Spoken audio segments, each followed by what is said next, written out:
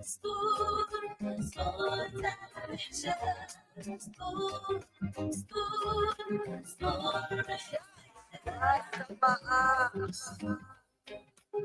gonna tell you what is happening in Liberia. I'm gonna tell you what is happening in Morovia. I'm gonna tell you what is happening in Africa. Just to spoon you and know. If the children crying for starvation, just to spoon. You want to get a news update, brother, to spoon. You want to know what is happening, Moravia, to spoon. Politicians want to make their decision, just to spoon. You want to know what happening in the ministry, to spoon. Yeah, to spoon. Yeah, to spoon.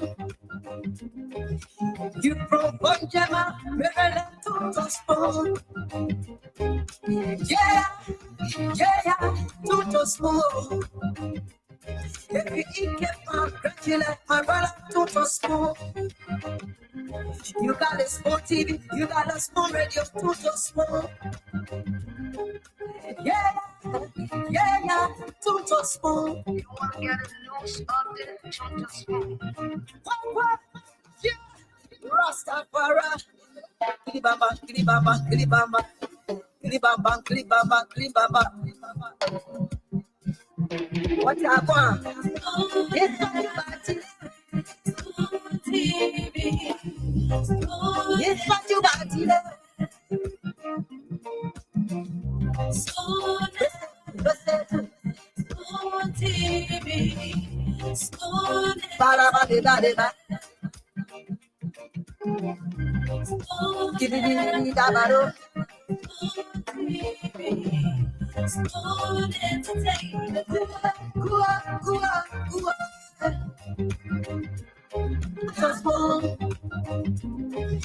You from Bonjama, Maryland, to spoon. Yeah, to spoon. If you eat my regular, my brother, to spoon. You got a small TV, you got a small radio, to spoon. Yeah, to spoon. You want to get a news update, to spoon. Yeah, Rastafari. Klibaba, klibaba, klibaba. Klibaba, klibaba, klibaba. What you want? You got a small TV, you got a small radio, to yeah, to spoon. You want to get a news update, to spoon. Yeah, Rastafari. Klibaba, klibaba, klibaba. Klibaba, klibaba, klibaba. What you want? Oh yes. Yes, I do badileo. Beseku.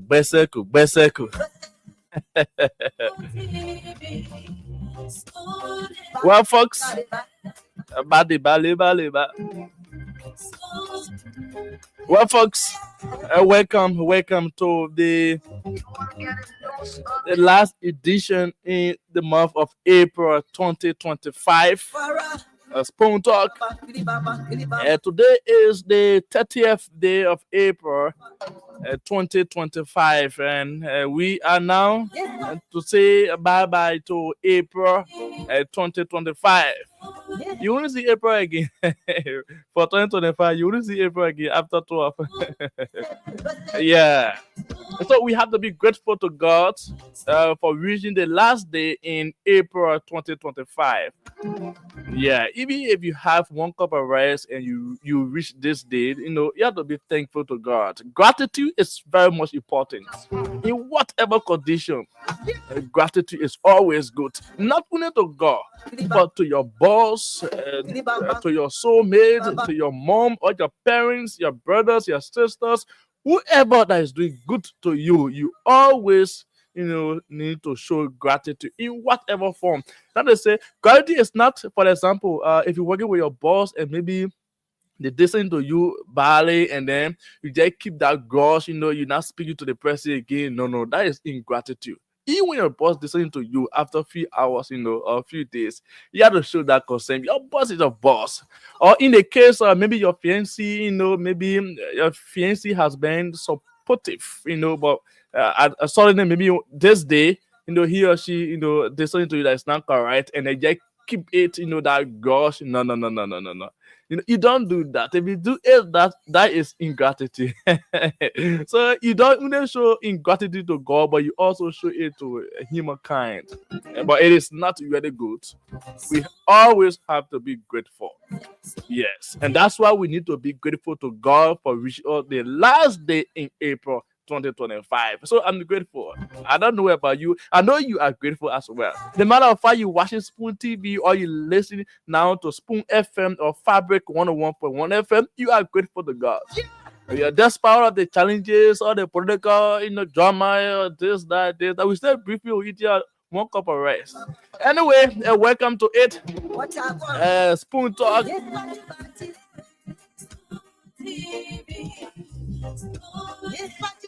Yes, I see the CEO in the background. I don't know, maybe maybe CEO.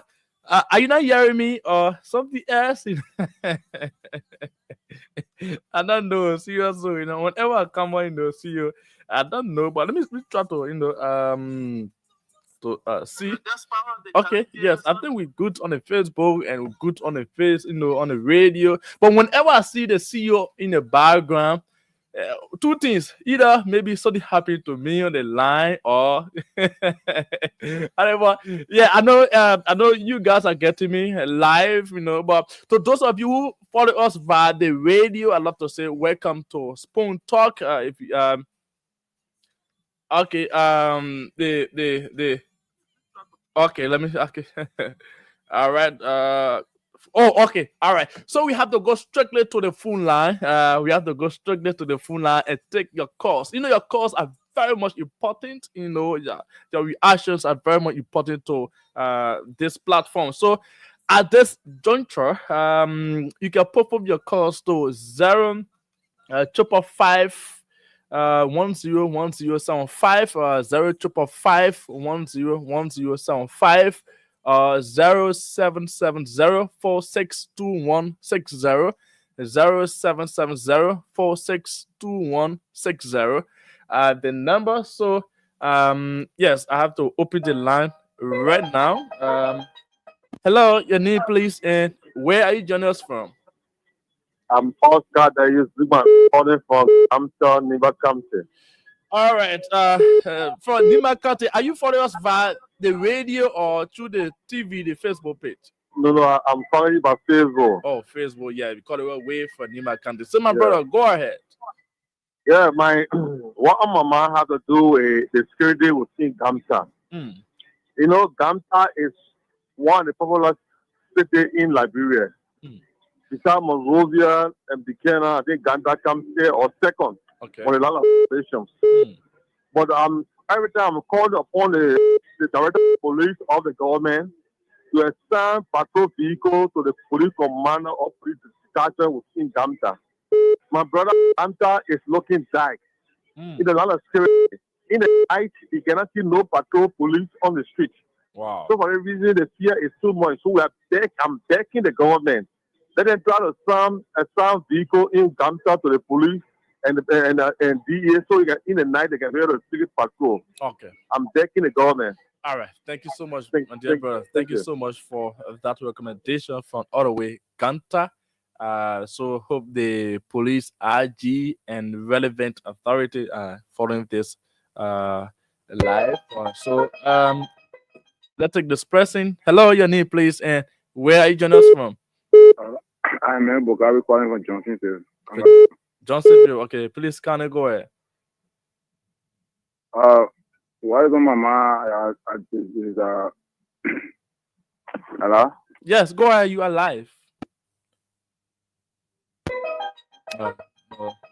Hello, your name, please, and where are you joining us from?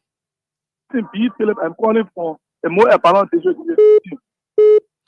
Go ahead, from District 13, Massachusetts County. Okay. You know what really on my mind is the former vice president. The threatening remark of her. We expect a state woman like you to be getting threatening remark. Because we know the family is boy. The still family. You get me?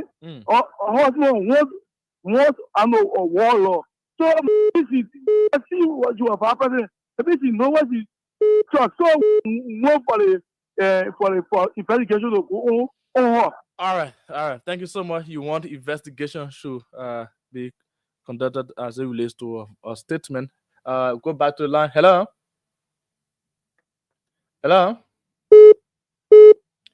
Please don't hold on the line. Hello. Okay, go ahead. Take another person. Hello. Yeah, good evening to Spoon FM family and good evening to all the panelists in radio land tonight. By the way, the introduction, I'm Alfonso A.F. Kamal. I do join this conference this evening. I'm a peaceful resident of the Pacific Transformer Community within District Number 10, relatively Urut. Thank you very much for the opportunity you always provide for the Liberian people to speak of their minds. And I have numerous issues to speak of. Yeah, just limit to at least 2 on 1.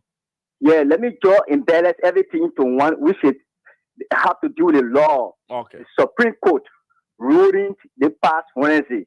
It should be adhered to every Liberians, not only lawmakers who we voted them to represent or amend the law. They are violating the law, so violating. Okay. We're not hold there because I'm sorry for the expression. Maybe they are referring to their own. Oh, all right.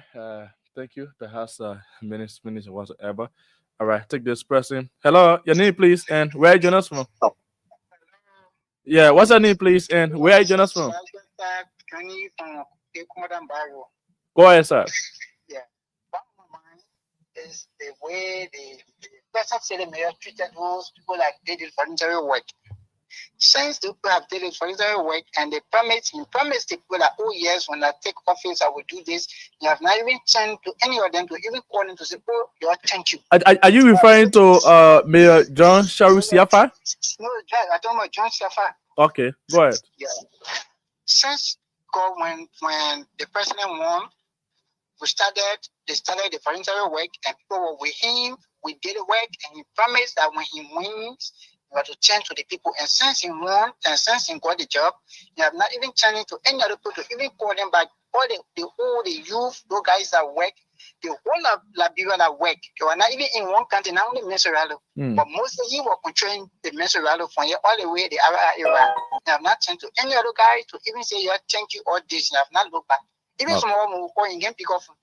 Wow. Yeah. All right. Thank you so much. Hope he's listening. That's the city mayor, MCC boss, John Siafa. People say you have abandoned them when you wanted to be appointed. You were actually using them. But hello, your name, please, and where you Hello. Yes, your name, please. Yes, I'm Samuel S. Bleming, calling from Oles Congotown. Go ahead. What I'm saying today is about the letter that was sent to the president from the board of directors of the Monrovia Consolidated School System. But now we expect for the president to have reacted to that letter by now. But up until present, the president has said nothing about it. I mean, if this is how we are going to treat the educational system in this country, we can't be left asleep for this government. We went through the length and breadth of this country to make sure that this president was elected. And one of his pillows, he talked about you're going to prioritize education. But see what the education system is going to do. Okay? And up until now, he has said nothing about it. And Mr. Momo is still sitting in office and even giving people letter of dismissal. All right? He's giving people letter of dismissal, suspending people. And he said that the president would do nothing, but in fact, that the letter from the board that was sent to the president was dead on arrival. Oh, okay. All right, Okay. hope he's listening. Whatever case, the president is someone who always listens to the masses. Perhaps we could take decision. Thank you so much for calling. All right. Okay. Hello. Good evening, my brother. Good evening. Your name, please, and where are you joining us from? My name is Moses Tuason. I'm joining you from Rock Hill GSA Road. Okay, go ahead. Uh, I want to applaud the president of the University of Liberia, Madam Mapaya. I listened to news on OKFN, and the action taken by her is right, and it restores the dignity of the state-run university. My brother, we suffer in the country, go to school on empty stomach. 20 junction to university campus on board of 35. Sometimes you get 50, you decide not to eat bread to go on campus. People can be fraudulently getting system to get document when we suffer. So our decision, I don't know how to say, but I just applaud now. Another thing I want to say to her is that, that university, especially the entry department, has been very much bad. So if she knows that she needs maybe 15,000 students, she will not allow the guys to register 25,000. And not possible 10,000 will pay the entry. Okay. My late brother graduated last year, he did geology. He was just saying that the lady after the entrance registration until graduation. That's a decision. This is what we call administration. Thank you so much, brother. Thank you so much. These are very, very valid points. I think that President Mapaya, of recent, she has been the only president to take such very critical decision at the state-run University of Liberia. So yes, I think it's very recommendable. All right, so take this pressing. Hello, your name, please, and where are you joining us from? What's your name, please? Your name? Surprise who? Couple. Where are you joining us from? I'm calling from Oro. Please go ahead, surprise couple. Yes, I'm calling for help. I'm shopping from Kenny Property. Okay. Yeah, so I'm calling for help. I took my son because I get spent I went to the area for help. Because I can't help again. So I decided to follow your own Facebook. Oh, okay. So you continue to maybe listen to the show. One of the best times is doing this one-on-one with the CEO on Sunday. You could call or maybe just go there around 8. We hope that everything will be okay for you. But the numbers are 0770 462160. Again, 0770 462160. 0555 101075. 0555 101075. Spoon Talk, and I'm Sylvester Chidople, and I'll go back to the lines and take more calls here. Hello, your name, please, and where are you joining us from? Hello, my name is James Kume, and I'm joining from Congo Town. Please go ahead. Okay, I have an issue. My issue has to do with the CEO.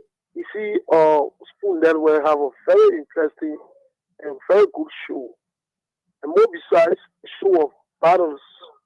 On certain point in times, you had too many physicians on the show, and then the CEO not making a battle. Let's take an example, and a topic out of this, the other guy from Bone Country. Okay, the man was alone. You have more than 5 persons against that representative. But the CEO now gave them a chance. At least one person alone. Get the person important and the person put right. Even though you're against, but the idea is that we have to battle this show.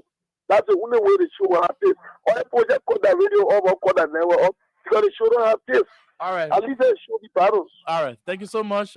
Thank you. CEO is someone who always listens to the masses. Also, your reactions are always important, and I'm sure he's listening. Hello, your name, please, and where are you joining us from? Yeah, good evening. What's your name, please, and where are you joining us from? Thank you, man. Thomas from California, joining from Doazon. Basically, this evening, I have no issues. I just want to take this time to appreciate our one-time General of the Market Coalition for Democratic Change, the CDC, General Akara Gray. General, we want to say thank you for the debate on Spoon FM. Keep pushing the debate of our country. We believe that 2029 You will come by. Man, you say you not get issue now. Just say thank you. All right. You say you not get issue. Thank you. Hello. Hello, brother. What's your name, please? And where are you joining us from? Joseph Dolo calling you from Sagripi, Nima County. From Nima County. Please go ahead. Yeah. My attention has been due to our district, which is Musa Benite district. The citizens in the district, the back and forth, it's not really helping us. And I want to take my time to get on the international platform, whether you in abroad or you in Liberia, to call in the district to keep the district calm. Because they both radio stations go ahead, it's on the radio, do organize things, so plenty of people, they back for error holding meeting, insulting the errors, radio station, insulting the errors, and other people do their holding back and forth.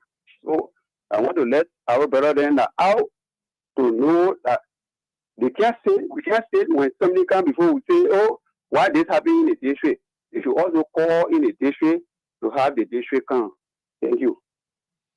Okay, thank you so very much for your input. Hello, your name, please, and where are you joining us from?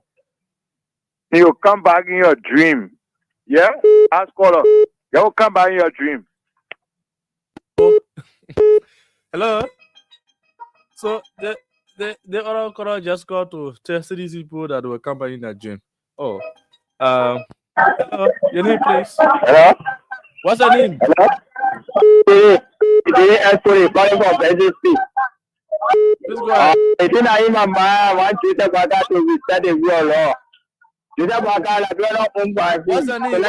What's your name? Where are you joining us from? All right, I am Mama. You just call and start talking, especially if you don't call your name and your location. You don't do that. Yeah. Hello? Yeah. Your name, please, and where are you joining us from? Oh, this is Ben Jackson. Come on, you are taxpayer money sweet. Oh, taxpayer money sweet? Yeah, taxpayer money sweet. Okay, go ahead. Okay, thank you. Oh, my brother, I want to make my recommendation to Unewe that they are requested to invite the list director because 2024 there were a lot of made frequent project to the the representative and also the senator go here that there were 100,000 given to representative, then speaker or senator 150,000. But since then, we not see any action in our district, and we don't know what the people are doing. They want to make report to us, so the money was given for one now because we not seeing nothing. Okay. So you have to invite the director and they want to put out to implement the project in the rural district, but nothing happening. So why they with the money? They tell we the citizen, the be friend. Okay, bro. Thank you so my much. recommendation to be fair. Then you must really invite people and tell why they with the money. Depending if we invite them, they will appear. Eh? I said depending if we invite them, they will appear on the radio. No, but I think the director. I think the other people, they buy the nothing. Oh, eat the money. All right. Thank you so much. Hello. Hello.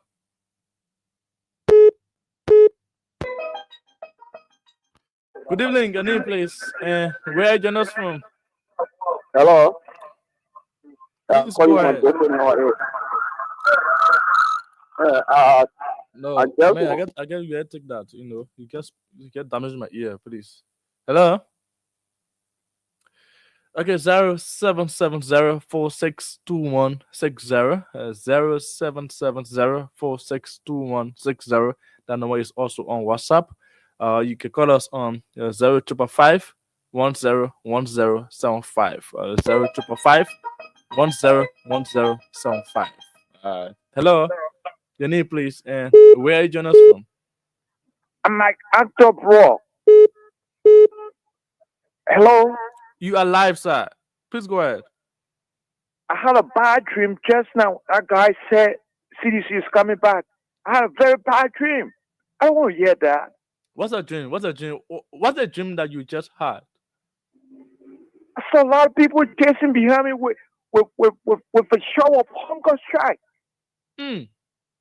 People. You mean right now in your dream? About a few minutes ago? I just woke up. 4 people were crying here on the head. Okay, so you have 1 minute. Take a time and just tell us what you really saw in your dream. I was sleeping my dream, and I saw some old lady with her hands on her head, especially when they're giving public speech that CDC is coming back. And they all started crying, and they started running, going back to their houses. They said, no, that's a nightmare. So please, I'm begging them. Let them think about it. They cannot come back. Please. All right. So, what's her name? What's her name? All right. Sometimes visions they should be respected, whether they are man-made vision or they are godly one. We are not to judge. So that's why we gave you the 1 minute to go ahead and tell us clearly what was the dream about. And thank you. Hello, your name, please, and where are you joining us from? What's your name, please, and where are you joining us from? Johnny from Portland, Winston. Okay, go ahead. Yeah, my name is Samuel.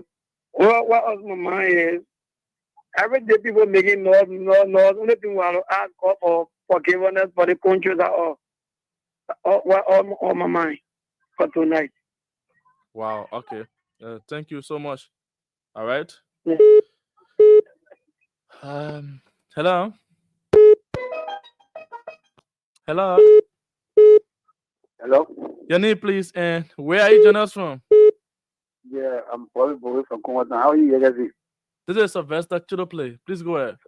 My brother, what's up, man? Good. Anyway, I got a issue with CEO. The issue I got with CEO is that there one time when they Methodist Church for into Christ, they gave their business. Everything about spoon, everything you want to talk about politics. But when they give business come out, I expect to discuss it when you talk about politics. Because they're against our doctrine. He says he's a Christian. What is he gospel? So he says he's a pastor. Then why he can't talk about it? They give business. Yeah, you talk about it. Thank you for. Hello, your name, please, and where are you joining us from? Good evening to the Spoon family. Go ahead, sir. Hello. Yes, go ahead. Yeah, this is Jerry Too, and I phone in from station number 10 to be expected. Thank you. Let me say bye-bye to April, and thank you for your invaluable support and what you do for the Liberian people. Yeah, my issue on my mind has to do with our constitution. The lawlessness of our 55th or 4th legislature that we, especially those representatives that we elected, and the behavior of our president to not respect the constitution of our country, especially when we have our students going to school, learning every day, understanding that the Supreme Court is the final arbiter of law. To see somebody that want to disrespect the Supreme Court. Hello? Yeah, good evening. What's your name, please, and where are you joining us from? My name is Beyond and I join you from Babulu County, with beside Medina. Yeah, what on my mind this evening is about there's too much of tradition on the platform this come around. CEO, if people don't get it clear, you can even take the country from Boga today, you go to they will do the same thing what it is before we can take this one. So I don't want you to get a whole platform today, especially Moses and Kala when you become lawmaker for 12 years. You know what? Nothing for the people. Even the people are taking off. So, thank you so much. You have to take all of calls. Hello, your name, please, and where are you joining us from? My name is Darlington, and I join you from a Baptist seminary. Baptist seminary. Please go ahead. Yeah, so this is my earnest appeal to the president of Liberia, relating to the last election held in Lima, the senatorial by-election. That lady who participated in that election, Madam Edith Gonglo Wei. I heard that people complain about all leaving, going to America every time after election. I'm appealing to the president to give this woman what to do. so that she can serve her people. Wait. To serve in the house of Parliament. We are discussing national issue here. How can individual decision? How can president intervene on individual decision? That's one decision. Whether after election she wants to go to USA or what, wherever part of the world, she has to go there. President cannot intervene on that thing. That is personal. Thank you so much. Hello. Your name, please. Where are you from? This is Jerry. You fly another call disrupted my call. So as I was saying, the president continue to respect our constitution and the Supreme Court. The only thing yes, we all you ever said that. No, you ever said. Hello. Yeah, hello. Your name, please, and where are you joining us from? Yeah, I'm Edwin Barker calling from Grand Cape County. Which part of Grand Cape County, Mr. Barker? We just wanted to know which part of Grand Cape County and what county there. Hello. Hello. Your name, please, and where are you joining us from? I'm Bravo. I'm calling from Banga County. Is it what kind of county? I'm calling from Pong County. Oh, I thought you said Banga County. Okay, please go ahead. I remember the frustration in the country is too much. Because I actually heard that you said Banga County. I was just confused. Has Banga become a county now? But anyway, thank you. I mean, the frustration, the politicians try to fool too much in the country, so all confusion. Yeah, the issue I would like to discuss is that the person that really surprised me is the former president, Madam Ellen Johnson Sirleaf. You know, she started all these things from any slow without any startup. Then today she will interfere into this government and she's discussing constitution, which is not which is no ever constitution. So how is she interfering? She interfering because at the letter at the minority vote, instead of giving it to the president, they give it straight to her. No. So I don't understand why people will be fooling like we don't discuss issue based on rumors. All of you. Rumors, she's a very prominent Liberian, former president of this country. So if a group or an individual wants to go to war for consultation, or even if the government wants to go to war for consultation, they can do that. So that's don't do that. That's rumors. All right. Let's go to the line and take more calls. See the CEO here already. Yeah, CEO, yeah, people. Yeah, just go to the phone line. You gave me hands up again. Why you can't leave my people alone? My people want to call. Allow them to call. Yeah, they are calling, CEO. They are calling. What's up, Sylvester? You all right? Yeah, I'm good. I'm doing very well by the grace of God. God manage us, here. How are you doing as well? Man, we are grateful to God. We're so grateful to God. Listen, the small arm commissioner. Who's the guy? Famaya? What's his name? Do you know him? I'm not familiar with that person unless I check for the person. Yeah. Yeah, the small not small arm again, the arm commission, because they don't call him small arm again. It's James Famaya. Okay. Yeah. It's James Famaya. Find his picture for me. They got some stuff on him that we got to raise tonight. And they said the man is some money from that place. And so we got to raise it tonight. James Famaya. Yeah. So very sad news there. Try to check it out. Yeah, so let's find his picture, James Famaya picture. This is a lot of problem going over there, like almost $70-something thousand on the water. We talk about James Momo, we talk about Patrick Woolsey, we gotta talk about everybody, And therefore, Famaya now is in the picture. We're trying to investigate James Famaya. If anybody know him, anybody know James Famaya, tell him that you got a red alert. James Famaya. His name is James Famaya. He have a red alert. We have to talk to him. We got to talk to him because something about corruption is going on, And I just called Mo Ali. I told Mo Ali, I said, Mo, who is this guy? Was my man that was armed man, my man. I said, Mo, call the guy, man. He got to straighten this thing up. What's going on? I'm not accusing him, right, Fubi. I want to give him chance because I don't know. I want to give him a chance, but people are calling on the IAA to do audit, money for, renovation of the building, another 35,000 for, since the president gave that announcement, all kind of yama been happening, James Fomaya. So James Fomaya is in the picture today. He's in the photo, Fubi, he's in the photo today, James Fomaya from Armed Commission.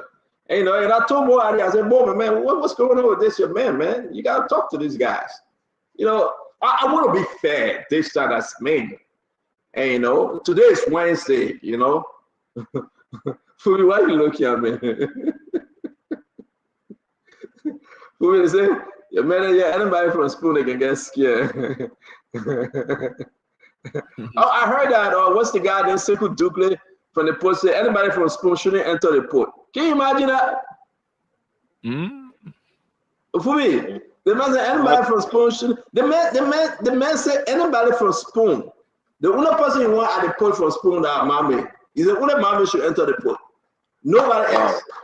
Oh yeah, you know. The man said, he said anybody from Spoon, no Spoon journalist shouldn't enter that port. I said, but what are you hiding? Hey, Sekou, give me Sekou picture. Sekou Double, I think that's his name, right? Sekou Double? Yeah. I think I don't know. I don't know him too well, but folks help me out here. What am I trying to discriminate between reporters? He's afraid of the reporter from Spoon. I'm surprised at Sekou Double because I thought he was fair, but he's not fair. Une Mame, he said he won from Spoon, but that's okay. Mame, that's his brother. I got no problem with that. So give me James Famayan. I know his name is Famayan or Famayan, something about Yan, from Armed Commission. They gave them some money, and folks are saying that they guys they ate the money. And nobody, Fubi, right? Why people not afraid to eat government money? Why? Why are they not so afraid? I think because the culture of impunity that has been going on for years, so people think that government are elephant meat. That adage has stayed longer for a while. The government is elephant meat. Come there, eat your own and go. No, I'm hearing you, and I'm hearing that it's okay that they can do it and go free. No, it's not okay. But not from you, but the culture. The culture, yeah, because when the government try to go after corrupt officials, people say that which one? They don't see it as trying to fight corruption, especially those that are even affected are the one that can be defending them. So it makes it difficult for any government to fight corruption. So that's why you see it still lingering, and nobody is afraid to do it. Because the thing after this government, the next government will come and keep on happen. Yeah, but it's a problem though. It is. Yeah. It's a problem, right? Serious one. Because what people are looking at, and imagine today, Sam Gay from nowhere, Sam Gay say, I don't care. I will withdraw all EPS security from George Weah and Dwight Howard Taylor. And it's Sam Gay saying that he will take all this. Where in the world have you seen such a thing? What a junk time. Government can operate like that. And somebody talking against the government, you say, listen, we'll take. And these people are entitled. That's the entitlement as president and vice president. So nobody must say anything. No one should say anything about the government that is bad. So Sam Gay, and we're talking about Sam Gay tonight, folks. We will. I was wondering, the Sam Gay can smoke. He smoked. He taking something? No, I'm just asking. I was just wondering. Does he smoke? He smoked marijuana or he taking something? I like Sam Gay. I'm just asking a fair question. I mean, Sam Gay, is he okay? Does he read the law? Is there something he missing or he trying to prove what? Knowing very well we got 3.5 more years left. What? I mean, but guess what? After all this, Sam Gay want to come right to Philadelphia or go to Maryland and go sit down. He care about Liberia. And you want to take security away from Joe Howard Taylor, security away. I mean, Yeah, so talk to me. Fubi, talk to me. Let me hear you. You know, for me, like I said, government got a way of arm twisting people to bow to them, and I will not support government removing security details from former government officials that are entitled to them.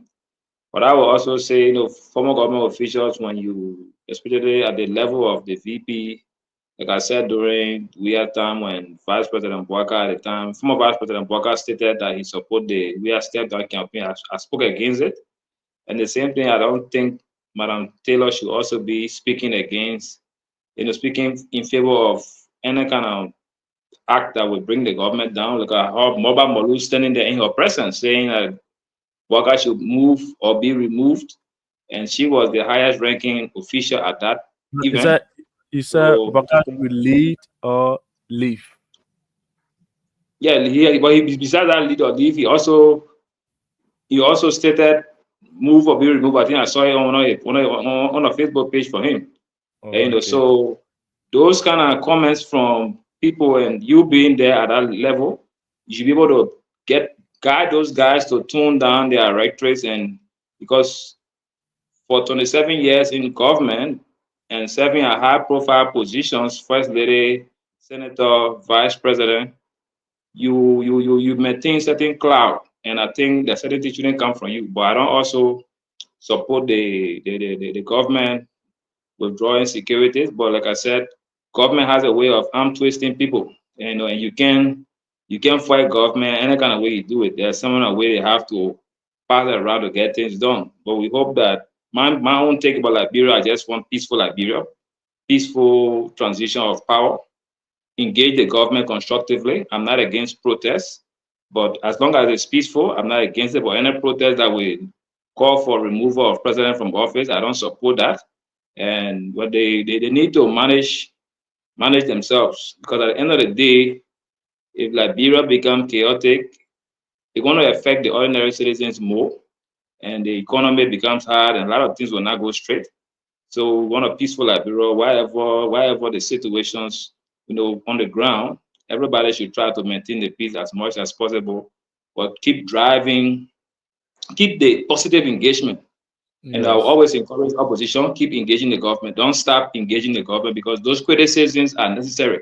Because if everybody stop talking, government will be relaxed. But sometimes the criticism helps government to also get on the right track. If the government is serious about take the criticism, listen to all the criticism, filter them, and try to do the right thing. Because at the end of the day, those good things that you do, those good deeds, are what going to launch you back into re-election.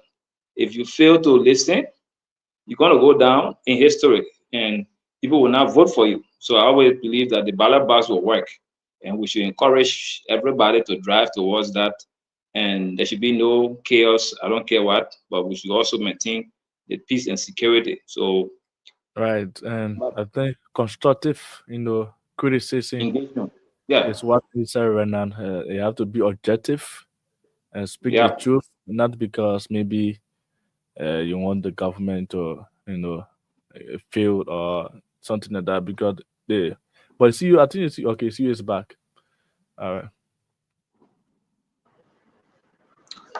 Yeah, sorry, I had to just break up a little bit. Fubi, I was hearing you. Yeah, you were saying something, Fubi. A lot of stuff is happening here. A lot of stuff is happening. We want to play all these different videos. The reason why Sam Gay, did you upload the Sam Gay letter, Sylvester? The reason why Sam Gay is saying he will withdraw all the EPS security from the president, the vice president, and all those that are entitled to EPS security. Now, EPA is it's a personal security firm to Sam Gay. He bought them, he took over, and I think that's a problem. And we'll discuss it. Because EPS remain the personal security firm to Sam Gay. Again, but so far we're going to go back to the phone line. Mo Ali deleted our link. We put a link in our Facebook. Mo Ali deleted the link, and Mo Ali really don't want people to come, the panelists to come on. So he deleted the link. Mo Ali been giving me problem since yesterday. I don't know why. Fubi, what do you think Mo Ali is after me? Why? I thought I was his friend. What's going on with Mo? Y'all visit. I've been thinking the man deleted the link, and the man said, I don't know why he's after me though, but it's okay. It's all right. We're gonna go ahead and do what we got to do. I still have faith, not in Mo Ali. I mean, but the state of our nation is getting scary when Sam Gay threatening folks, and when we ask, but where's Sam Gay from? We'll answer that question in due season. I want to say to all of you joining us today, continue to share the show. We really appreciate you. We want to say to all of you, thank you very much for joining Spoon. Derek Nimland from Grand Crew in the house, my people. For Madi Dunso, thank you. Samuel Momo, thank you. I think somebody said the birthday is today. Send me the text. Let me send a shout out to you. But guys, don't forget, my birthday is Sunday now. Pierre, don't say I didn't tell you. My birthday is Sunday. You read from Georgia, put that gift in the mail and send it to me. Okay? Please don't forget. Peter Topa, I want to say thank you very much for joining Spoon tonight. I want to bring in Jerry Dobley. Jerry Dobley is in the house. Anil Kamar is here. Tonia, as always, man, Jenny's son, thank you for joining us. Dennis Brooks, thank you. Somebody say his name. The name is Siata Haman from Minnesota. Sherry CEO, thank you for sharing. Mustafa Loten, are you sharing on Facebook from behind MTA resident? Yes, MTA, that's our area, my man. Lucien Ture, you got to share the show, Lucien. Dennis, I want to say thank you. Melvin Doa, please share the show. Again, I want to say Mercy Freeman is in the house. Mercy Freeman said her birthday is Sunday too. Sunday is a wonderful day. May 4th is Mercy's birthday. It's my birthday. Otello Payne Ben. Otello is in the house. Joseph Kayonen Ford. Joseph is here. I want to say to Seth Benson. Thank you very much. Josh Wayward Johnson is in the house. Marie Kelly. Robert is in the house. Robert is here. Robert Nogan. Gabriel Toby. Saki. Gabriel, thank you for joining us. Iyo White is here. RB Davis is here with us. Robert Duba. Again, one of regular Samuel P. Guano. Thank you. Saturday Yarate is in the house. As a yoga, thank you too. Again, Isaac, share the show. Go on Facebook and share the show. I want to see you guys sharing. I'm checking on your Facebook page right here. Sylvester is here from all the way. Sylvester Bender from Tuckmanburg, all the way from Snow County, Tuckmanburg, Bummy Tuckmanburg. He's here. Duarte Daniel. Daniel never one day missed the show. But I mean, when you remove the name Bozizi, you said your name was Duarte Bozizi Daniel. Now you remove Bozizi. What's going on? Daniel Bondo is here. Abraham Seku is here. I want to bring in, the name is Ambassador Pee-wee Kennedy. Pee-wee from Popline, please share the show. Turning Point, Popline Turning Point. Natalie Quiddy. Emmanuel Zioga Kandu is here. Bill Carson, as always, Bill is here. Lemion Say is here, the figurative. The man is still on the run, but he's here with us. Benedict Kobu. I want to bring in, we said Joe Quartet. Let's talk about Echa Allen. Pierre Cambo, I know you said it again, Pierre, don't forget. Justin Bestman is here. Vera S. Wallace, happy pre-birthday, CEO. Happy pre-birthday to me. Thank you very much, my sister Vera. Irene Siko is in the house. They give Mohammed Sekou Kromai, Joe Mobile, Kolabu. We want to bring in Favor Percy Selu. Is in the house. Kevan Boy. Again, let's welcome everybody. Fubi, it's good to join you. In the next 11 minutes, we'll be bringing one of the best programs in the town. I'm seeing my man, Charles Yates. Charles, when you coming on the show? Oh, my people, it will be fire. Charles B. Yates is joining us from all the way Cape Man, but he's somewhere in Broadway City tonight. We're going to bring in David Booker. David Booker, thank you for joining us. Reese Bewett. Old Man Sumo, Otello David III, Morris Quay, Morris Day, Malek Tretch, Letley Mai Thomas, New Emanic Way, Stephen Sele. All these names are from all over the world. You are joining us. Share the show. Don't forget, you have to share. You have to go. Manjamama, Pachamama is here. Manjamama is here. Jackson Cannon is in the house as well. Let's talk about everything we have on the show today. It's going to be a crazy show. Let me go back straight and play this thing. And listen to what, man, I'm going to play this and we'll go to the full line for me. Maybe because of what the former vice president, we give me them a picture for them. I say, you know, there's the Freeport director. What you give me a picture for? He said he doesn't want any spoon reporter at the port. Man, the man own the port, right? For me, this man, he owned the port. He said no spoon reporter should go there. That's his, you know, that's his company, his personal company. And this company generates almost $30 million a year. So this boy is protecting his interests. He's protecting that company. Nobody put forward. So he said anything that connected to spoon shouldn't come here. I'm surprised when I heard that news. I said, okay, no problem. You know, time will tell. They said deconti, my man, no problem. But let's put this up there, my man. Hey, God, because you put it here like that, we can't even read it good. We'll read it better. I'm making you zoom in on it and make it 2-3 paragraphs, if you can, please. And I want to play this thing, maybe because of this clip for me.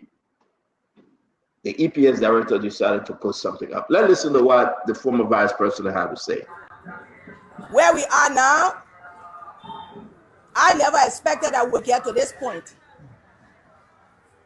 That the #1 citizen in the republic who vowed to respect all laws has decided to play politics with a constitutional mandate. The truth is, this constitutional mandate is not a debatable mandate. President Boyka,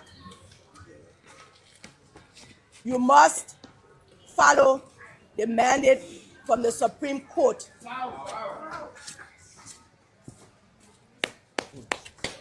The difference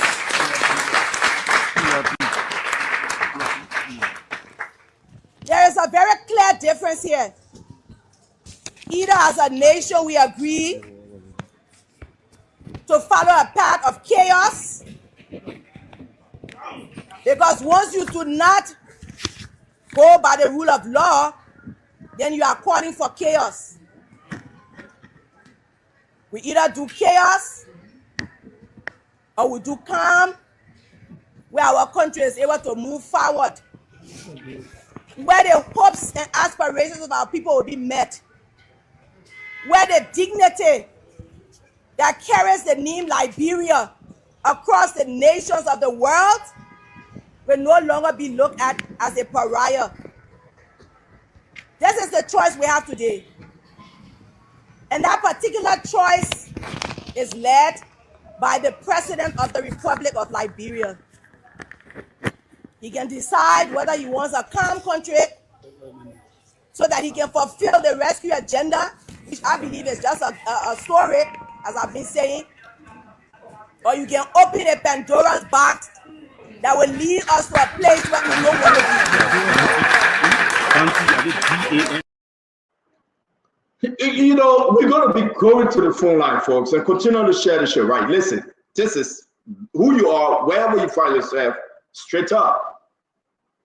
You think the vice president, the former vice president, was wrong? Do you think what the former vice president said in that clip gave reason to withdraw all the EPS security from former President George Manabuya? You can be part of the conversation tonight. Regardless which side you're on, today is the last day in April 2025. The last day in April, today is the 30th of April. The 1st of May will be tomorrow. Our country is on a serious path. Something is happening. Seriously. What you heard from the former vice president, Madam Joa Howard Taylor, do you think Sam Gay should remove all EPS security duty from her and President George Manuel Weah the former. Do you think Sam Gay got any right, any authority to say, if you say fight against the government, we'll withdraw security for you? Do you think Sam Gay got any right? I want you to think now. I want you to go back and read the entitlement of the former president and former vice president.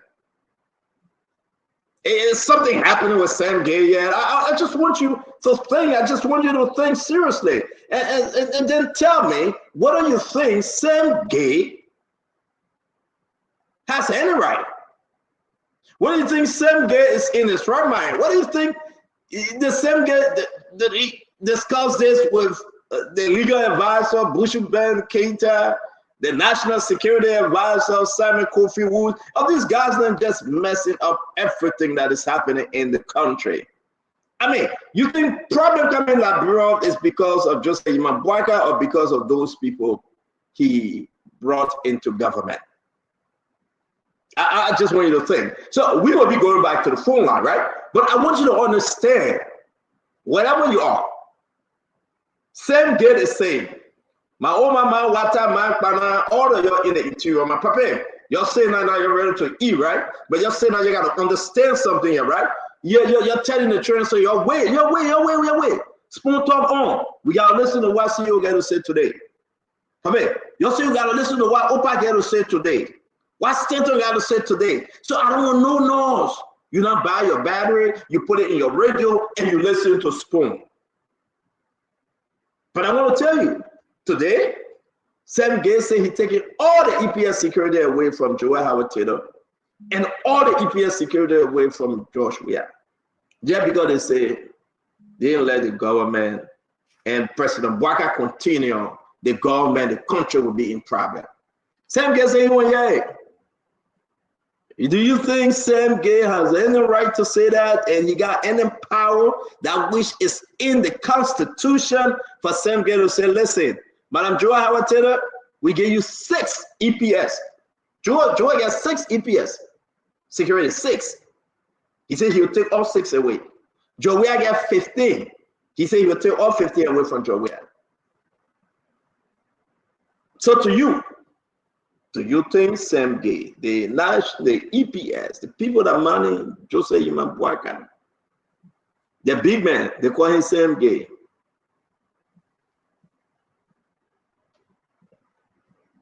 So when you join us today, I want you to understand that something is happening. If you don't know Sam Gay, we'll show you Sam Gay picture. Most of you don't know him because after the government leaves office, Sam Gay leave Liberia and come to America, either in Baltimore, Maryland, or in Pennsylvania and around the Washington D.C. area, the area they call the DMV.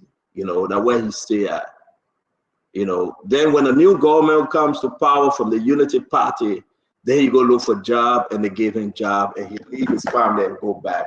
So he doesn't stay in Liberia. He look for a job, he get job, and when that government leave office, he come back to America and then he threaten everybody. He said, listen, like Eugene Lane Nambe said the other day, let me play this other video, but I will keep it. But I just want to tell you, does Sam Gay have any right to remove security from the president and the vice president, those former president and vice president? Does he have any right? Is he also going to remove security from Madam Salif also? I mean, people are asking the question, will he remove security from Madam Salif too? And, so this is Sam Gay. And, maybe you have seen him before. This is Sam Gay. They call him Sam Gay. I can give you his code name for the EPS. But I mean, it's a lot of problem. You remember the same Sam Gay said that anyway you see Pepsi Yaga, you should shoot him. And then when you see Pepsi Yaga, Pepsi is carrying the whole arm of the EPS. You remember that story? So what's the problem here with Sam Gay? You remember the same Sam Gay saying that, I don't care. I can use $2 million, $1.3 million to buy a car for the president. But the car don't worth that amount. But hey, the rest of the money went into Sam Gay's pocket. And Sam Gay again got vexed because Eugene Lane Nambe said, listen, you got a picture on your wall, but George Manuel Weah, and Sam Gay said, I'm going to sue you. And, Sam Gay love to sue people, but it's okay. It's good to sue people, but the evidence are there. So So, I mean, what's your take? What's your take? I'm going to hear from you briefly. Then we go to the phone line. We hear from our people, one people. Then we start the show. Fubi. I mean, what's up from your end? Like I said, I don't support a withdrawal of securities from the vice president or the former vice president or former president, because those are constitutional entitlement and they are there by law. And so a director of EPS cannot override that. So that's something that is stand up first. And I also, like I said, 2019, I condemn every act that tried to undermine the We Are government, the We Are Step Down campaign. I support peaceful protests as long as it remains peaceful. But any protest that will be calling for the president removal from power through that protest action, I don't support it. I condemn it then. When President Bogas, if Vice President Bogas supported that, I condemn it. And the statement from Madam Taylor also somehow been in line with that. And particularly when Mobile Balu spoke, so I also condemn that.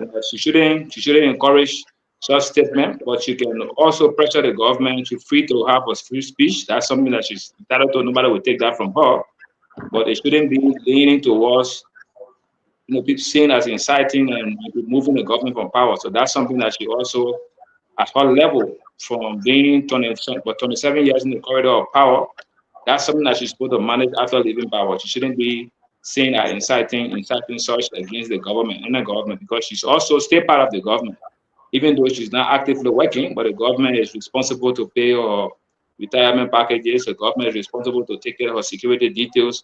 So those are cautioning statements from certain people. A certain level you reach, a certain thing you shouldn't be doing, you shouldn't be saying. So we're gonna go into it, Fubi, because people really want to hear what did she say that you said that was insult, violence. We really want to go into it. But we'll go to the phone line again. I want to say to all of you, welcome to another edition of Spoon Talk. Welcome to another edition of Spoon Talk. It's good having you. Wherever you find yourself, again, do you think Sam Gay has any right?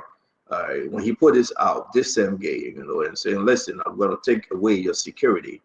EPS will draw protection from individual, advocating political insurrection, right? I just want you to think. I don't know who gave Sam Gay the power to do so. Maybe I'm missing something, but you can help us. So let's go to the phone line. Let's hear from our people, one people.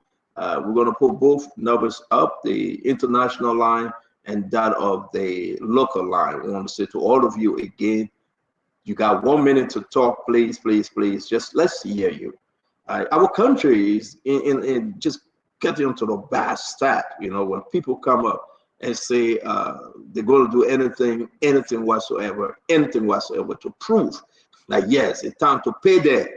You did it to me last year, I'll do it to you this year. You did it to me in the past government, I'm going to do it to you in this government. That thing that we got to pay there, So when Joseph Boakai government leave power, the next government will pay Joseph Boakai government. They will prosecute them. They will put them in jail. They will handcuff them publicly. They will drag them on the street. And again, they will just be from one nonsense to another nonsense because they adopt in the room, feel within themselves. They are entitled to break the rule of law. They are entitled to destroy the Constitution. They are entitled to have the country as a lawless country. And that's exactly what's happening. Liberia is becoming to be a lawless country, from the Supreme Court down to the Capitol building within the executive mansion. Everybody going to do what he or she pleases. There will be no rule of law. There will be anarchy. There will be a junta banana republic state. That's exactly what's about to happen. Everybody going to say, no, under my ministry, you can't do this. Under my regime, you can do this. No, this is my 6 years. You got nothing to tell me. I would break every law. I would break every rules. I would break everything that governs this state. And I would take responsibility, because when I'm out, you can do your own too. And I will not question you. That's what happened. I'm going to take the call. Let's listen. Your name and where you joining us from? Good evening, Stanton. My name is Mohammed Fode, and I call you from Brooklyn Park, Minnesota. Mohammed Fode, welcome to the show, my brother. How are you doing today? I'm okay, thank you so much. Just a few concerns, Stanton. We imagine how panicked our people are currently in Liberia. If every day we wake up, another morning there's another episode, another morning there's another episode. For Sergei, his press relief, and even the executive mansion, the e-mansion website is also pushing the agenda of that identical statement. I think it undermines our freedom of speech. While it is true that people make some reckless statement, I think they should be accountable of that statement. But coming with such statement, I think is out of proportion, and I think they should reconsider that decision. Thank you ever so much. Thank you. I'm going to bring in my man, Cyrus McGee. Cyrus, talk to us, my brother. Yes, good evening. How are you? All is well, bro. Oh, man, this is so laudable. I describe this action by Sam Gay as an attack on free speech in Liberia. This is something that the civil society, sadly, there is no council of churches, there is no interreligious council in Liberia because they are all dumb. All dumb, they can't speak. This is something that people should take seriously. So opposition officials should keep silent. Shouldn't people express their views? Is that what Sam Gay is saying? Sam Gay's statement reminds me of the late Otero Warren, who was deputy EPS boss under Madam Sirleaf. I can remember we attended a president of Liberia anniversary in Grand Bassa. When there was a problem between the media and the security, especially the EPS, he spoke at that event, threatening journalists that you have your pen, we have our guns. About journalists trying to question things around the presidency. This is shameful. And still, just before I go, I wonder what Archbishop Michael Francis will say in his grave with his son, Samuel Kofi Woods, today as National Security Advisor to the President. This is coming up. Thank you very much. Let's take more calls from my end. Your name and where you're joining us from. Yes, my name is James Bleaton. I'm calling from Minnesota. Jimmy, talk to us, my friend. Hey, this is worrisome. I don't see the reason why the government is trying to be, I want to say, vindictive. These people, these officials serve the country. So if they have any view, contrary view to the government, is that something that they can express? This is not right for the country. So are you suggesting that because they serve the country and something is going on that could cause future confusion, they can't talk about it? When they talk about it, you take them with security withdrawal. What is the benefit for serving the country? Wow. I mean, this is worrisome. It is. It is. Thank you. Your name and where you joining us from? Your name and where are you joining us from? I will get back to you, my friend. Your name and where you joining us from? Hello, CEO. Yeah, hello, you live. Talk to us. Hello. We'll get back to you. If you answer the phone, we beg you just hear through the phone and answer through the phone. You cannot answer the phone and be listening to your device, please. Again, we want to welcome all of you to this another edition of Spoon Talk. Let's take this one. Your name and where are you joining us from? Good afternoon, Stanton. This is Samuel. I'm calling from Delaware. Sam, talk to us, my friend. Stanton, this government has been lawless from the very beginning. From the very beginning, this government has been lawless. So I don't think it's going to change. They're not going to change. And for Fubi to be saying that they shouldn't call for the president, to resign and stuff like that, I think he's being disingenuous. Because if he can be lawless, I think the people too should speak their minds. Thank you very much, my friend. Your name and where you joining us from? Thank you, CEO. This is Emmanuel. I'm telling you from Ohio. Amen. Go ahead. Yeah. Thank you. You said something in the U.S. I wonder if someone can ask him whether Trump was silenced when he was in opposition. Whether Obama is silenced, Obama is still speaking and condemning Trump policy. What are people who are outside of government and have secret service in the U.S. here? Whether they will take their spirit from them because they are questioning government or they are asking people to buy stuff. And to stop this thing. The photo of GMB was coming to make things better. I don't see what is it. I don't know that this sort of better we're talking about. But it's not good just to stop. Thank you. Thank you very much, my friend. Your name and where you joining us from? The name is Jerry Dopey. I'm calling from Springfield, Mass. Jerry, talk to us. You see, when you be pressing something there you used to talk before, you can't talk it. So with the statement that Joa Howard Taylor made, I think she need to be held responsible. What did she say? What did she say? You just played a clip. I'm asking you, what did she say, Jerry? That was statement alone as a threat to the state. What, Jerry, what did she say? CEO, they click all on Facebook, people get it. But you cannot remind her what she said? Okay, thank you for calling. Thank you. All right. They may not even know what he's talking about. You said the woman say, what did she say? You won't say it. But you know, again, I know Jerry. That's why I'm asking him. We had this conversation this morning. What was so threatening in what the former vice president said? If you want to speak to it, speak to it. But let's take more calls. Your name and where are you joining us from? My name is Roland. I'm calling from Providence, Rhode Island. And there's this point I'd like to make here. I mean, the whole idea of shifting governance in a way when you don't agree with certain people in opposition or not is just wrong. But unfortunately, these are characteristics that have been associated with politics all over the world. Even here, I heard one of the callers talk about, does it happen here? Yes, indeed. Security clearances have been manipulated by governments in power against those that it took over from, as a way of punishing them, as a way of expressing their dislike with their utterances and things like that. It is wrong. Those are all markings of totalitarian governance, and we don't really want that. Okay, people should be allowed to speak their mind like you do. You speak your mind. Yeah, maybe if I go to Liberia, I would not the same girl would not give me the EPS security. But you know, I still got how you call him, A.B. Krumah with his security thing. They are very, very good. Thank you very much. Thank you. The Liberian people will be. Thank you very much. Uncle Sam is on the show, but let me talk to Yata Mawia. Welcome to the show. What's up? My man, Yata. Oh, stay down, man. How you got woman name? Stay down. I mean, why you got woman name? Oh, my man, let's discuss the issue. Lead a woman name issue something. But the name says Yata Mawia. My man, I had a woman that went to the EPS from the Go ahead. My brother, let me make you understand this. I think saying gay, the question you asked, saying gay, I think he part of the Kush family now. Because I think Say smoke weed. let me say something a little bit. Pretty much real time, we have a lot of problems. And there were no insurrection. And you know that they not ask the EPS to leave from the arm or the current President Bwaka. But the statement Joa Howard made probably they put the government in Jubo. I support the government 100%. I will always say it, I support this government.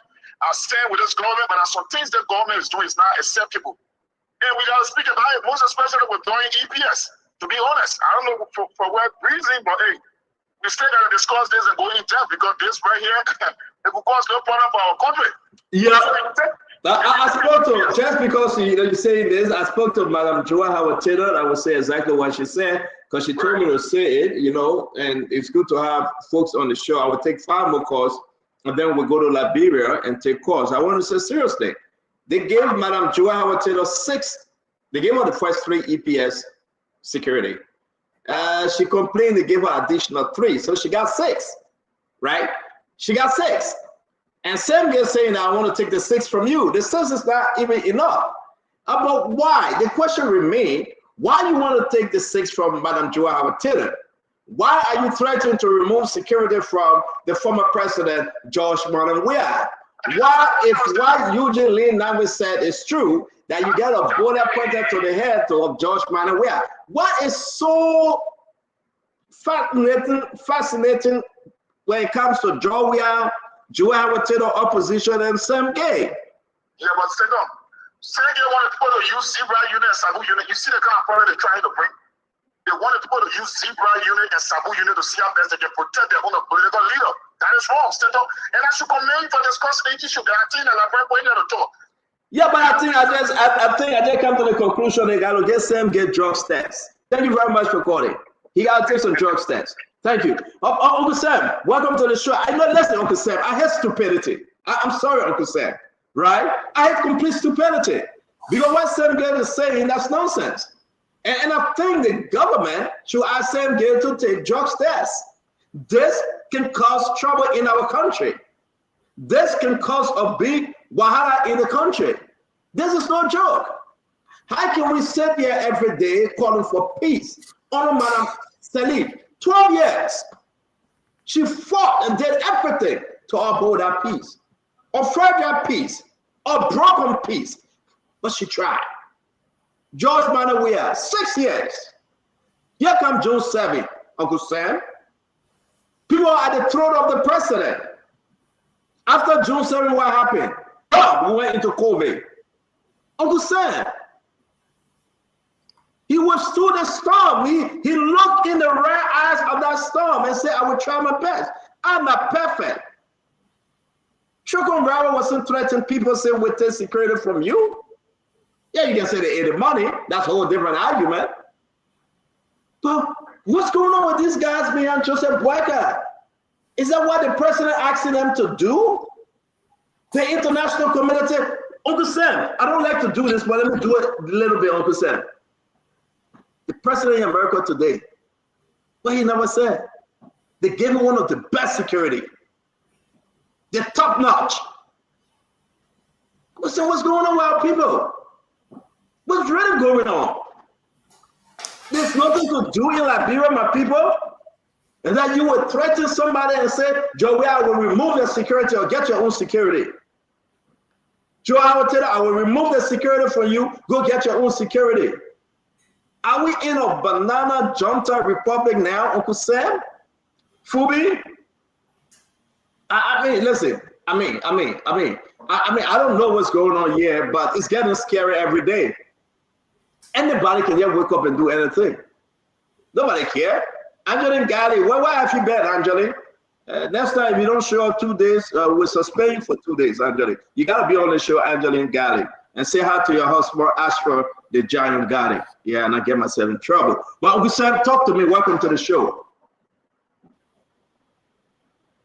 Well, first of all, thank you, everybody. I'm out in Southern Africa, in the Southern Hemisphere, enjoying the nice autumn weather here. Look, Sam Gay is not the only person who needs a drug test. You know, he's a good friend of mine. I don't know what's gotten to him. And the next time I get to Liberia, I will have a sit down with him. Because this is not reflective of his professional accomplishments. Sam Gay was head of the Drug Enforcement Administration for the United States government in Nigeria. He was the one that coordinated and did that very big drug interdiction where they arrested the Colombians and they tried them in New York. So he does have experience. But this is something about the Unity partisans that have come to power. I don't know, what are they afraid of so much? Because they even attacked me when I said people need to have freedom of expression and a degree of civil disobedience for some of the things that they're doing. For example, like the illegal removal of a speaker, going against the rule of law.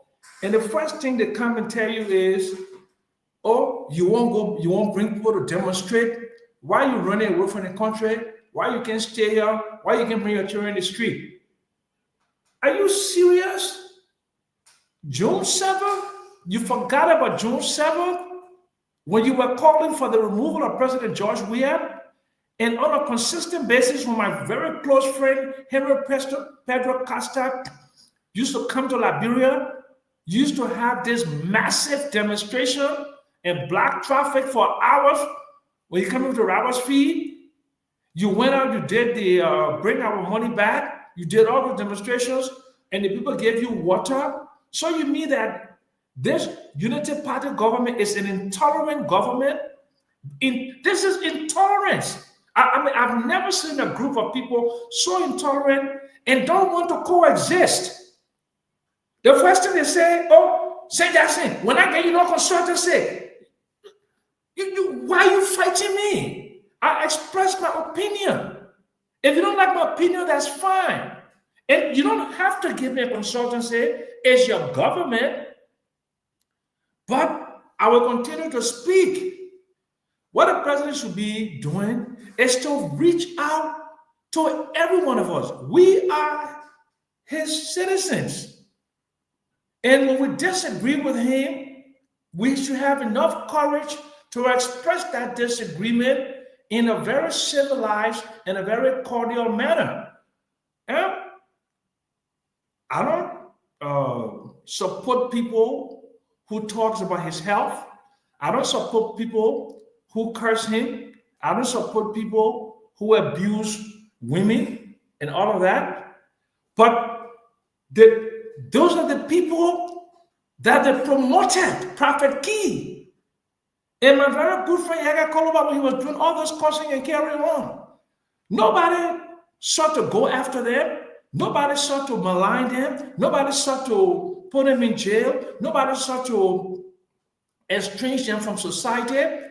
You cannot run a country when you want to divide the people.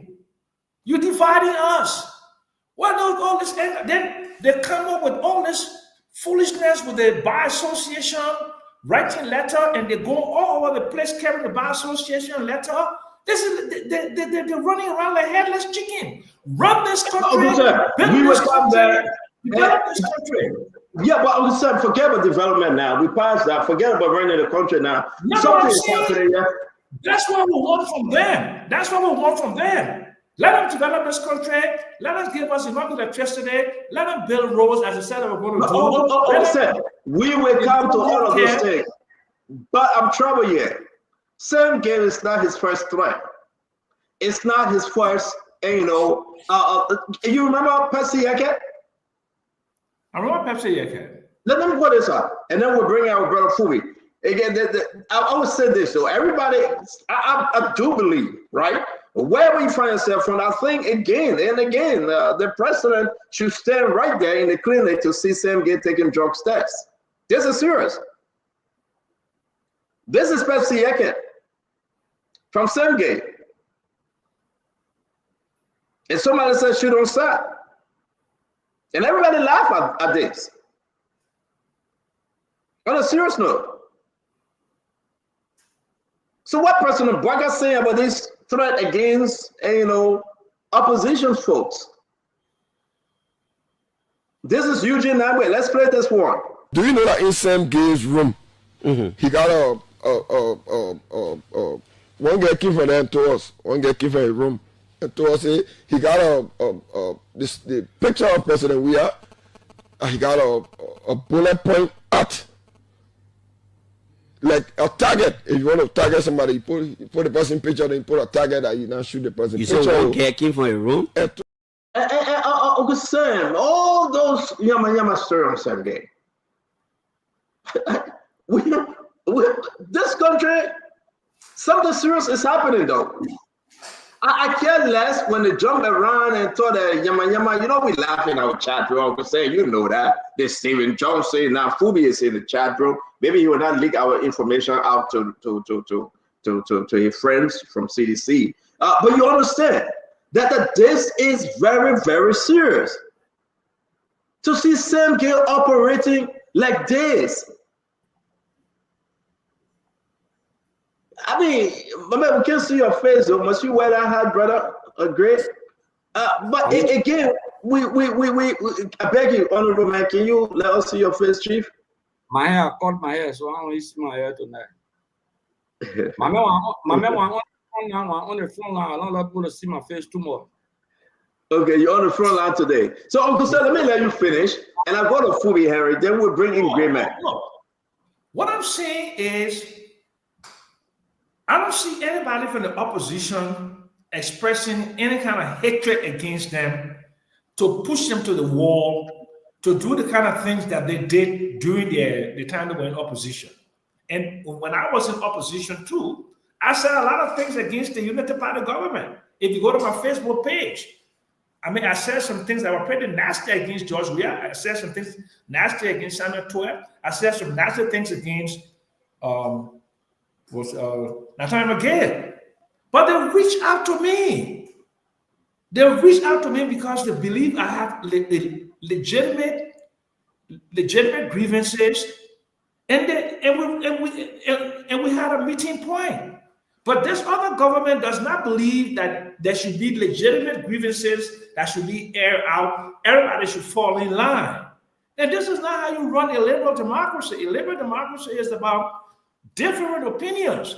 Politics is the art of the possible, where you discuss, you disagree, but in the end, you meet with. And look, last week's Friday night, I was at Calabash, and I was hugging Mo Ali and Samuel Nabe. These are people who expose me to ridicule daily, say things about me, and if I want to be nasty, you are correct. Not even talk to them, right? But I mean, they need to understand that this government has a limited time frame in 2029. In 2029, most of them will not even be 50, 55 years old.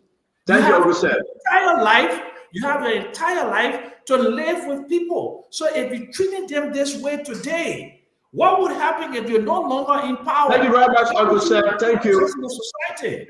Thank you very much, Uncle Sam. Ladies and gentlemen, Uncle Sam is speaking. He's running the show from South Africa, in his own home in South Africa. One of the many homes he has in South Africa.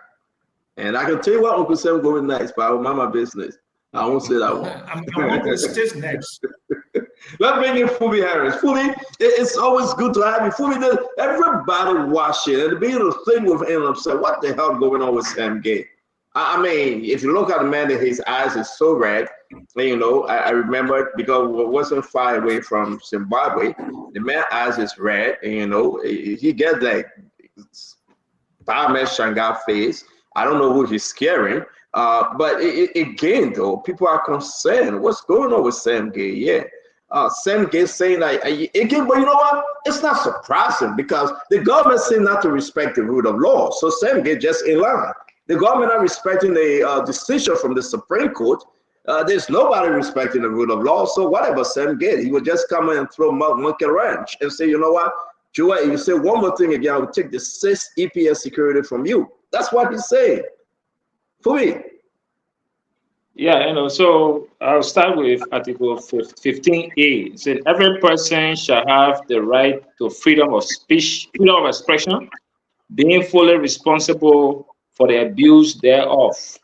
This right shall not be curtailed, restricted, or enjoined by government save during an emergency declared in accordance with this constitution. So everybody has the right to a freedom of speech. So like Madam Taylor also has that right to freedom of speech, and she's also responsible for the abuse of it. So if the EPS director feels who determined that she abused that right? No, I say if he feels that her statement is inciting and is abused, it means is abusing, she's abusing that right.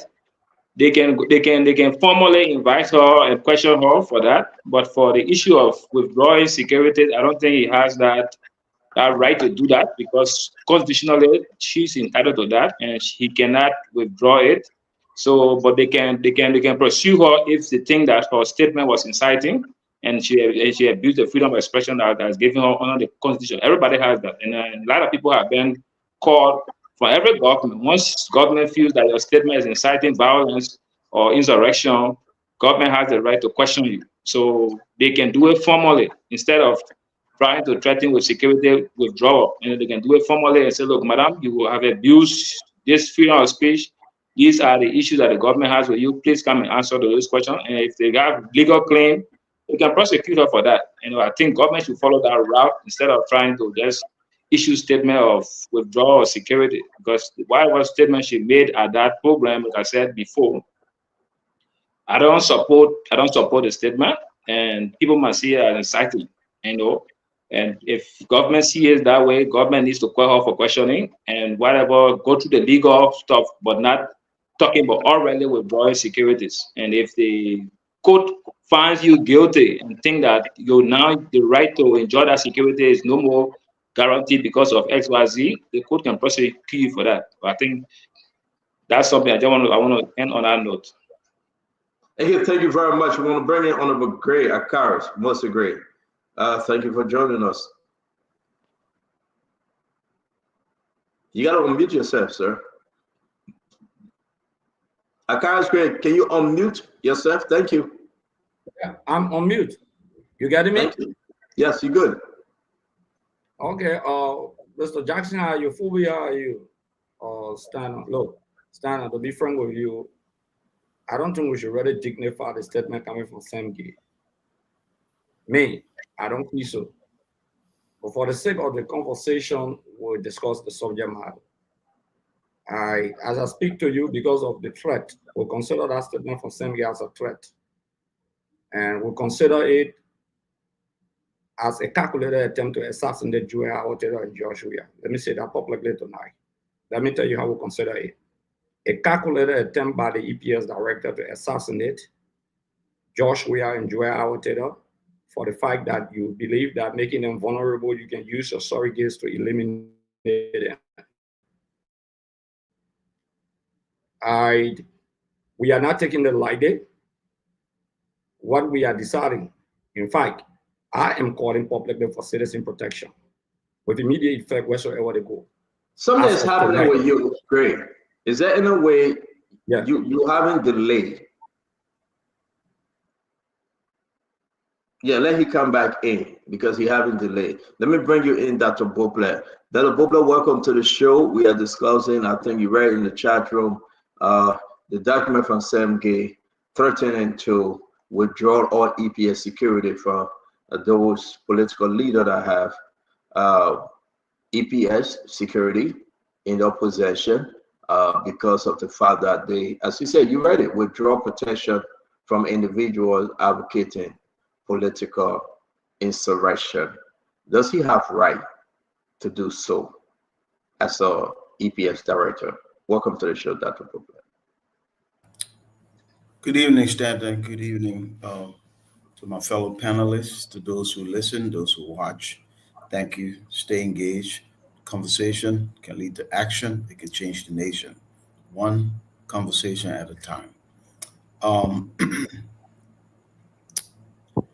I think there are multiple things happening.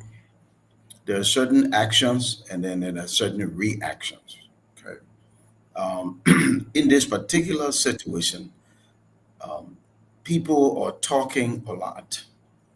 I got 3 of the dailies today. Everybody trying to say something. Some of the conversations, some of the statements, I hope people will reserve them.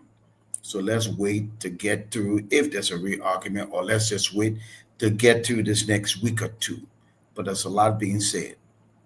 Now, the government, on the other hand, the executive branch, the executive branch, and this sounds simplistic, but I think we need to be reminded every now and then.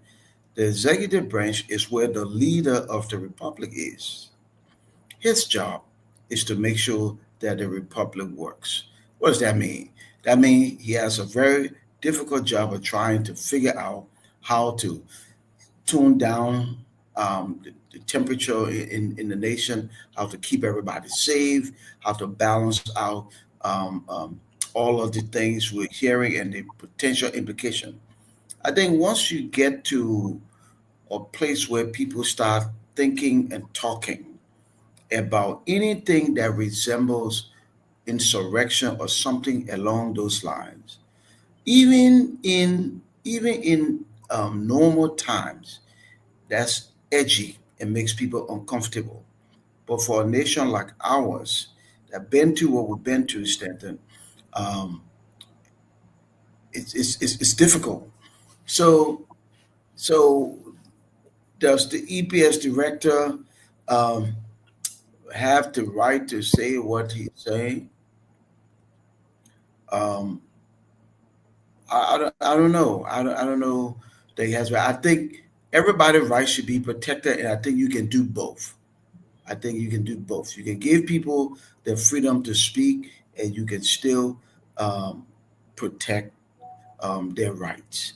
I think you can do both. I don't think we should truncate people's freedom to express themselves, but I think we all should be guarded at this time and think about the greater good. Words do matter, and I hope we'll be talking less and working to get to a healthier place where we resolve this situation in the lower house and move on to do the people's business. It's a difficult time, but it's nothing that we cannot handle, Standard. Again, the polar joke aside is very important for our nation today to understand what happened in the next 3-4 years. That we create an environment folks will call gangsterism, a John-top paradise environment where the rule of law cannot be heard to anymore, where folks will just say what he or she want to say because they are in authority, and execute when they want to execute, prosecute, jail when they want to because they are in authority, breaking every fabric of the rule of law. This is concerning in our country. People are listening. People are getting so afraid. So again, Dr. Boblet, thanks. Let me go back and see if we can get Honorable Great. Great? Yeah, thank you very much. You got me now, Stand. You are good. Thank you. You are. Okay. Like I was saying, the withdraw, just the say to withdraw, the threat to withdraw is tantamount to assassination by Sam Gate, an attempt to assassinate. That's how I see it, clear cut. Just the quest, the desire to withdraw EPS or withdraw security forces from these eminent persons is tantamount to assassination, and that's why we believe that there is a need for a citizen protection force of our Standard Bureau and by Standard Bureau with immediate effect. We're not running away from that. Sam Gay is an enemy to the CDC. I can say that publicly. I'm not running away from that. He has become enemy number one. And those who support his quest, Sam Gay cannot be trusted.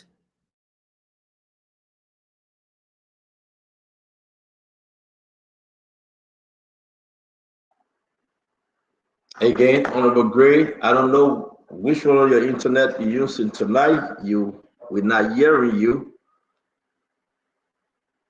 Okay, so let's go back to Uncle Sam till we can get Honorable Gray coming back on. Uncle Sam, we can put this up. We can read this.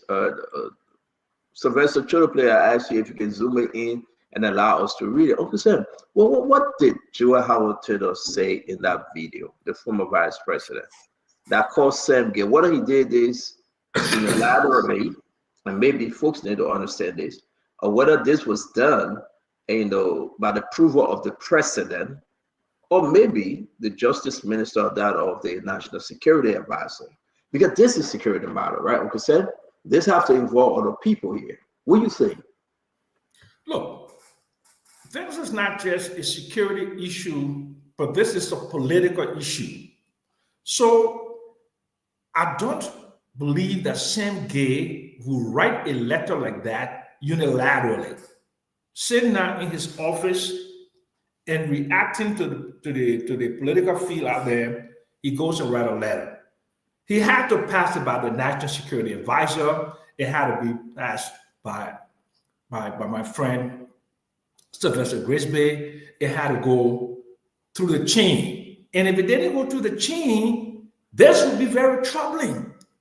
If somebody tells me they did not go through the chain, that an EPS director, which is the personal bodyguard to the president and a protector of the VIPs in the country, was not aware of the political consequences of writing such a letter, which will impact the peace because it will inflame the passions of some people, and he did not pass it on to his bosses, and he wrote this letter unilaterally, then there should be some degree of I won't ask my friend to be fired, okay? And this is egregious, but it doesn't reach to the point where he should be fired, but he should be reprimanded. I think the president and other people with a political eye should reprimand him and say to the Liberian people that this is not a reflection of this government. This is how we think. If they do not condemn it, if they do not reprimand him, then it will say to the Liberian people, this is the state of political warfare that has been declared by the Joseph Newman Boakai administration against the people of Liberia. So they must condemn it, and they must reprimand him. And my friend Sam Gay, you listening to me out there, you know I love you out of this world, but you know I'm not going to spend time. And I have to say what I have to say. Friendship from 1975, when you were a police officer in Philadelphia, I knew you from there, okay? And we were both in ULA together. And I have a lot of respect for you. Your professionalism.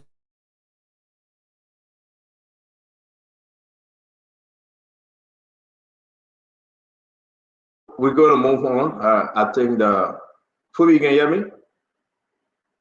Okay, I think Officer is muted. Fubi, let's hear you. I don't know. Maybe who knows what happened? Officer, you're muted again. Greg, can you hear us now? You're muted, Greg. Yeah, I'm getting you. I'm getting you. Okay, so Greg, you go ahead. Finish up, then we'll bring Fubi in. Basically, I was saying that, look, we're not worried to take Sam Gate's statement on the periphery. Sam Gate has done this. He has demonstrated this. Let me disagree with those who think that it's not the official position statement of the government. Sam Gate has made more reckless statement than this, and they have not debunked him. Sam Gate is not just going to jump from the blue sky and make a statement. When President Boakai made a statement about ending Liberia, if elections are tampered with, nobody will withdraw security from him. When President Boakai declared his support for a protest action, the June 7 protest action, he had EPS, he had police, and other people assigned to him. Nobody withdrew security from him at no point in time. So we're not going to shy away to say that the government is not aware they should issue a statement in Chicago. Then Sam Gate's desire is to kill our political leaders. It's very clear. He has said this before. He has done this before. In fact, there was a point he asked President we had to hire private security on public record for that. Sam Gate is a dangerous element. He's an enemy to the CDC. I'm saying this publicly. I've had series of meetings. We will provide the citizen protection force for our standard bureau until the government can take full responsibility for our political leaders in this country. When we talk, they say these people want to put the country into flame. But those who want to put the country into chaos are the people who are around the president as advisor. Listening to the EP, you know the danger involved to say you will just security forces or you will job protection for VIP. So what do you expect? Yes, we have the capacity to raise our own people to stand up and protect them. Yes, we can ask the citizens in every community Republic of Liberia whatsoever to go, including where President we live and where Joel live. We can ask the surveillance to protect them with immediate effect and ask them to deprive Sam Gate or coming around whatsoever they are. Because Sam Gate action shows that he wants to kill them. We're not running away from them. Okay, thank you. Let me hold you there. Let me hold you there. Fubi, let's get something out of this. And to all those of you that are just joining us, we are discussing this Sam Gate letter of threat, seriously, or whatever way you may call it, to withdraw all EPS personnel from George Manneh Weah and Joel Howard Taylor on the fact that those folks just don't like the Joseph Boakai government. If you have EPS security and they are protecting you, and you say you don't like Joseph Boakai government, they will take the EPS security away from you. Period. That's the bottom line. Nothing else. You cannot sugarcoat this. And Sam Gate is right now. Who authorized Sam Gate to do this? Does he have the power to just withdraw security personnel from the former president and the former vice president? The Sam Gate have the power. Do you think his action right now is being supported by the president? Because it's on the Executive Mansion Facebook page. Do you think they are supporting Sam Gate action? The National Security Advisor to the president, the former human rights activist, they call him Samuel Kofi Woods. Do you think he's right now there forgetting about the rule of law and everything? What about Councilor Bushman Keita? What about the Minister of Justice? You know, the mindset of these guys. Is the president aware of what's going on around him? Let me hear you, Fubi. Oh, yeah, so I would not know the CDC will always inflame things to the level, but I don't think there's any assassination plan or so, because the letter is clear about They say anybody advocating for political insurrection. So as long as you don't advocate for political insurrection, they got no business with you. I don't support the release, but in the context of the release, it's not already going after former President Weah or former Vice President Joa Taylor. It's clear on those that will support political insurrection. And like I said, Article 15 is there to deal with people in that direction. Phoebe, name me who are in the opposition right now have EPS security. Give me 5 names. No, squarely, I will tell you the two high ranking right now will be former President Weah, former President Joa Taylor. So I'm not disputing that. My point you are not naming Madam Salih because you know that he's not referring to Madam Salih, right? Madam Salih is not opposition, she's a part of the United Partisan, so I will not call her opposition. And that's what I'm saying. You are not naming Madam Salih. And we are just sticking with the 2 former. So if you're saying just anybody, it's not just anybody.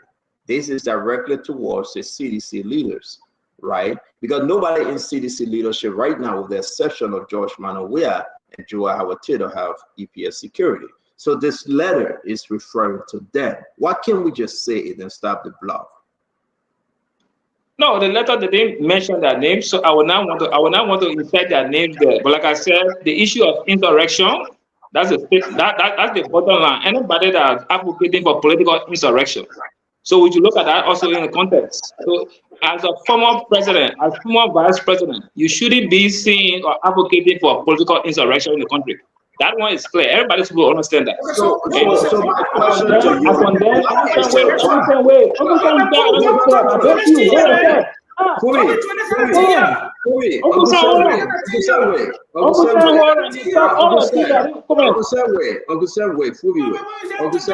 Uncle Sam, ask your question. Uncle Sam, do you have a question for Phoebe? Ask your question.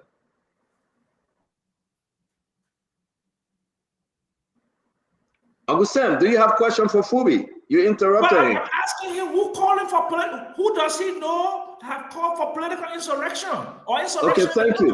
One person that called for insurrection. So thank you very much. Let allow Phoebe to answer.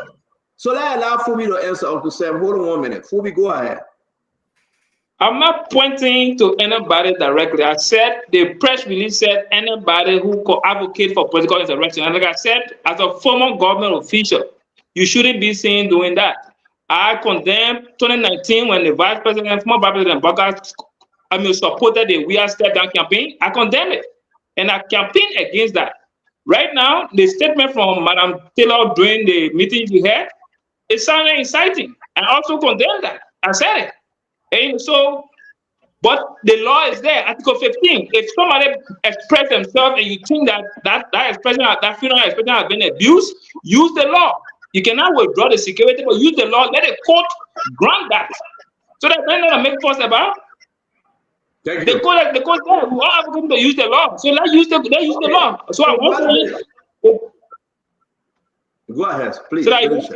No, go ahead, sir. Yes, what I'm saying, if Sam Gay thinks that anybody, the Madam Taylor or whoever from the opposition advocating for political insurrection and they have abused the freedom of expression, let him channel them to the court to process them. Nothing wrong with that. That's the law. Okay, but you shouldn't withdraw security from behind them. That mandate should come from the court. Do you think that Madam Joa Taylor, what she said was inciting violence, was calling for insurrection? Yeah, I think so, because the first thing, like I said, my position on the court ruling, I don't think that the president should honor it. And she said, advocating for that. I'm saying, so if she called that the president should honor the court ruling, is that a call for insurrection? No, there was statements after that first day the part of peace, or exactly? You open a Pandora box that might lead the country into chaos. And all the guys were there talking. Phoebe, hold on 1 minute. What did Madam Joa Howard say? What did she say, excuse me, on that clip that called for insurrection? What exactly did she say? That the box starts with the president, in context, that the box starts with the president to honor the Supreme Court ruling. Remember, let me play again. And maybe I want to give you the chance to really tell us what was said But in that stand clip. why you wasting our time? For me, know the vice No. president. Let me play for everyone that just joining us one more time, please. Where we are now, I never expected that we'll get to this point. That the number one citizen in the republic who vowed to respect all laws has decided to play politics with a constitutional mandate. The truth is, this constitutional mandate is not a debatable mandate. President Boyka, you must follow the mandate from the Supreme Court.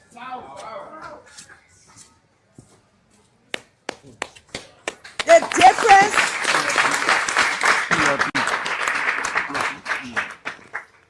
there is a very clear difference here.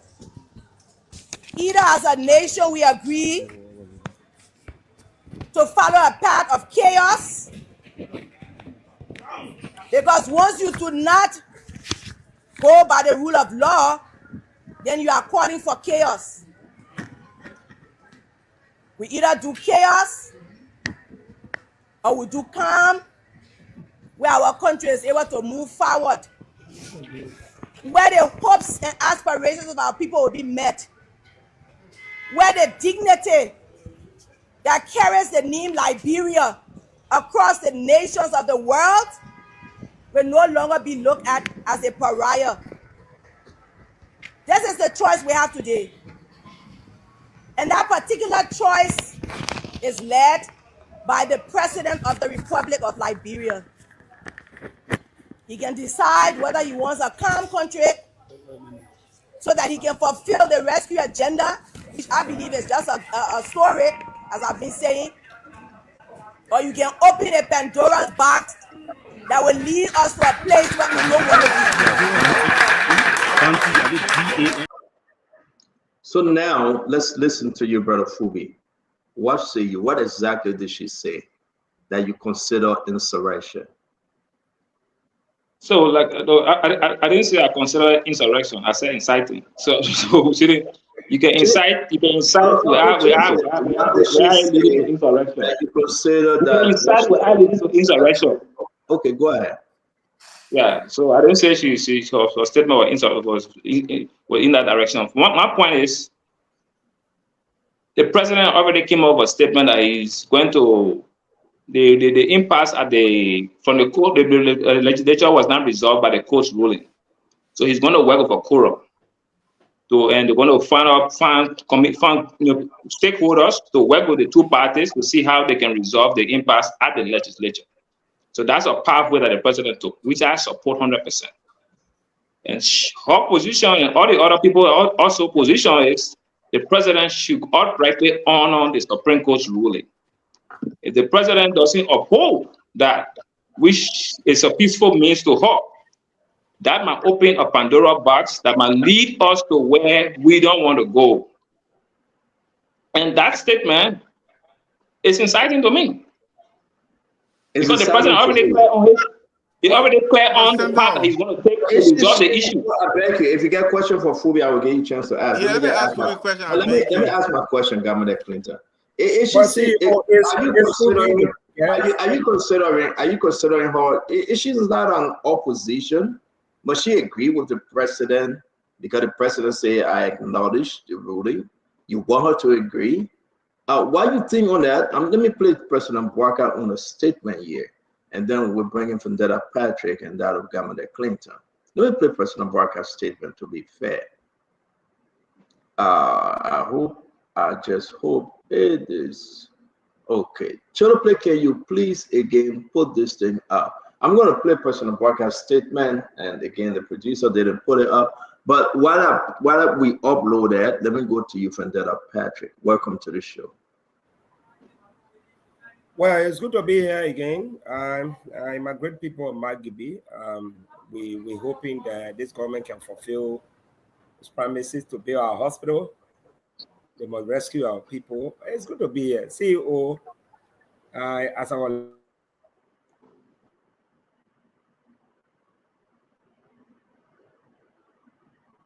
Okay, I'm sorry, Mr. Patrick, your internet. Let me bring in Governor Clinton. Clinton? Look, you know, I don't understand Phoebe when he's making some of these things, these statements that he's making. Look, we just listened to the vice president, and Phoebe has been asked many times by you what exactly initially was insurrection, then it became inciting insurrection. But as Phoebe, what exactly did the vice president says that is inciting? He can't really say. He said, "Well, I consider it," and he started to fumble around.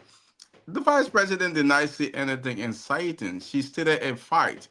And this is a political fact, it's a historical fact. When you have a society where the rule of law is not respected, the opposite to that, whether you're inviting is chaos. And that's what, and then you can look through Liberia's political history, you can look through political history across the world. This is what happened when you have societies where the rule of law is not functioning, people resort to self-help. This is, you know, so I don't know what about that statement. He continued to point out that, look, the president, the vice president is inciting. There is nothing inciting about that statement. The vice president is saying exactly the likelihood of what will happen based on the historical facts available. Now, get on to this statement with Sam Gay. I don't know how long President Boakai can tolerate Sam Gay. And I disagree. Before I came out, I think I heard someone was talking about this is not the official position of the government. I don't know what you call the official position of the government. The head of a government agency made a statement on behalf of his agency, an official policy statement of his agency. You say it's not a government position. What do you mean when you say this is not a government position? The Executive Protection Agency is an agency of the government. It made a position, it made a policy statement. Sam Gay didn't say in my private capacity, I'm going to withdraw security. He said the Executive Protection Agency will withdraw security from VIP protectees. Now, we know the politics he's trying to play. He should not be involved with politics, but again, this is Liberia. We know the politics he's trying to play. And I think, CEO, you pointed out that only two people from the opposition right now, you know, the vice president, the former vice president, and the former president have VIP protection. Nobody at the lower level, ministers have EPS and all that. So we know exactly where the statement Sam Gay Porter is directed at. He's directing the statement at the former president, at the vice president. He's trying to intimidate them. And this is just wrong. This is just wrong. I mean, how quickly this government is turning into a tyranny, it's alarming how quickly they are engaged in these kind of things. And look, we have tape and something you will pay that there's a president now whose vice president was very blunt and direct and calling and telling people if they want trouble or if they want chaos in those words, they will get it. And he had his protection. He was campaigning actively as a candidate against the current government. No one bothered him. Yeah, you have a group of people who are only calling for respect for the rule of law, and now you have the EPS director trying to intimidate him that he will withdraw the VIP protection. And Akaros was right. When you do that, what you're doing, these people have tons of followers, right? President, we have, for instance, I continue to point out you only won election by 20,000, but over 800,000 Liberians believe in President we and voted for him. If you want to withdraw his security, well, do that. But guess what? Do you want 5, 6, 7,000 people surrounding your home and protecting him because he has the ability to do that? So you, Phoebe, when you talk about insurrection and chaos, this is what the vice president is saying. Your policy statements you're making, the actions you're taking, you are setting the country up for failure. This is no threat. This is exactly what is going to happen if the government continues on this path. And again, I want to say thanks very much to you, Councillor Clinton. Ladies and gentlemen, we have Councillor Clinton here. If you have your case here in the United States and you want any legal advice, you want to send you our brother, our own brother, Councillor Governor Clinton, the Sister Law Group, they will be willing to help you. Phoebe, not live. I need that promo. Very, very serious. If you have legal issue here in the country, the United States, reach out to the Sister Law Group. Governor Clinton will be there to help you. I want to say it again. Thank you, Councillor Clinton. Vendetta Patrick, you want to finish up and we'll go to Dr. Bopler? Yeah, Yeah. Clinton, you got to state where you have your right to practice law in the state so you can have a lot of clients. But CEO, I think it was an oversight on the part of the EPS director.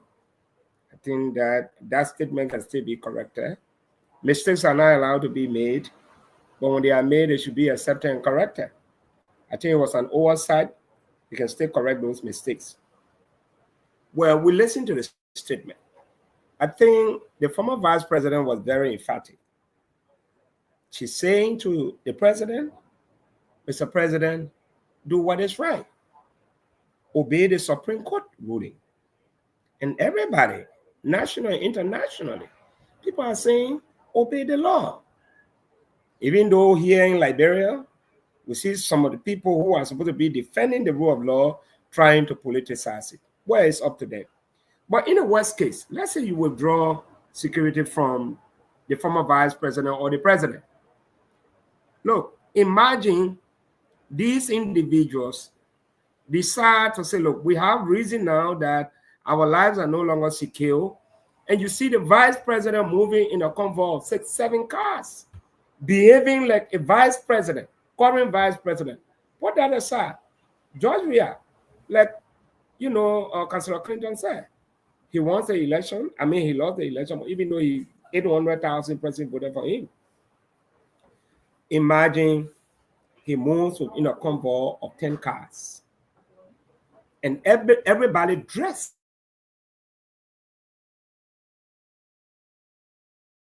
State function. Do you know what will happen? So the essence of this security is to ensure that the government believes that your safety is guaranteed. I think the background, I don't know whose background is. The government believes that your safety is guaranteed, that there's no need to leave the country and go anywhere. So I think we need to build this country. I think the statement was not inciting. I want to respectfully disagree with Phoebe. This vice president was very clear. Look, Mr. President, obey the law. If you can't obey the law, you create room for chaos, and that's true.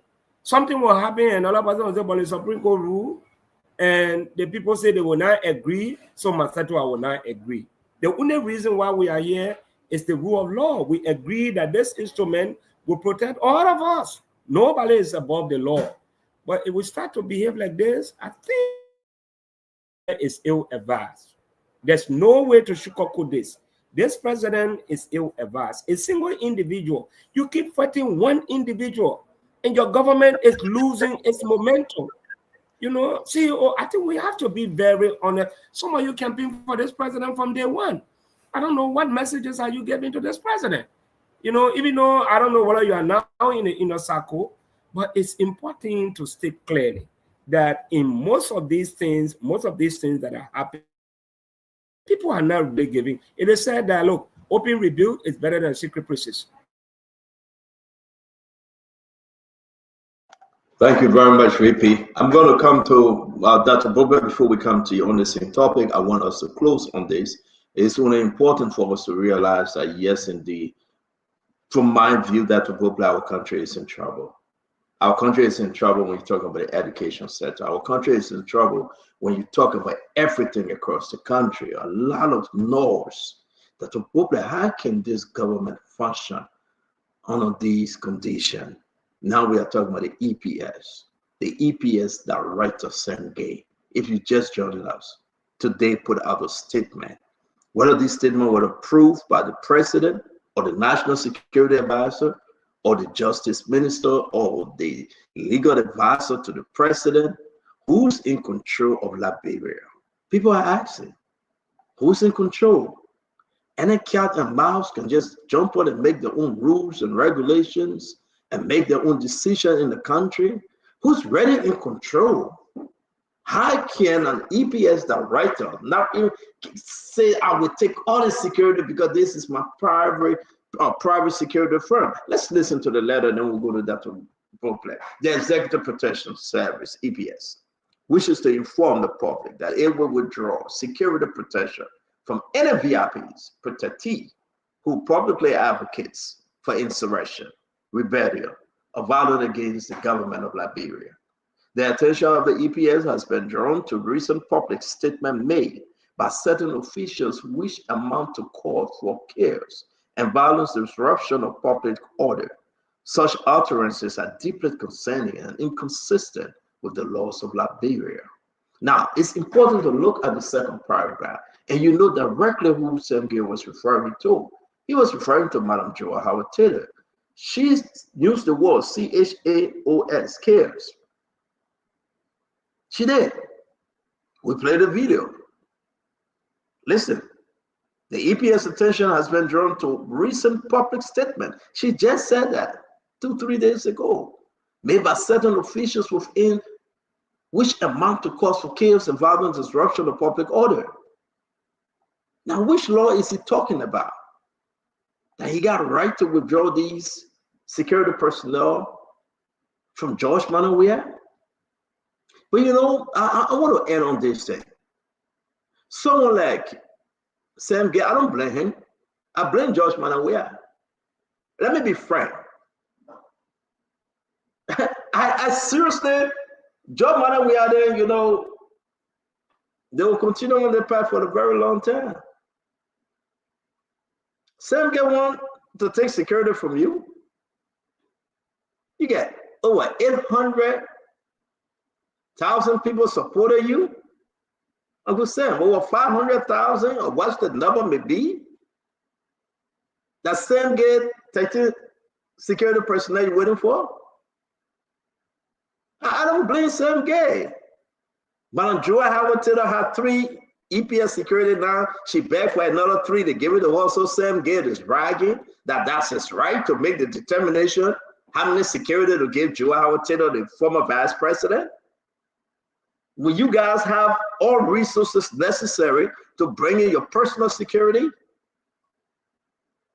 I mean, folks, nobody calling for violence. For me, I would not even call for protest. But hey, above all, your protection comes first. I blame George Manawia. I blame the leadership of CDC. They broke the rules of law. Where's the opposition? They removed Falati Kofa. Where is the opposition? The Supreme Court came down with a ruling. Are we still looking for opposition yet? Jangaku and Councilor Good and Matt, they say, yeah, we'll meet again. We'll call the secretariat. They will come in for 8 hours. We will discuss the issue relevant to what we do. That is bluff. It's bluff. We got to make our leaders respect the rules of law. We have to. We got to stop this. Bring down the Capitol building and people still sitting home. And praying for judgment day to come, that they be slide into heaven. Folks, the same guy will carry this nonsense around because nobody there to check him. He will. After Sam Gay, somebody else going to come up again and say, I am the law. I mean, nobody can stop me. Does he have right legally? Can somebody please check in the Constitution and check everywhere they can find this thing? Does Sam Gay have right to just remove security from the former president, former vice president? Let me bring it down to a popular. Let's end on this round. Because if you talk about it, you get angry. It makes you angry because you know what? After Madam Salif left power, Sam Gay ran away here to America. He was in America that Joseph Boakai won the government and he went back to hustle for job. He get job, he went back to Liberia. If Joseph Boakai out of power, he will come back here again and retire. Same get they don't love the country. So one may wonder, and now you got to play. But hold on, Governor Clinton. I think Sam Gay need to go take some drugs tests here and see whether he's mentally fit to even be EPS director, because this is concerning. Pepsi Yeke, he said, grab the man, shoot on side. All the complaints are coming, it doesn't represent. It doesn't represent Jose Yimabwaka. So one may ask, is Jose Yimabwaka, in on this? This is Pepsi Yeke and the letter that was written. Meet him at the airport, saying he don't want to turn in the gun and arrest him or shoot him on side. People were celebrating this. But Joey like it. That's what Joey wants, so that's what Joey will get. That's the booklet. CEO, you said you were going to play the clip from the president. Can you play that? Is it available now? Yeah, I just asked her to play. I asked her to play to put it up. That a problem. I just gave her 1 second. It's uploading. That's a problem. Before you finish talking, we'll put it up. Okay, because I just want to do a juxtaposition of what the president say and what the former vice president say, and then the reaction to it. So here's what I want to say. I really hope you could put it up, but here's what I want to say. So this particular conversation, I think we all should take a deep breath and keep this what I call a head conversation, not a heart conversation. The heart is the seat of emotion. The head is the center of reason. So let's just keep this one a head conversation. I would try to do that with my comments. So first, let's look at the vice president's comments in the video. The vice president said the president needs to follow the rule of law, uphold the Constitution. You don't want to do anything different with the president, do that. Truth be told, the whole first part of her comments were on point. The second part left room for multiple interpretations. If you ask me, she could have stopped at the first part and that statement would still have its potency. Mr. President, you swore to uphold the rule of law. You must. It's not debatable. She said that well. It's not debatable. And she's right. You got to uphold the rule of law. It's not what you feel. It's what you're supposed to do. The former president spoke well. Our whole first part. If you just hit the stop button right there, it had enough potency. It was very instructive. It was advisory. And for me, it was good. The second part left room for interpretation. Personally, I don't think she was inciting, but could you interpret it that way? Of course. Because when you put the conditional statement, if then you go to the then part, then X, Y, Z, A, B, C. So it's almost like you're guaranteeing that if you do this, then there will be that. And that's why I think some people might interpret it that way. However, she said what she said. I don't think it was so incendiary. Then you look at the response from the EPS director. Again, let's keep it a head thing. The whole first part, if anybody is involved in any acts of insurrection, blah, blah, blah, against the government, blah, blah, blah, that service will be taken away. If you just stop there, that whole first part makes sense. Because the truth is be told, the people who enjoy protective service themselves don't want trouble. If there's trouble in the nation, we all will be adversely affected. So that whole first part stopped right there. The second part started to point fingers. You say recent remarks. Or who made a recent remark? Former vice president. Again, I think his comments was not necessarily as a public thing at this point. Look, if you sense something, right? Imagine now, you're a security personnel. You sense something. Uncle Sam said something, and I think it has a propensity to go away. I pick up the phone, I call Uncle Sam, Uncle Sam, watch your words. You're a person of influence, X, Y, Z, A, B, C. So I gave Uncle Sam an opportunity, you see what I mean, for corrective behavior, because it's from his side of interpreting. The first man said what he said, and she may not mean anything. He sees it a certain way, and he responds. But to put out the blanket statement and just say, if everybody do this with ticket, so now people say, oh, you're targeting people. But that first part, if you just keep your head part, anybody who engages in any act of insurrection against the government, of course, who will provide protective service but somebody who's trying to destroy our own government, and it's the protective service part of the government that protects me. So that first part makes sense. The approach, though, could have been so much different. That's where I really think, on a whole standard, we need to work more on leadership in our country. Because some things you can resolve it so much easier instead of going to this megaphone or this public square. Call me first. But sorry, let me just throw me here, Dr. Pope. If that's the case, then do you think the president is in charge? Because then they should go back now to the president. So, Mr. President, I'm going to post this thing. This is how I feel. What I mean, who is it? Who is advising Mr. President here? Is he even aware that Sam Gay putting us this trash? Is he in charge here? Is he telling them it's okay to do so, Dr. Pope? Okay, so here's the thing. And again, I think we need to be mindful here.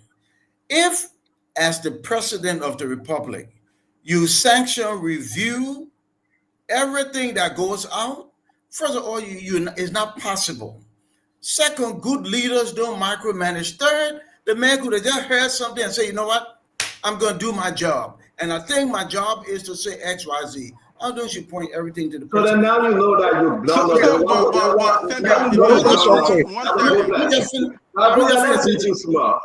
me just finish sentence. But if there are repercussions and if it starts to flare up, of course, the president is the one who appointed and is the supervisor, then it goes up. But I don't think it's fair to point everything to people who are appointed. When you appoint somebody, give them a job, you're expecting to do that job. And maybe on this day, you figure, this is what I need to do. I'm going to write and let people know, you better not say something or we'll take your stuff. So do you think it's in the scope of Sam Gay? You think Sam Gay was in his boundary here? By putting on such, because we're talking about the former president here, the former vice president. It will come back to President Joseph. We're assuming you that's what think you're it was talking in about. the scope? Say that again. I said we're assuming that's what you're talking about. Without saying the names, we're assuming those are the people. Exactly. And he's talking. So if you have to directly target the former president, vice president, don't you think you should now go? These very, very important people. You should go to the president and say, "Hey, I'm going to do X, Y, and Z, sir. What's your take?" Yeah, he could. He could, or he could also say, if this person is in charge, he will demand such a thing. Because if you will have to report, if you will have to go after George Madam, it will involve me. If you're going after Madam Salim, it involves me. Because one day I will be a former president too. So why would I allow my director to do such a silly thing? And even if I didn't know, I should now come to say something. I agree with CEO, but I would be a little more selective choice of words. When you said target and go after, again, if you just take his first paragraph by itself, it's not targeting or going after. It is just advisory. Please, ladies and gentlemen, anybody who do X, Y, Z. That's not what he said. But I want to disagree. But the first part. Let's disagree a little. But that's not what he said. That's not what he said, Dr. Bobler. Let's disagree. Yeah, I got it right here. The first part. I got it right here too, Dr. Bobler. That's not what he said. He said, please, ladies and gentlemen. The EPS wishes to inform the public that it will withdraw security protection from any VIP protectee who publicly advocates for insurrection, rebellion, or violent protest against the government of Liberia. Where is the police, ladies and gentlemen? Where? What's that? Where is the police, ladies and gentlemen? I'm back here. Come on, CEO. You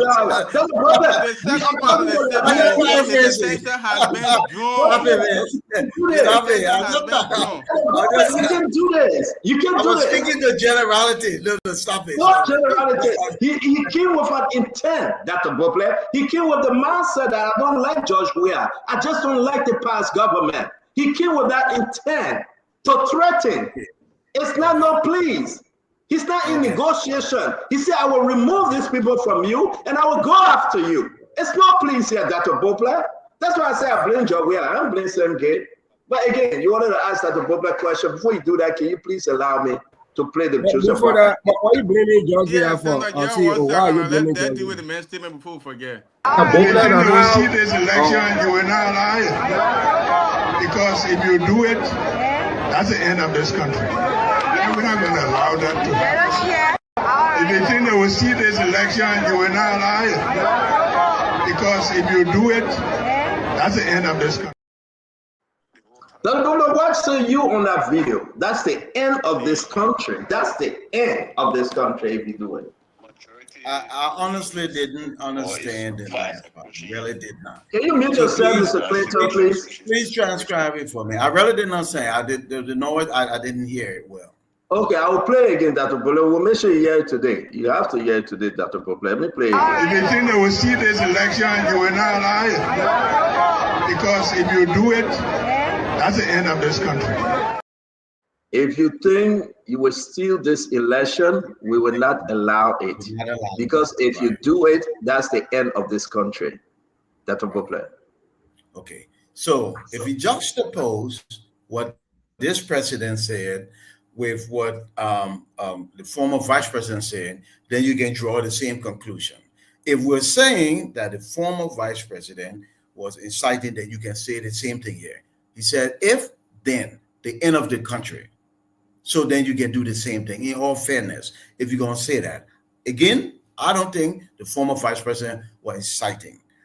I think she could have stopped though halfway and have just as much potency and value in her statement. But she said what she said. I think our reaction to other people's action is what's more important. So we can manage our reaction and we'll move from this place of difficulty and maybe multiple interpretation to a place of greater good. And that's where I hope we all go. I'm sure that's everybody's intention here tonight. We deal with the issue, but the goal is to move to a more peaceful place. Thank you very much, Dr. Bopler. Uncle Sam? Look, hypocrisy is deeply ingrained in the flesh and body of Liberians. The opposite of lawlessness is chaos. That's any educated person knows that. The opposite of lawlessness is chaos, is Wild Wild West. It's jungle justice. That's the opposite of lawlessness. And if Vice President Joe Howard said the president would be inviting chaos for not abiding by the rule of law, and you consider that to be a threat, you are disingenuous, you are hypocritical, and you ate your school fees. Clearly. Because the opposite of lawlessness. Yeah? I mean, lawlessness invites what? Invites chaos. 1985, election was stolen. That was lawlessness that brought in November 12th. And November 12th, that lawlessness brought in 1989, December 24th. 1998, when Charles Taylor decided to unilaterally move Roosevelt Johnson and suppress the rights of crown people living on Camp Johnson Road, brought in April 6th. Right now, the government of Liberia is a scary government. You know why they're afraid?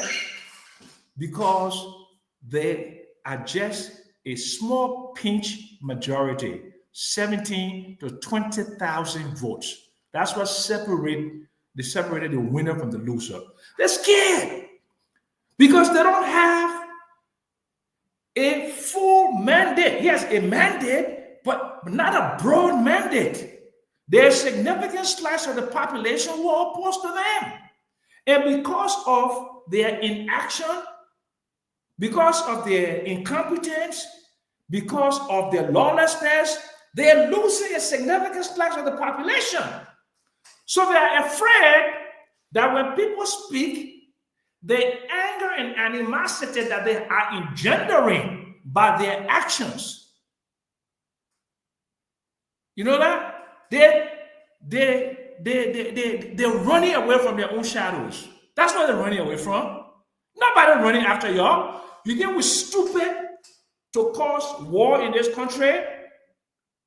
To cause war in this country when we can kick you out legitimately in 4 years and prosecute you for all the things you're doing? You think we're stupid? 1980 was because it was a one-party autocratic government that had people in jail. That's why you had 1980.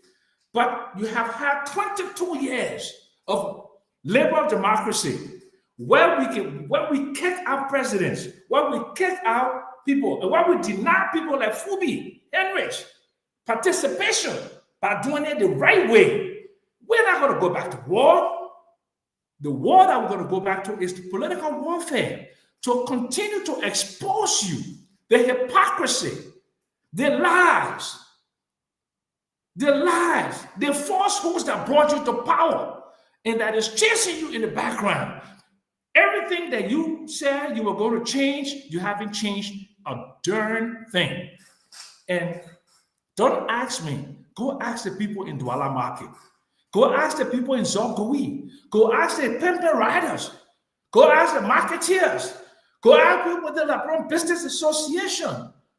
Go ask the people that continue to live in the slum communities. Go ask the people that continue to have sporadic lights. Go ask the people that continue to hitch in the ditches on those bad roads that you said no cars talking about. That's what you're afraid of. And that fear is what is making you to do everything, going to the president of the bar association, your partisan, making him to write a letter, and then later coming to the bar to validate that. You're scared. You're scaring people because you don't have a full mandate. We're not going to come after you physically, but we're going to come after you politically and vote you out of power and then prosecute you for the lawlessness that you are doing to Liberians. We are keeping count.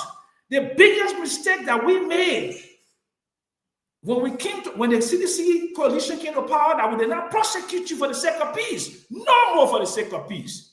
And I can tell you that if you resist, you have yourselves to blame.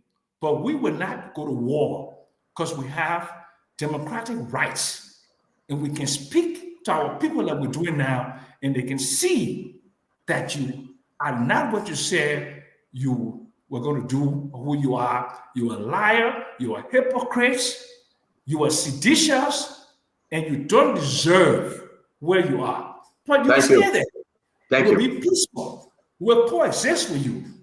But when we move you from power legally in 2029, you will be prosecuted, and the full weight of the law will come to you. Thank you very much, Uncle Son. God bless you. We're going to close up on this and we'll move towards our next conversation. We can announce, we'll bring in Honorable Gray, Phoebe Herring, Governor Clayton, Vandella Patrick. I see my brother Remy Gray in the back.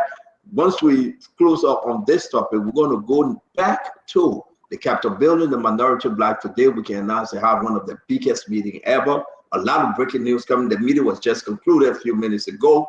The Majority Black had one of the biggest meetings ever at the Musa Bediti Foundation headquarters. I'm going to give you nothing but a good scoop and a bad scoop from that meeting. We have all the information coming from that meeting. What's the game plan? People said they were weak or they were dying, but I see momentum here, and now we're going to bring it to you. Let me go to my brother, Tarakai, to Benkai Gray. Talk to me as you close on this issue of EPS. Look, today I'm disappointed in Dr. Bobler. Tonight, I'm disappointed. Dr. Bobler knows in academia that even a classroom can be chaotic. You can walk in the classroom, the students are, what we say, causing noise, they're yelling. The classroom becomes chaotic. To define chaos in a one-dimensional concept and agree with what the EPS director said is unfortunate for me. Dr. Bobler, when people get to political gathering, have you been in a political gathering before? There are firing statements that come out of political gathering, Dr. Bobler. President Boyka was on the campaign trail. He said, you touch this election, the country will end. Nobody withdrew EPS from behind him. Somebody asked him if you said, no, you don't want the president to micromanage everything, but Dr. Bobler is on the official website. The executive mansion website, that means endorsed by the government. If anybody says it's not a government official position statement, they posted it officially, it's stated. So the president is in full knowledge. That's a maximum intolerant level of the government of the Republic of Liberia, the current composition of the administration. Liberia is chaotic. Yes. The marketers, the ordinary people are disgruntled about the upward and performance of the government. The situation is chaotic. There are early warnings like the Bobla and the rest of the people across the country. ECOWAS is coming back to Liberia all of the time to settle dispute. The Capitol building was gutted with fire. Yes, Liberia is chaotic. You saw police officers parading the street of Monrovia marching. Students are protesting. Tear gas are being fired across the country. People die every day. The country is chaotic. The economy is devastating. Yes, the country is chaotic. AFL and LNP. Yes, the country is chaotic. There's an early warning. If the government cannot protect its citizens and stand by respect for the rule of law, yes, one of the cardinal reasons for which Liberia was plunged into chaos that because people did not respect the rule of law. People were taking the laws in their own hand. That led to the war in 1989. You know the history, 1985, 1980. These are the charges people put against past administration and government that led to crisis. People jump into the streets of Liberia. So to remind this administration of the vices that led to a civil crisis in this country is no crime. When people are reckless about protecting the rule of law, it reminds of a chaos that are bubbling. Indeed, when lawmakers cannot respect a Supreme Court decision, whenever one interpreting the ruling, and in fact, they're talking about acknowledge,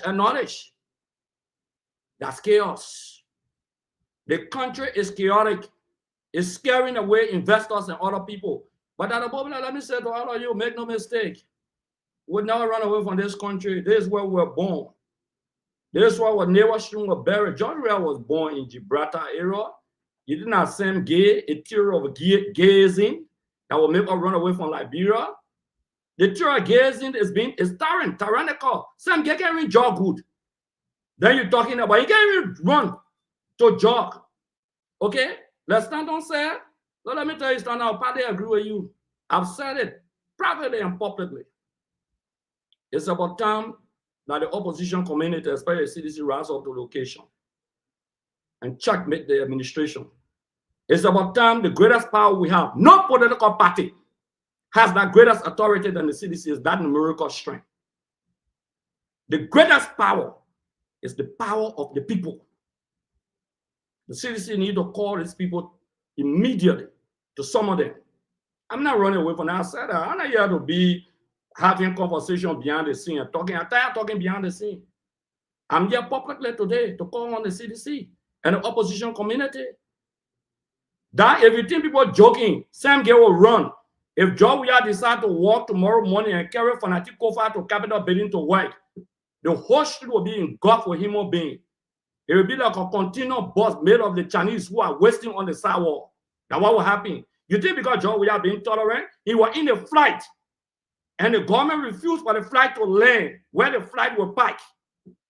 They almost turned the flight around. That was tantamount to assassination. They brought the AFL out. Yes, lawmakers said they were investigating that subject matter. And because George is quiet, that's why some people in Africa, they don't give power out easily. Because their successors run after them. Their successors create a scene. Remy is here today. He will tell you about it. The AFL, how people were being treated in this country. He will tell you that. Some people pick up arms in this country. Not because they wanted to fight.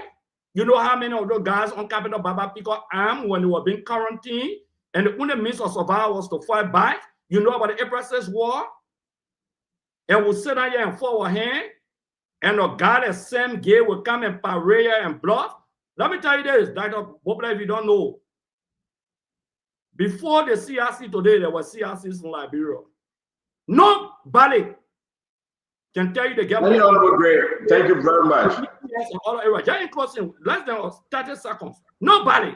I can tell you about Dr. Bobla today. If there's a rioting in the Republic of Liberia, the AFL will break into pieces.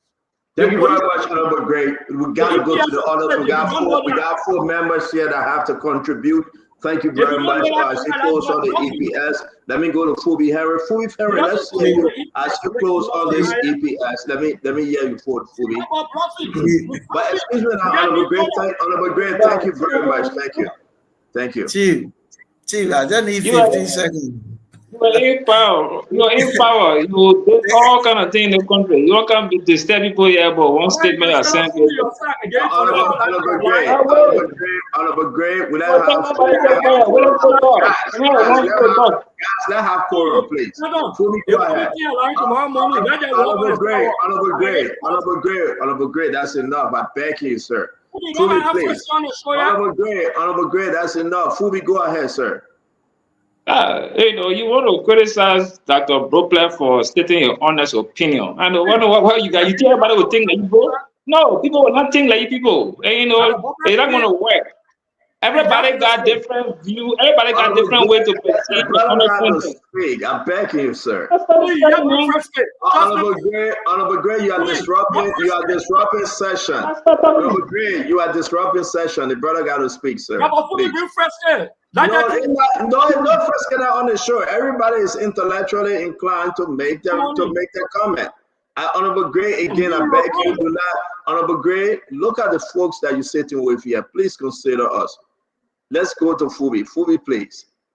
Dr. Brooklyn spoke. You criticize Dr. Brooklyn. You say you disappointed. You think about someone will not disagree with you? I'm not causing you. I just telling you, everybody got their freedom to express their opinion as they see it. But Fubi, there's nothing wrong with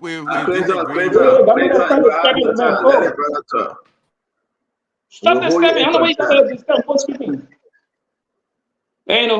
You got your freedom of expression. That's your free will to do what you want to say what you want to say. Nobody going to question you for that. But when your freedom of expression, threatening the state as the state sees it, the state has the right to question you. That's why they got laws there. That's why I quoted Article 15A, that everybody has their freedom of speech, but expression. But you are entitled to the abuse of it. Because don't say because you sat at a political gathering, so you have the right to say anything you want to say. No. The gathering you sat at first day, you have Mobile Molu there, threatening, talking about the president being removed. Greg, you gotta stop, man. You gotta stop. Let the brother talk. Greg, my man, don't do this.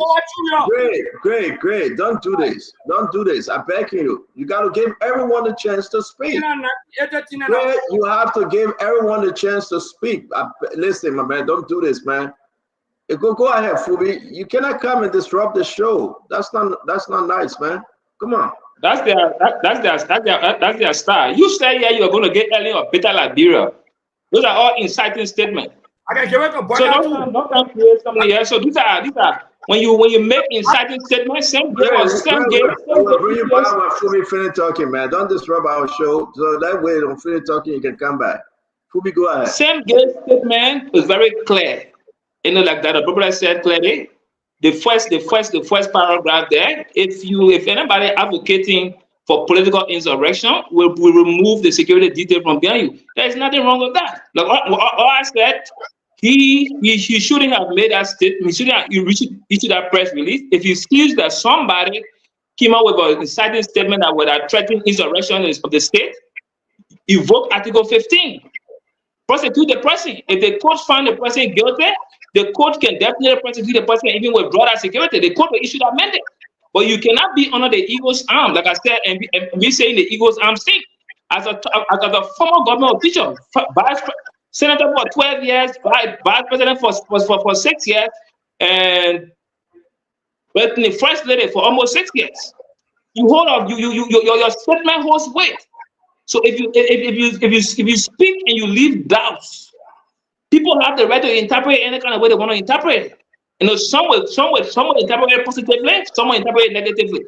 So it's up to the court to review that and say, look, this is actually inciting. So that's why I say evoke Article 15 and use it. There is nothing wrong with that. The current president spoke during the campaign rally. So you can also say he was speaking because of our political gathering. So these are things that people will say. But at the end of the day, when your statement threatens the peace of the nation, the government has the right to take action against you. There is nothing wrong with that. And they're talking about the former president got 800,000 that voted for him. You can put 7,000 to guard him. That would not happen. You all know it will not happen. Everybody in Liberia under the protection of the security of the country. So If the security thinks that you have done something and they're coming after you, you can even put 1 million people around you. They'll come for you, and you can't stop that. But we advocate for is a peaceful nation. I was in 2019 when they pushed for the weird step down campaign. I was in the opposition, but I said I would not support it, and I campaigned against it. I was even removed from Radio Monrovia because I spoke against the vice president when he supported the weird step down campaign. And the same thing I'm saying, the current former vice president, her statements are inciting. But it's up to the security in the justice system to review it and see whether that statement is linked to insurrection. But you got Mobile Malu, former chairman of CDC, saying that there, move or be removed, lead or we'll remove you. And they were all there clapping. That's the garbage you spoke at. So you cannot say that it was not inciting and threatening the peace of the nation. I'm not against protest. I support protest, but it should be peaceful because I have the right to protest and to be peaceful. Thank you. Thank you very much. Dr. Bobler, you're asking for 15 seconds. CEO, can I have 30 seconds? Yeah, I'm asking you. You want 30 seconds? 30 seconds, yeah. You know, my name been mentioned tonight on the show more than the entire time on the show. All he was, my name been mentioned more than anything. I love my friend Akaris Gray. He's a good man. I started by saying that the heart is the seat of emotion and the head is a place of reasoning. The heart operates on feelings and the head on facts. I am happy to have the conversation with anybody on what I said as I tried to do a little mini analysis of what the vice president said and what the EPS director said. I said that the first part of the former VP's comments had all its potency. It was instructive and advisory. The second part could have been left out.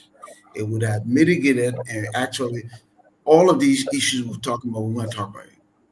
Move over to the EPS boss. That first part is in order.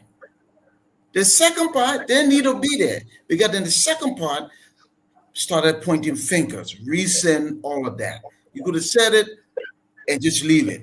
But I also said, CEO, that to me, better leadership would have required to just pick up the phone. Remember now, you're managing the temperature across the nation. Pick up the phone and say, listen, the thing you're talking has a propensity to incite. Please, I beg you, stay away from the guy. You see, you could do that instead of putting out this big bulletin, okay? And then when you play the vice president, the now president statement, CEO, I said, if you juxtapose, put the two next to one another, the second part of the former VP and the last part of the president, you put them together, you do this, the country finish. If you do that, we'll get the same conditional statement, got the same conclusion. Then you can say the same thing, okay? And I said, but the goal is for us to move to a more peaceful place.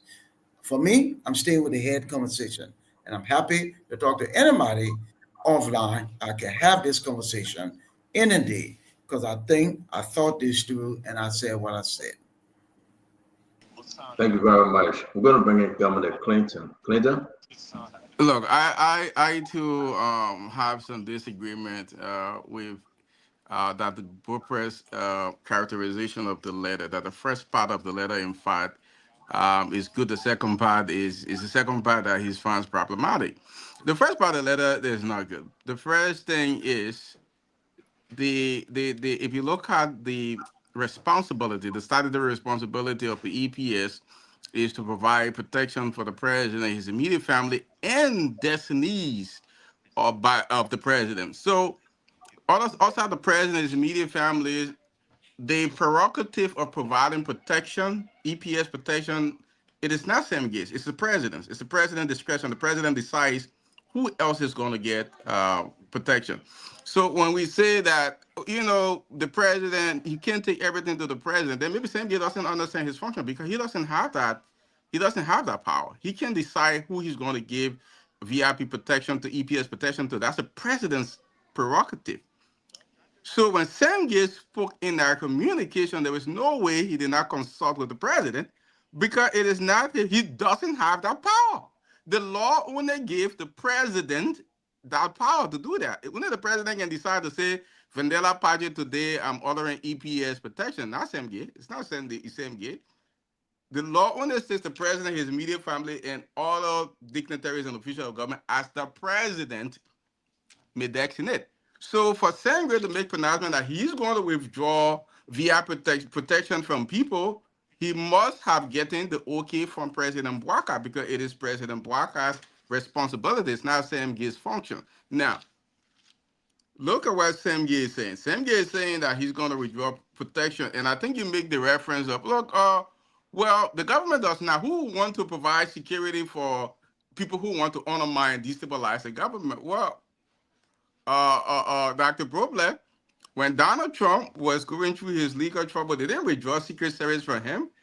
Even when the guy who bombed Oklahoma guy who did the how they call the ball, Tomato Maville, who bombed the whole place. Matter of fact, yeah, the first thing the security do is they provide security for you when you carry on those kind of acts that try to undermine, destabilize, and kill people, because it is a responsibility of the government to protect you from whatever public uproar or public backlash. So you don't say you are going to withdraw security because people are trying to undermine the government. People who have been given protection because of their status, former vice president, president, these people have been given the security because of the level in our society, the kind of secret they hold, the trust to their life. You're not going to do that. The EBS job is to provide security for them. Now, if a prosecutor believes that their statement amounts to inciting insurrection, he can prosecute them. They still carry the security through all that. When they are convicted and the court said that you go to jail now, EPS is not going to provide security, obviously, in jail for them. Yeah. So the EPS has nothing to do that. They don't prosecute. So Sam Gay, there's nothing about Sam Gay's statement. And Sam Gay was not, he did not say to anybody. He said specifically to VIP protectees. There was not any kind of information to the public. This was calculated, and I would say I laid it at the feet of the president, because like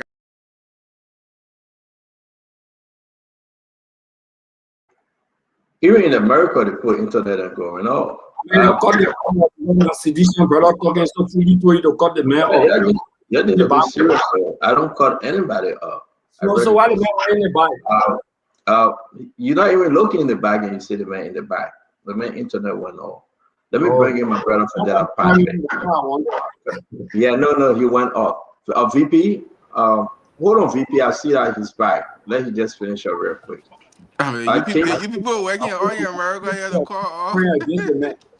Go ahead, finish up. But look, and this is the thing, and I'm saying, and Fubi's trying, but he's going all around the place. He started with insurrection, inciting insurrection. Now he's taking cue from Dr. Proble, you know, with whether or not the statement. And I don't think the two statements. In one instance, the former vice president Joe Howard Taylor is saying, look, this country has to choose what it wants to do. Because the path we are going on with not respecting the rule of law, this is where they're going. In the second instance, Vice President Bouaka is saying these people want to see the election. If they do it, we end this country. It's not the same. And when you talk about threats and Fubi talks a lot about people who want to threaten this country because of statement. Look, not every time somebody come and say and talk about what this government is doing and the propensity of what is to come, you're saying they are threatening. You have to look at the capacity to carry out that threat. Is the threat imminent?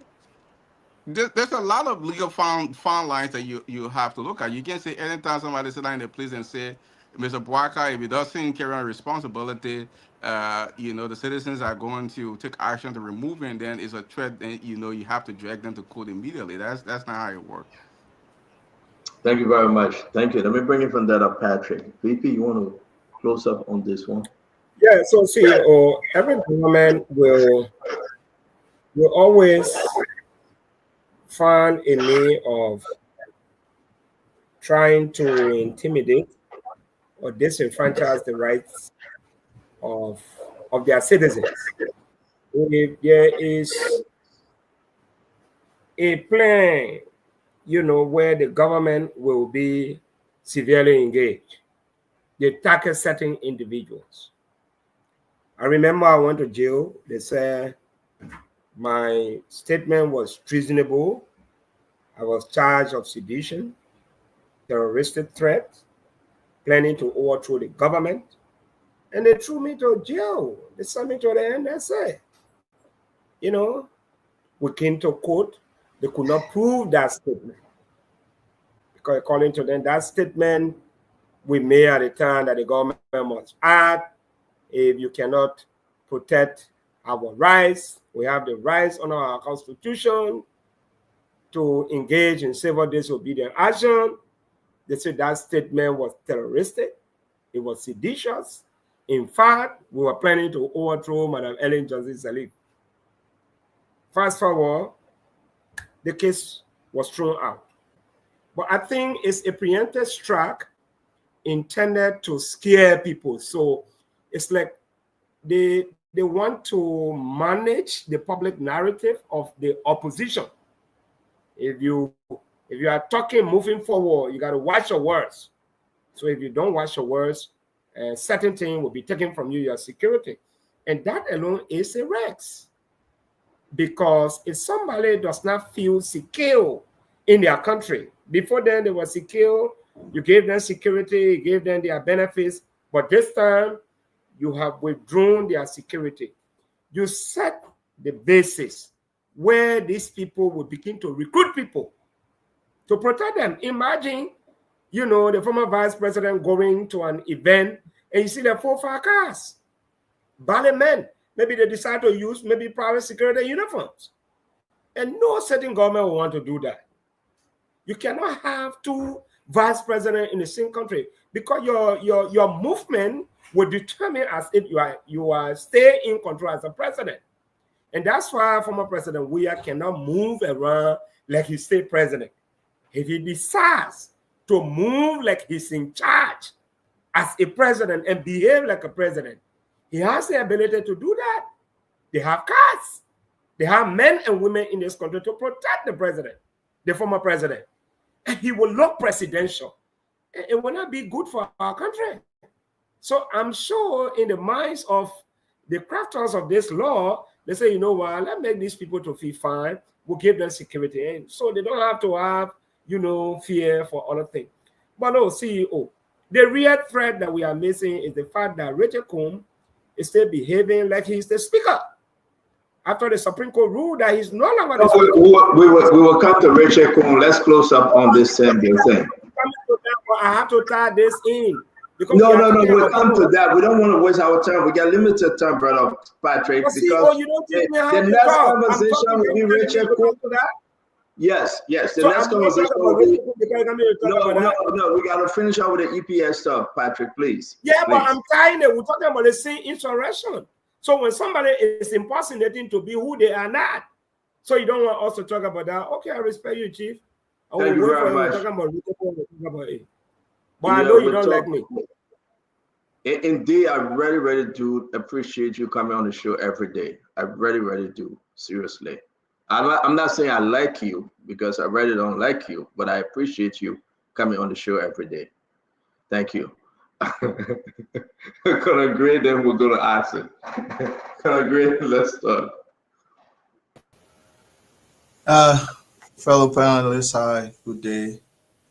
Stanton, I think this is a big distraction from the issue that we have in our country, the Supreme Court issue. People find a distraction just so you take away attention from the main issue. The main issue is the Supreme Court interpreted the law, and these people are yet to follow the law. So what would they do? I know some will say I wanted a job from Boakai, that's why, but he didn't give me a job, that's why I'm talking this way. Then the other side will say, Conor Gray speaking on behalf of the government because he won job. Our man Lamin Pagwa used to call it pedestrian. I would call it sidewalk. Sidewalk argument. But the thing about this issue is that President Boakai, this is another attempt to violate the law. No government like Clinton is not left with the president's purview to provide security. The law mandates him just as the law mandates him to be president if elected. So he's not doing a favor. He's not doing anyone a favor. Because if it's left to his discretion, believe me, president will withdraw the security of the opponent. That's why they made it into tangible law, and they mandate the chief of state to provide security for certain VIP. So he does not have any option. From what I see, my own observation is both people are trying to advocate for respect of the law. Madam, former VP said, respect the law. Semge, on the other hand, is saying respect the law. But one has teeth to bite, the other doesn't. I say she doesn't because you don't expect Madam former VP to enforce that rule. Of course, the fear is that her statement has weight, so she can incite other folks. On the other hand, Mr.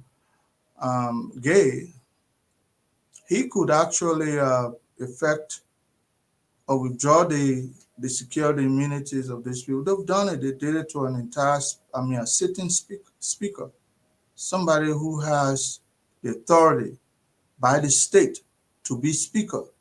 They withdrew his security, left him naked. So they have that authority. But it's the repercussion, that's why everybody should tread on. When he speaks as a commander of a certain force. When Madam former VP speaks, she too has command because she's the former VP. And there are folks who are willing to go at length to make sure that whatever she says is come to fruition. So that's why when you're in authority, you don't violate the law because you tend to create more troubled children. So that one action by you not following the interpretation of the Supreme Court would bring so many other chaos in our country. When we say chaos, some people can go to the corner and say inciting violence. Chaos necessary. The other man doesn't have the capacity to reasoning, as Dr. Brookler said. We all got head, but not everybody get reasoning power. Some people just go with their heart. They're done. And then I hope these people will stop shooting themselves on the foot. They're making progress in the leadership. Stay on that lane, as opposed to veering all in traffic and then causing chaos. I hope President Barker, maybe these were some of the things that brought the CPP to an end. Some people just don't like peace. If you ask me, I'm seeing it somehow. Everything is going peaceful. Why would we do all of this? Stanton. Right. Thank you. After you met us in the middle of this story, let's hear you as you close on this one. I want us to talk our last topic tonight, the meeting that was held by the minority black and the takeaway. Asher, welcome. Well, thank you, and great discussion. I think everyone have said the same thing here. So the EPS director is threatening to pull off state security from President Weah and former Vice President Joel Howard Taylor. For me, I like to be very direct. He is not talking about VIP. He is talking about President Weah and former Vice President Taylor. Those are the two people he's talking about, no one else. And I started asking myself, so if he woke up tomorrow and said all the EPS people behind President Weah don't go there again, President Weah will not get security? Will President Weah don't have security? He will even have triple of the security. Will they go there to arrest the security that will be behind President Weah? I mean, Kamunda said it when I was listening. It is only saddening on how our country has turned. Things we are seeing now are things we have not had the experience of. We are not. Former Vice President Joel Howard Taylor spoke and said, respect the Constitution, respect the rule of law. Because failure to do that is a recipe for chaos. Who disagrees with the statement? Who disagrees with it? all of us here, the only other place we can feel safe when we are offended is the court, is the law. So if the very law is not respected, who feels safe to go to the law? What would be the end result of people feeling not safe to go to the law? What would be the end result? They would put lapa on the ground and say, oh, Baka, oh, can walk on the lapa, oh, we like you. Is that what they would do? Of course, you know that's not what they would do. Look at what's going on in the country. Why you say people cannot take their salaries for 6 months, 7 months. One of the things that people doing is to strangulate the guys, make them tired, and say we give up. At the end of the day, they got followers, they got people. Other people are seeing it. They are so hurt in heart. Why you expect them to come and be Sasa jump to say, President Baka, we dance for you, thank you? Is that what you expect? Once you don't respect the rule of law and people don't feel safe with the rule of law because of your disrespect, somebody was telling me, if 2029 comes and opposition says, oh, President Boakai, oh, you cheated, we're going to Supreme Court. Somebody playing something, man. Yeah, like Clinton, go ahead. Somebody, opposition comes and say, oh, Baka, in the election, you cheated, we're going to Supreme Court. And the Supreme Court agrees and say, yeah, for you, Baka, you cheated, you didn't win. The opposition win. Somebody tell me what will Baka do? What will he do? He will be planning his inauguration. Why Supreme Court say, yeah, for you, you didn't win, you cheated, or someone else cheated. Don't you believe so? And what you expect is the people to jump and beat it around President Biden and say, we're dancing for you. And then we have one gay who don't understand nothing, talking about putting security. We challenge him. We dare him. Go and take security. Oh, you take security today, you think there will be no security tomorrow? You must be out of your mind. If you read it in your mind, you will know what you're talking is total crap. Somebody say respect the rule of law, or else you are inviting chaos. Instead of you turning your back to see who is disrespecting the rule of law, you are actually turning to those people, President Weah and former Vice President Taylor, that you will put security. When you put security there, they are not protected no more. Then they finish, they get no security. I think we are the same, and I think our country is not doing well. Our country is not doing well at all. It is a scary time, and we are walking a very dangerous path. And I don't think this is the way anyone imagined Liberia to be. No one has imagined this. And again, I want to say thanks to all of you, and thanks to many of you that follow us. We're going to do our last segment here. Sorry that someday we just cover one important topic for the day. I want to squeeze in the minority black. There was a meeting here today, but before I do so, give me just 30 seconds. Let me close on this Sam Gate issue. I think Sam Gate is a complete radical, and I think, I'm sorry to say, I know him very well. He knows me. There is no secret to that, and I always blunt, and I always tell Sam Gate when he's wrong. And on this one, I think he's absolutely wrong. Do you remember this when Sam Gate said even ambulances on the way to JFK with wounded men and women or sick people, when they see the president car coming in, if they don't give way, they will neutralize. It's there. It's in this document. I just put it in the chat room. Sometimes you wonder whether Sam Gate is okay. Seriously, sometimes you wonder whether somebody rightful mind, whether they are okay. I'm seriously concerned that Sam Gate is not okay. I don't know whether it's age or something, but something seriously is happening with Sam Gate. And when I say this thing, I do send it to him, and he and myself go back and forth. I cannot share our text messages, but we go heated on it. But because of who I am, I'm not afraid of any of them. Around Waka, you got to be straight up with them. Just read number 1 and number 2 and see exactly what Sam Gate said in those paragraphs. In simple English, that word neutralize, it means to shoot to kill. That's but again, yeah, so you realize that in all of this thing, you begin to understand, but what's wrong with this guy, Sam Gate? And this is the man that hanging around President Boakai. Say what you want to say, celebrate it, laugh with it.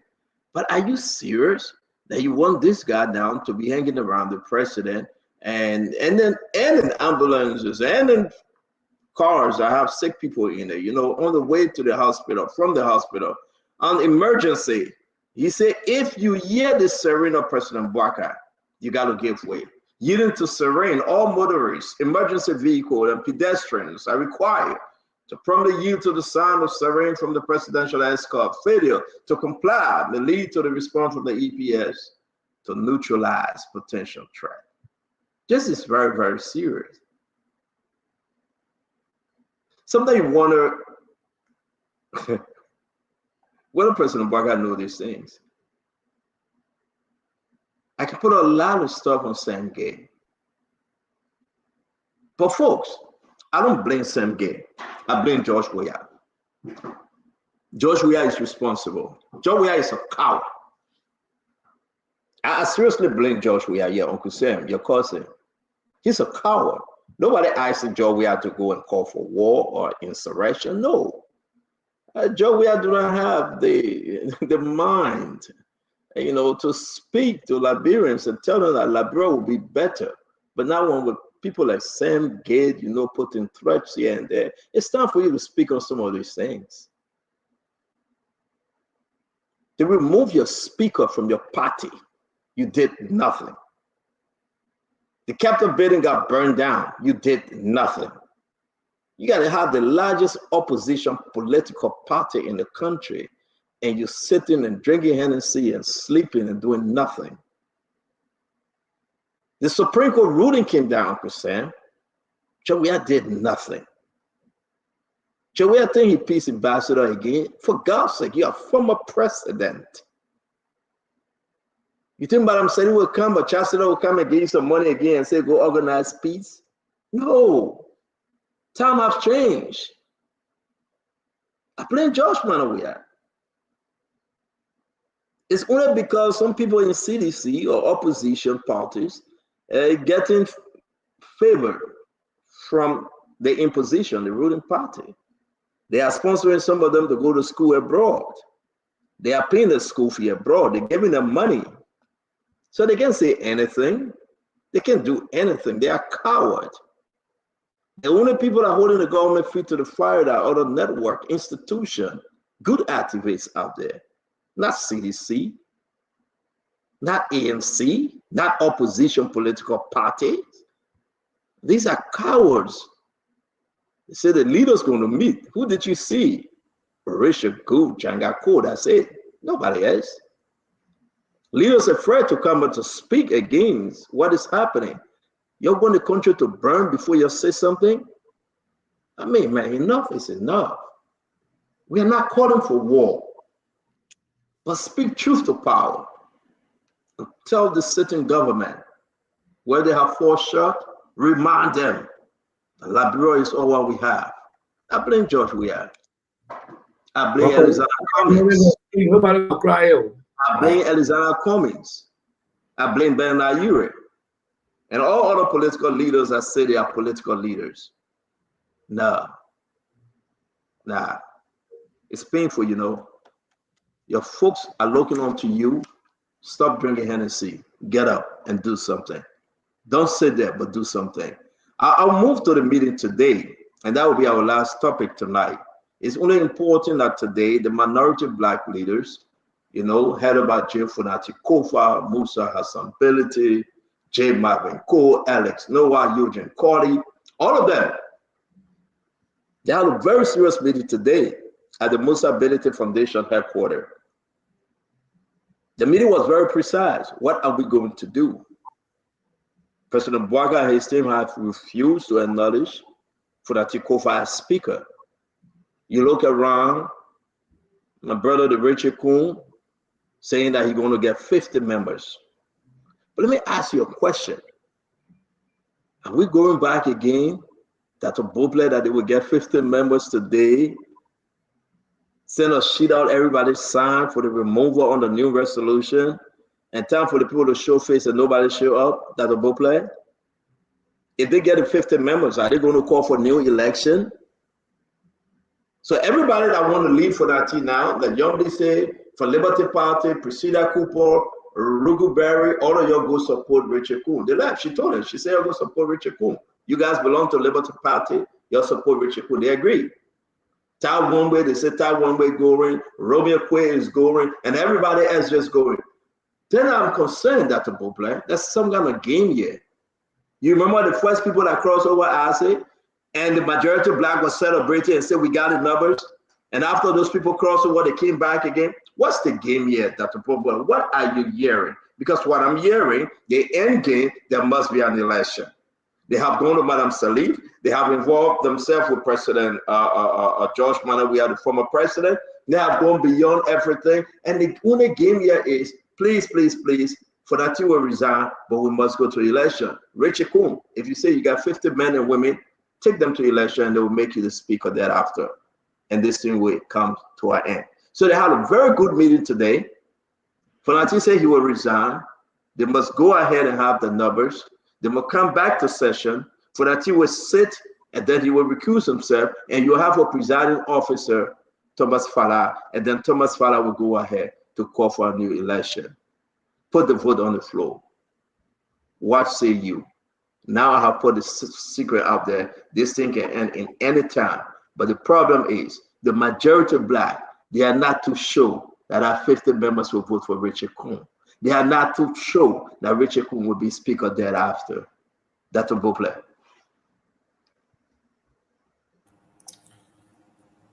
Stanton, I think that every obstacle can provide an opportunity for us to learn something and be better. This whole impasse fiasco with the lower house has provided us plenty of opportunity to learn plenty of things, and hopefully we can be better because of it. One, the code rule, we got a speaker. Guys, thank you for muting. Right. Huh? Okay. So we have a speaker, and then we're hearing all these things. On the ground, we hear some things too. People moving here, people meeting there, they're talking.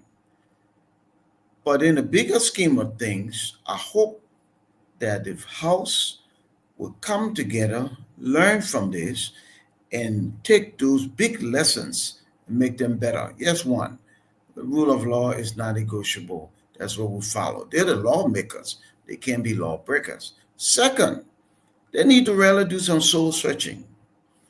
When they talk about removing one person and replacing the other, they need to look honestly amongst themselves and say, is Mr. X, Mrs. Y the best person to lead us as the Speaker of the House? People who have not demonstrated the temperament to lead should not be given that opportunity, because what you're saying by that is you expect nothing. And I think after all we've gone through as a nation, we ought to expect much more from the first branch of government, especially the lower house. And so I hope that when this is all settled, that we will have good leadership, respected leadership in the House of Representatives. This particular 55th House have a tremendous burden, I think, to do some things that are redemptive. They have taken the people for granted, and many of them just abuse the honor and privilege accorded them to this particular high office. We hope to see better. That's what I would like to see, and not just let's go do our caucus thing and elect the person we want to elect. But is that the best person who demonstrated the temperament for leadership in the House of Representatives? Dr. Boble, we got something going though. Before we bring in Uncle Seb, Dr. Boble, yes, the issue. You got one side saying, okay, I'm willing to take this ride. Bring the 50, bring the 49. Come over and remove me, and I will recuse myself. Let's go for election. Why the majority of black refusing now? Well, honestly, there is no path forward other than to do it the right way. So at this point, you got 49, you got 55, fine. It must be done the right way. So come to the chamber and follow the procedure and get your speaker. If you have the numbers, you shouldn't be concerned. We cannot do any extra procedural thing at this time. That's why I always talk about negotiation. It does not help posterity. It does not help the future of this nation. Go to the Capitol and do it the way it should be done. Okay, thank you very much. Something about Musa and his business is under threat. I'm not going to bring that up yet. We are still investigating. I will call Musa to make sure that Musa business was never threatened to give in, or else they will investigate his oil farm tank. We have to verify that story, and we have to be very, very careful. And Musa will speak to it. Uncle Sam, let me hear you today, Uncle Sam. What we are hearing, Fonati say, okay, bring your 49. I will resign. Remove me. Why Richard Cool and his guys now having cold feet? Look, I just want to remind my Liberian people, my Wateren, my Sarah, wherever you are, Flumo. The legislators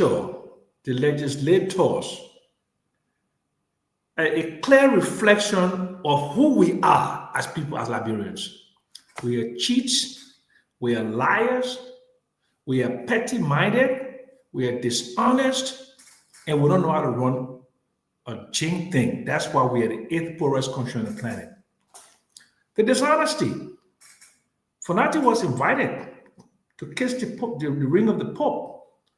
That was a carefully orchestrated plot to get him out of the country by Joseph Nima Boyka, in coordination with Sam Koga and others. When he's out, remove him. And then use as much money as possible to keep 40 or how many number of people in a hotel owned by a Ghanaian who owns a bank that was giving $8 million to. Y'all not forget it. Y'all second, y'all not forget. A Ghana man owned a bank. The money disappeared from the bank. They ate the money. Joseph Boyka government gave the man $8 million. The same man that were the so, I don't even call them majority. That's too respectful. They're a bunch of scalawags. They're a bunch of gigafleas. They're dishonest people. They went out there merry-making Liberia's version of a 5-star hotel for several months. You think they spend their own money? Those brokers, they spend their own money? Of course not. They use the money, our money. Anytime you eat something, you buy something in Liberia, that 10% GST there, you pay it. When you buy gasoline for your generator, you pay tax on it. All that money there, that the money we're using. The Supreme Court, which is supposed to be the last court in the land, wherever the Supreme Court talk, everybody listen and everybody follow. That the one that Joseph Nima Boyka is saying, I don't care what the Supreme Court say. I funded this thing. We spend money for it. We're not going to give it for Nazi Kofa. I don't care what you say. And you're like, bro, people, say you're afraid of war. You're not put people in the street to demonstrate against this. You're not doing no civil disobedience. All of the weaknesses of this country came to bear in this whole saga. We're lazy, we are cowards, we are dishonest, we are cheats, we are everything that you can imagine that make a poor, feckless society. When they say you're the 8th poorest country in the world, out of 200 plus countries, you're number 8. You're number 8. The people can't eat. They are malnourished. They suffer from vitamin deficiency. They're living in mud and zinc run houses were a leaking like when I was a kid. When I was a kid in Soniway, we used to set buckets on the bed. A lot of people they'll come to me, say, Papa, my room leaking. I want for you to give me some money. Let me go buy zinc. To buy zinc. One zinc, not a bunch of zinc, to buy one zinc because my house leaking. Papa, I've been hustling all day today. I can't go home and it's 5 o'clock, 6 o'clock. We ain't go to the market yet. The oral market by my house, 9 o'clock, 10 o'clock, they're still selling rice. They're still selling bitter ball. They're still selling tinapple because some people, they ain't get money yet. They're out there hustling. They're out there begging. All of that is because we don't have the governance structure that can look at the country with all the resources, trillions of dollars annual reserves, trillions of dollars. Gold reserve, go to B Mountain, King George. They exported $700 million worth of gold last year. Switzerland is our #1 trading partner. We got $5 in gold reserve. King George, what they killed people the other day to protect those Turkish people. That they're looking at $700 million worth of gold coming there, and guess what they're doing? They're coming to open their own water factory. They're opening their own cement factory, and they're coming to import their own petroleum. Stupidity, ignorance. You don't know nothing about how the world is run. Thank you, Sam. Running the country. Thank People you. that run the country, they know nothing about how the world is run. So, what do you expect from them? What do you expect from them? Thank you, Sam. They will lie. They will do everything to remain in power. You know why? Because they're lazy. They can't go sell market. They can't write a proposal. They can't do nothing. Every other government job, they will be begging because many of them. Officer Jackson, thank you very much. Houses, okay? Thank you. And they're not even, they don't have enough education. They don't have enough education to make Thank it. you, Officer. We got to go. We leave you there. Let me bring in Phoebe. Phoebe, let's hear you. Make this your closing as well because it's 7:22, 11:22 in Liberia. Talk to us, Phoebe. Okay, so yeah, I'll go back to 2018. 2018, August 18. When Fonati Kofa was serving as the chairman of judiciary at the House, when Gray sponsored the bill of impeachment for Kabina Jane, Kabina Jane tried to seek the Supreme Court indulgence to put a stop to it. And they wrote a fine letter to the Supreme Court and telling the Supreme Court that the Supreme Court has no business in that. And they cited Article 3, Article 42, which has to do with prosecuting lawmakers for their vote cards and their opinion and also Article 43, impeachment. And they told the Supreme Court that they're not honoring that rate and they should back off before they embarrass the court. Fast forward, and the same Gray told the Supreme Court that they were not going to honor their stay order. They were not going to bow down to the stay order. Fast forward to 2024, 2025, you have a ruling from the Supreme Court, and now they expect these other legislators to honor it. And when they know fully well that the Supreme Court has no jurisdiction over the legislators, they cannot. The only article that grants the Supreme Court authority is Article 2 to nullify inconsistent laws to the extent of its inconsistency. Besides that, the Supreme Court can do nothing to the legislators. Nothing. As long as they're acting within the confines of the law and their functions. You can't prosecute them for that. And they know that. So now they're all playing politics. I told them, for those that are playing politics, I understand that. I don't have a problem with you because that's the game. But to play on the ignorance of people and try to make it look like the court is right, no. Some of us will not be around and allow you guys to pass with that. As you speak yours, we'll also speak the fact to let people understand. Funatikofa was duly removed by his colleagues. Article 49 tells you clearly how to remove speaker and other officers that are elected. You need for a cause and a resolution of 2/3 majority. They didn't say go do due process. They didn't say go and sit down on the speaker before you remove him. No. And the Supreme Court gave a 40 ruling to even say that we have Speaker Kofa being presiding, the House cannot function, or everything that they have done is illegal. No, it's not true. The House of Representatives is not Speaker Kofa law friend that will add him. They can function. The House will function without him.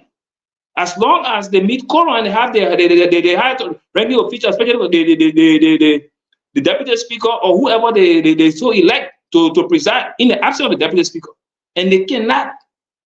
And whatever they do that, whatever the majority says, that's what we're going to go through. Minority will just make noise.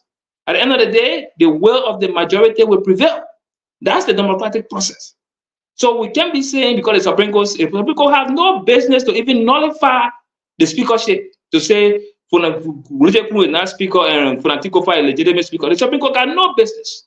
That does not fall under that jurisdiction to decide that. The leadership process at the House of Representatives can only be resolved by themselves. All other things you do, people just go lobby. You can lobby and find your way through. Before Kofa became speaker, he lobbied his way through.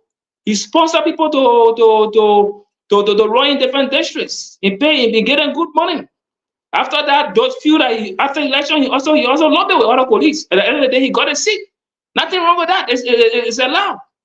And the guy also lobbied to remove him. There's nothing wrong with that. That's not bribery. Lobbying is a legalized form of bribery. It's accepted everywhere, even in Great America. So nobody should be talking about they gave them money to do that.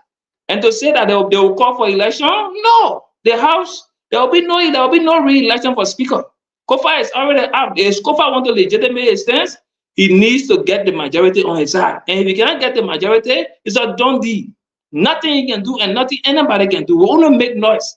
And that's what the president in his wisdom said the Supreme Court did not solve the problem at the legislature. Because the Supreme Court cannot solve that problem. The only people that can solve that problem are they themselves, because they have the weight and the money to do that. And they are backed by the Constitution, Article 38. Nobody can enforce action against the legislators. They have to accept it. They have to request it. So they're right. So they're in the right. They're in the right. So to say you want to protest for that just noise. You can go and regroup 10,000 times. Come back. At the end of the day, the will of the majority at Capitol building, that what prevails. And that's why I told if you don't understand the constitution, go and read. We said thank you, I'm begging you. We gotta go to bed. Thank you very much for being here. Let me bring in our Kairos Most Great. Stanton, basically, sometimes when people providing misinformation, that's what we don't tolerate. Councilor Funatikofa was chairman on judiciary. On the Janet issue, he recused himself. He chose not to get involved. There was Kanye West, who was the co-chairman who took over in the absence of the chairman. I just thought to make that correction because I see people running with fallacies around here that they don't even know. The second point on the Janet issue, the Supreme Court issued no state order that was rejected by the House nor the Senate. Let me repeat. The Supreme Court came up with no ruling rejected by the House of Representatives or the Liberian Senate. This is the first of its kind since I was in the legislature for 12 years for the court to come over for ruling on the subject matter, and it's been violated. People should not be hanging on straw that don't exist in the ocean and lying. Funati has been somebody who disagreed with us on the removal of Janet. Maybe you don't know this. Probably that's why Janet, in fact, was one of those who served as his lawyer during this crisis. I just wanted to make that correction tonight because he was chairman on judiciary, correct, but he recused himself. He didn't want to be a part. Look, you said the issue is political. Everybody says it's political. Okay. a political, they're not run the Capitol building. Why are they being Fonati to resign? Why are they begging people to sign new resolution? They agree. It's political. They got all the power. They got it. They don't need Fonati. If Richard is the speaker, why is he begging other people from the other side of the lower number to say, can't sign? We'll give you this amount. Can't sign. Why are they begging? If Fonati is not the speaker, why are you asking him to resign?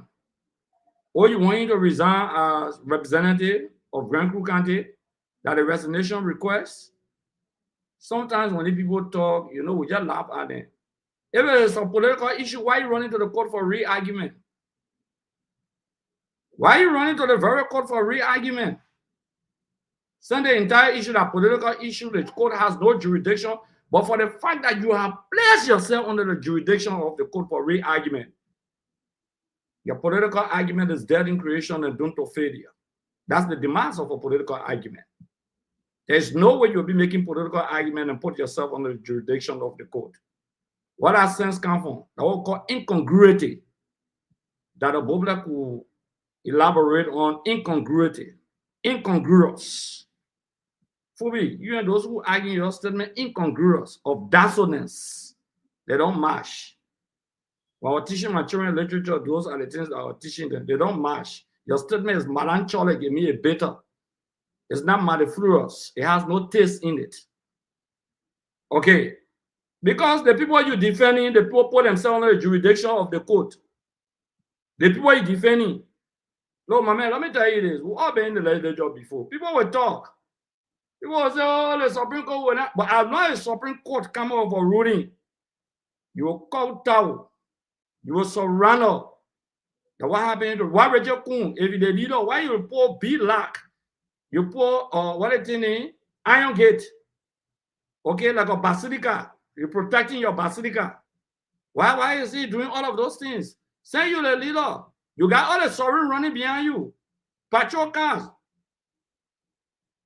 My people, look, even the ordinary people on the sidewalk of the Republic of Liberia understand that Rachel Kun is not the speaker of the Republic of Liberia. Fonati is the constitutional speaker.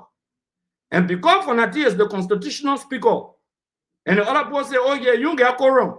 Okay, we agree, you don't get quorum. But why are you begging the man who doesn't have a quorum to resign? Why are you calling lawmakers who sitting near lawmakers and calling them a man, please can we beg you? Why are you calling them? Expel everybody. Declare the seat vacant. Say you the speaker. Since you got 49, you can expel the rest of the people for not coming. Why you can't expel them? As I speak to you now, as I speak to you, I don't want to break the news. Kun is on his knees. They're begging for election now. As I speak to you now, probably you don't even know this. They're fighting to sign new resolution. So why are you signing new resolution for? And I don't come and say, Fonati, we want you again. Go, then we have new election. Fubi, if you're a political advisor to those people, I see why they flog you 4 times in your district. The poor rejected you for your level of comprehension. Seriously, I'm sorry, but the way you can comprehend, that's why the poor rejected you. Thank you very much. No, you don't know, Honorable Gray. I said the reason why they rejected Thank you very much, Honorable Gray. Honorable Gray, thank you. Honorable Gray, thank you. Nobody call you to be peacemaker here from that part. Yeah, man. Peacemaker, another peace. Wait for your turn to talk. Don't destroy our show. Nobody call you to be peace broker.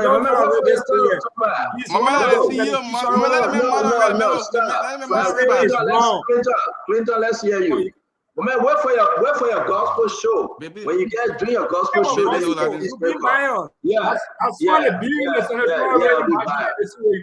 make it tough for himself. Nobody tell you to baby say Fubi. They make it tough for himself. You know, thank you. Thank you. Let's go to Clinton. Clinton, go ahead. Look, you know. I'm gonna look at baby say Fubi. You know. But MVB like activists. Activate where? No. But the point I activate where? Activate where? When the man call to regroup. When the man call to regroup. When the man call to regroup, activate say. When the man call to regroup, activate say. But since The time wait, I want to VP, go, yeah, the I'm moderator will call the saying, people to order. Why But you still gotta talk? And man, call the moderator. This is there My are man, that part about you, man. We can't no. matter you. With No, me but on I'm the ready highway. to With Richie on the highway. Let Clinton talk. Clinton, Okay, go ahead, bro. instance where Honorable Gray was We protected. agree, but we disagree with you, man. We disagree with you, man. We agree with you. Clinton, go ahead. when I'm trying to talk on crossfire, will come and get you. Look, you know, I can't hold on. I think Fubi yeah needs to be quiet sometimes. Really quiet. Because they think, you know, the things Fubi be spilling, man. I mean, you can't even believe it. Fubi take the laws and just be chopping it. Who told you that's how you analyze anything legal? You just take portions of the Constitution and just read it. The first thing anybody with any kind of legal training would tell you, you don't just take the starting of the law and start analyzing it. Any law that has already been interpreted by the court, you start with the court's opinion. Because the legislature read the law, but they don't interpret the law. So any provision of that constitution that has been interpreted by the court is the first thing you go to. You go and take that case law, you take that court opinion, and that's where you go and argue. Not the article in the Constitution. So you just you're talking about this article and that article said there, and then the Supreme Court doesn't have any power over the legislature. Like what are you talking about that the Supreme Court does not have any power over the legislature? I think my 5-year-old son even understands the three branches of government and the power of the Supreme Court. Like who says that the Supreme Court does not have any power, absolutely no power over the legislature? The legislature can do anything the legislature want to do, and the Supreme Court can't intervene. And Fubi keeps pushing the doctrine of the political doctrine. And he doesn't even understand the history of the political doctrine. The political doctrine is not anything that was written in a law. It is the same court. It is a court that decided, that brought this whole political doctrine and said that, look, certain cases we are not going to touch it because it's political. And that legislature that can tell the court, say, court, you can't touch the other thing because it's political. It's a court that decides that for us, this is a political issue we are not going to talk. So for you to be saying that the legislature make the decision, they say this is political, and so the court can touch it. I don't understand how the guy can be talking, can be throwing. I'm sorry he left, but I really want him to be back. For me, just be talking, I don't know. For some reason, I don't understand how in Liberia we can make these kind of determinations. Like people like football. I mean, you sleeping here, leave me. What's up? You're not muted. You know, unfortunately, people who are serial opinion leaders in our community, they think they come and they speak all this nonsense. Look, but I agree with a lot of things Akara said tonight. The truth of the matter is, this issue, it is not about a few lawmakers that have been affected anymore. It is no more about Speaker Kofa and getting the speakership. This is now about the rule of law. This is now about defending the Constitution and laws of Liberia. And this now becomes a responsibility, not just for Speaker Kofa, not just for the lawmakers, but for every Liberian. Thank you. No, I want you to talk. I want you to talk. But man, interrupting you.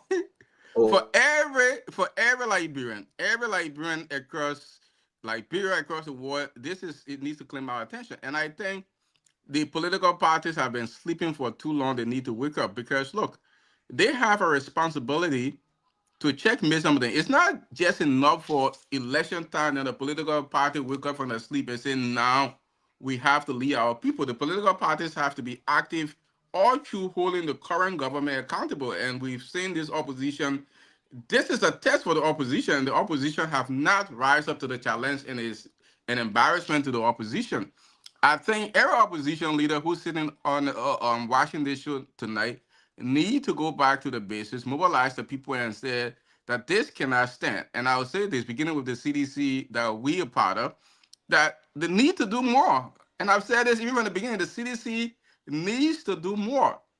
More than this is a CDC speaker, right? And like we said, this thing has gone even above that. It's become an issue that has gone before the Supreme Court, and the Supreme Court has ruled.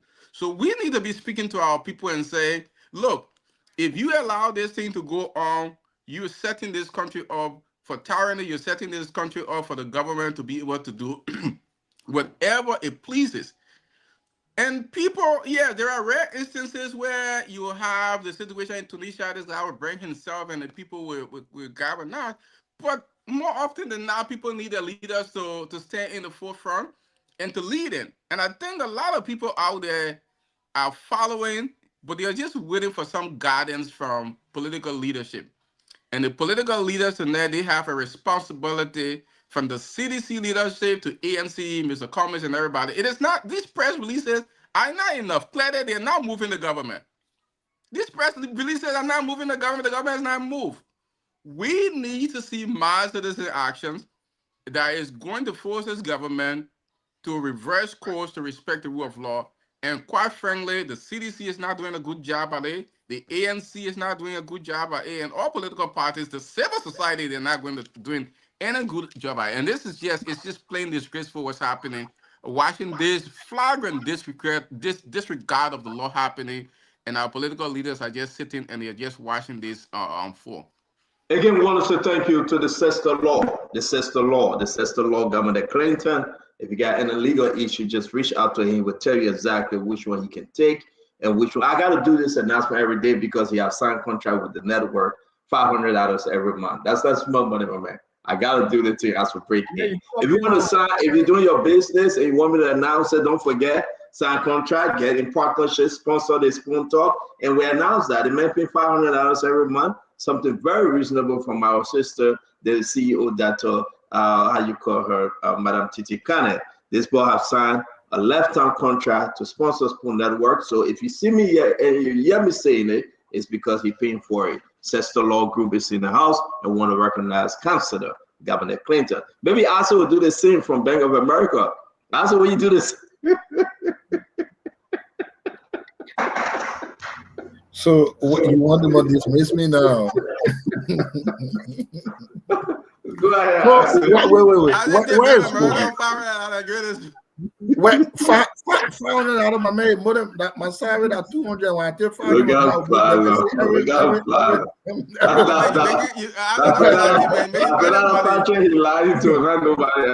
let me great. I will be coming to you to pay you 300 because every month I got 200. Okay, 500.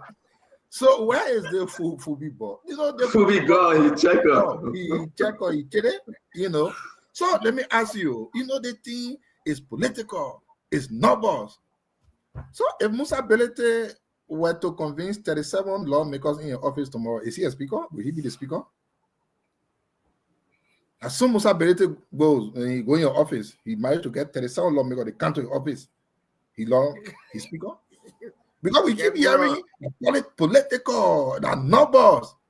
So maybe he has quorum, right? So then Bwana will have to work with him because he got quorum. Once Musa Belete get 37 members this week, he lawmaker.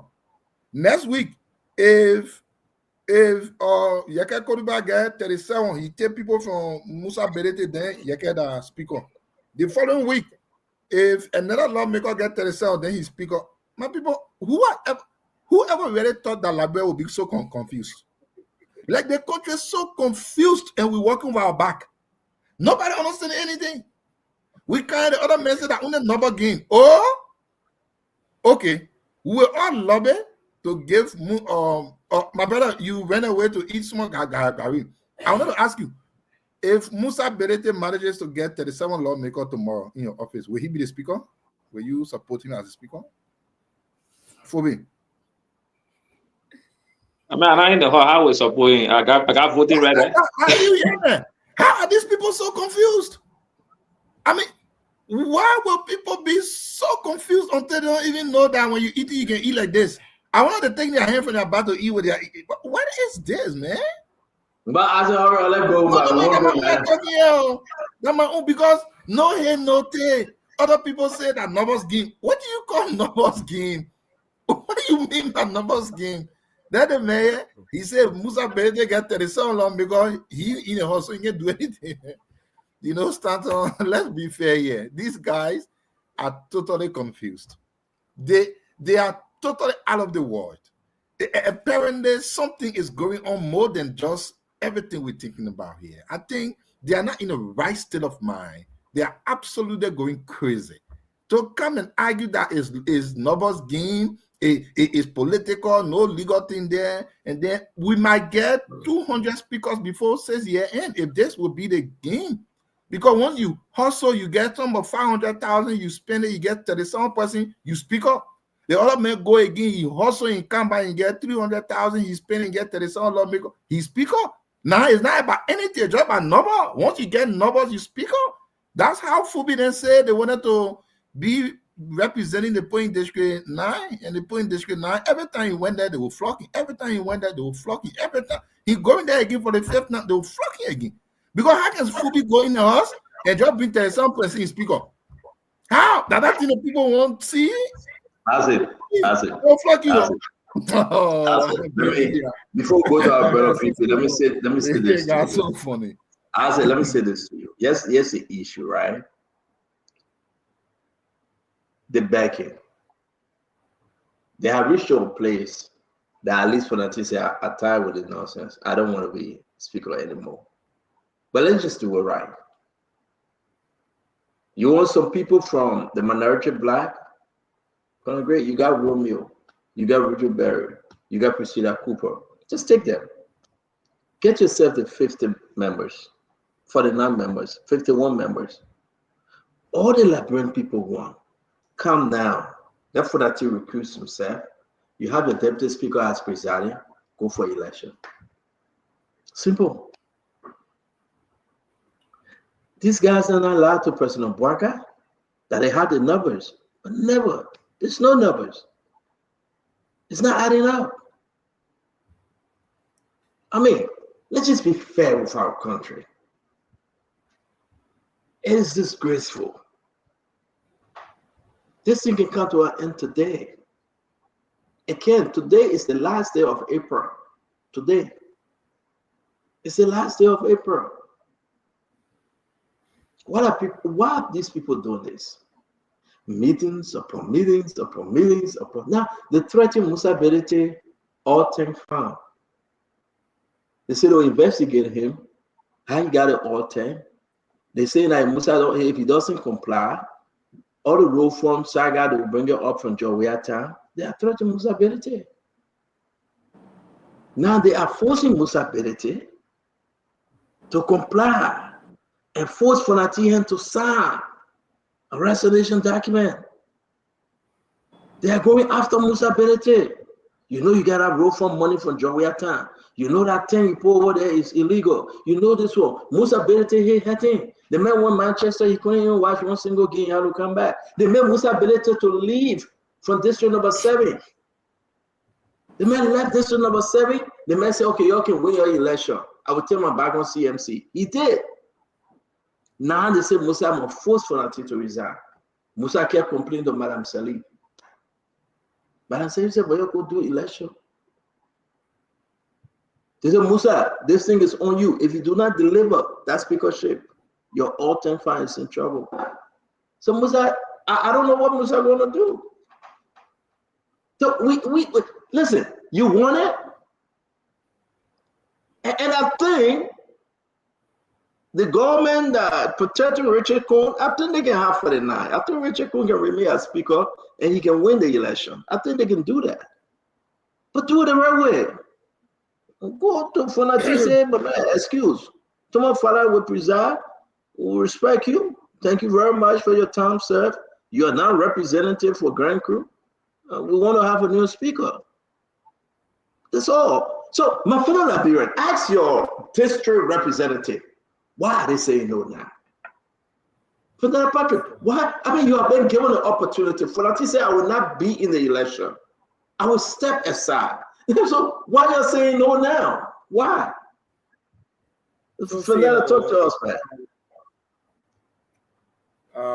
First and foremost, our president made a terrible mistake. That is a fact. And I don't think we have an opposition currently in the country, but the government intentionally and willfully created its own opposition within the government. And as a consequence of their bad dealings, bad policies, So the opposition is using what the government is sending them, and this is where we are. Mr. President, we took a whole year on a single individual to fight. You did not succeed. There was poor rating of the government. You agreed that by this time, the government will be put on the right trajectory. There are some gains that have been made, but as a result of the Supreme Court ruling, again, it was a perfect opportunity to just allow this thing slide so that the gains you are already making, it cannot be ignored, and the negative posture of your decision will continue to spread. Your people are not talking about your development all over. It's because of the bad decision you made to say you will not honor the decision from the Supreme Court. Bad news travels better, faster than good news. We have won the election. He built roads. He gave people money. He sent people to school, YFEs, free education. But only a few things that George Weah were defeated. He refused to prosecute certain individuals that were presumed to be corrupt. He did not take certain action. He did not reshuffle corruption cases. He did not fight. Bad news travel faster than the good ones. Mr. President, you made a wrong mistake. It's still not too late to correct. On the issue of this legislative impasse, look, see, I hear some of you talking about, this is almost like Ukraine and Russia war. Oh, yeah, when they get it 49, they will have to go right back, including rhetoric.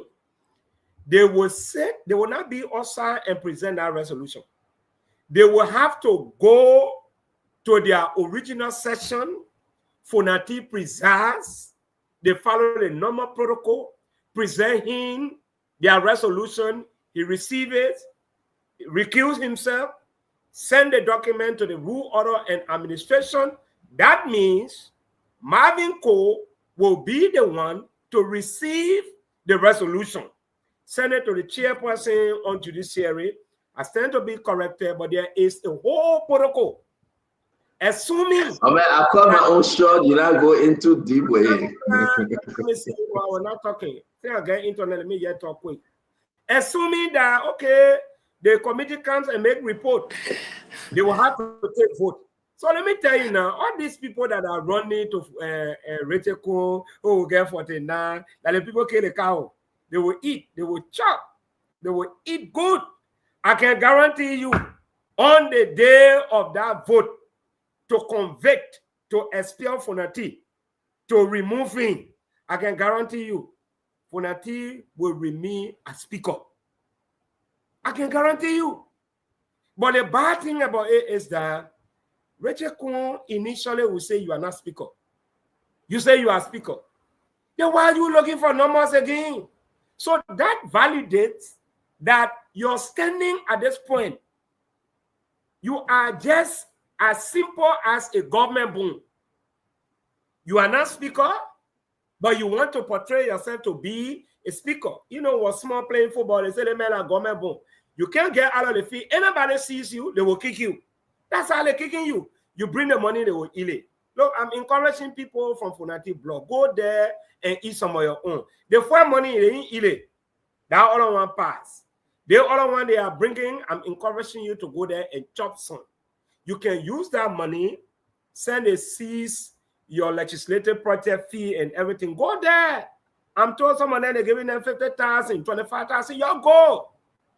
But on condition that they still have to follow the proper channel. So CEO is a long ride. But what I can say, everything that I'm saying, I'm not feeding for some of you who were trucked and went to other countries and elected some of those people that are making these kind of stupid decisions at the House of Representatives. I don't feel for you today. I don't feel for you tomorrow. I'm only talking. This is just a disclaimer. I'm only talking because I was raised by a set of values that allow me to read between the lines and speak from my informed position, but not because you are suffering, not because you are commenting here, the people stupid. I don't care. I don't care. Because a level you, these same people that we are criticizing, when they go by right in the community and they give you 300,000, 1 million, you call them talk and do. They bring buses, you will get inside. They bring truck. The thing that really makes me vex is the fact that adults, grandfathers, they can be the ones in the trucks and buses to go from one district to another to make stupid and crazy decisions. Thank if we you. were elected on the basis of principle, this thing will have ended long Thank you. time. But again, I don't know whether this is my closing statement now or we're coming back for closing. Yeah, they'll come back for closing. Let's hear from Aaron McGray. Thank you. You still need closing. You still need closing. I'll bet you, yeah. Aaron McGray, let's go, my brother. Yeah, center on that issue of ability and his farm. I heard it a long time. You know, this government will use all tools available to its disposal just to coerce people. And I agree with VP. This is the best time to be in the house. I mean, anytime they introduce for every step forward when there's a bottleneck, definitely money will talk. So if you miss the first one, why would you be sitting there? I mean, this is like free money. That's why they allow people to sign. If you say you're going to go vote for them, man, sign, and then they take that signature as a petition. You know, they know if they go on the floor, and Richard Kuhn knows. He knows that he's not electable among his peers. For some reason, maybe I don't know. Maybe you just don't have that conviction, or that convincing authority for people to look at and say, "Well, take me for my word. You got my vote." But I think it was Socrates who said, when he was convicted, that he incited the youth to go against the state. So he was charged with sedition or treason. And then he said, even though I'm not guilty, when they convict him, he said, even though I'm not guilty, but the court will also, whenever the court speaks, we must abide by it. So he subdued himself for hanging because the court decided that was his punishment. An innocent man, so to speak. But because the law, spoke against him, he had to subdue himself. I wish we have those kinds of Liberians in our city-state, in our state, that such that when the Supreme Court, the interpreter of our laws, when they come out and give an interpretation, for somebody to say we're not going by that, that's lawlessness. That's why you see all of this people always they're making all the noise from all the corner. Oh, we're not respecting it. Look, I enjoyed the counselor that was here the other day. I think the other Lafayette Gould, the younger one. He said these people in the future will charge them for treason. There's no statute of limitation to that. The like of people come to make fun, but it all leaves with just one person to start that, that balling. A lot of people will go down, and but I believe in the law. When you're doing the wrong thing, and then the legal authority comes down and says, "My man, you're wrong." I don't care what you do; it will live with you, with your conscience. That the Supreme Court say I'm wrong, it means I'm wrong. They were fighting, they had all the strength. You see how they just slow down, because that's why we're urging the Supreme Court to please, give the ruling. And they did. What happened? He sent them helter-skelter. And you see what happened? People are coming out now, they're finding they're pivoting. Hey, Joey, I will take the security from you. Look, in the midst of the indifference between President Weah and President Boakai, now once George Weah was angry at one point. President Weah was angry. when, President Boakai, then VP Boakai, made a comment that actually angered the power, the authority that be. And Joe was angry, but now one day they withdrew because that's the law. You have to provide security for that guy. But I can say, Stanton, this is a done deal. They will have to go on the court, on the floor, and try to do the right thing. And I can tell you, if you're doing the wrong thing today, a lot of lawless people just watching. Imagine tomorrow when you're not there. What are you going to say? They should respect the law? You see how sometimes can come back to Joe where they say, well, he did not respect the law yesterday. He didn't do this. But imagine George Weah were going to be in power and made this statement that I work with any group of corrupt. Do you know how much fire we're going to get in the air? But I think President Weah, Stanton, I don't want you to blame him. Maybe he's proven to be a very peaceful guy. I mean, who lost election in Africa, 17,000, and just pack his money and say, leave the people? You understand? He's a guy, he's proven to love the state more than certain people. I mean, as much as he was corrupt, but he gave something that somebody cannot even give today. I mean, a speaker position, you can't give that. When it comes to the presidency tomorrow, let's wait. Hopefully, they don't make all this yap here when that time comes. But that's the speaker for another man. You can't give it up. That the presidency tomorrow, if you lost that president by 17,000 votes, man, you hear Babu Devakola. I believe that. Well, I'm not inciting anybody, but you can just tell. I mean, if the Christmas would be good, just watch the eve of Christmas. That is right. Thank you very much. Thank you very much. I want to say thanks to all of you. We have some information coming up for Nimba, who posed to replace Sam Koga. On Friday, they will be giving Sam Koga his certificate. The 2nd of May in Nimba, Senator-elect Sam Koga. Now there's a vacant seat in Nimba, District number 5. Who's going to replace Sam Koga? We are hearing this beef now and early. Now, I stand to be corrected. I don't want to say this, but I'm just going to put it out there, then people can investigate. As early as today and this 1 week, there's a big argument between Sam Koga and somebody else concerning this young man. We received information that this young man have interest. His name is Yega. You remember he ran against Yeke Koluba from district number 10. But where we are today, even if he's eligible to run in Nimba in that district, he got strong resistance from the Samuel Koga camp and say, hell no, he will not be running in that district. And now I think we all understand they call him the vice president's son, Vice President Jeremiah Kuhn, but we're seeing that there's a strong resistance from the Koga camp. And Koga said, listen, now I'm senator-elect. This young man cannot come and take that seat because all the permanent Nevadians been in line for that seat. And, so this confusion is growing, is brewing. We just want to bring it to you.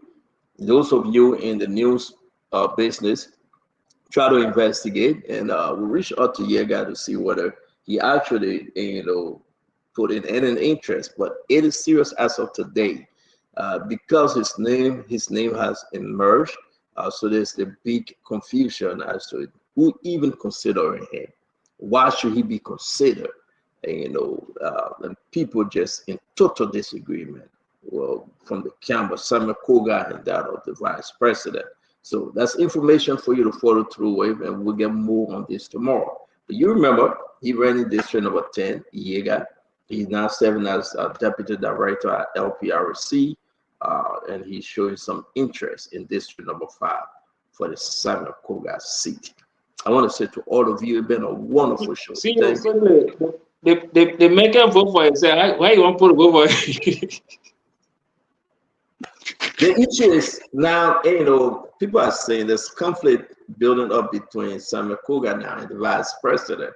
And all they were trying to investigate this, and they just like, listen, I think the Samuel Koga is man of himself, and he's looking to those other people to take the seat.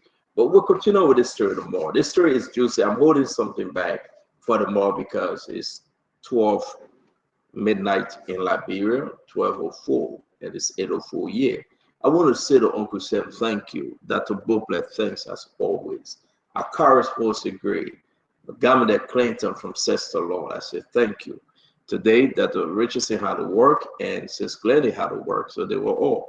To Vendetta Patrick, I said thanks to you, Colonel Reverend Gray, I said do for the hearings, and to Sylvester Chuduplay, that producer, we said thanks. It's a lot to discuss tomorrow. Cross your fingers. Yeah, somebody said this to me, Stato, why are you talking in the Doug Cooper situation?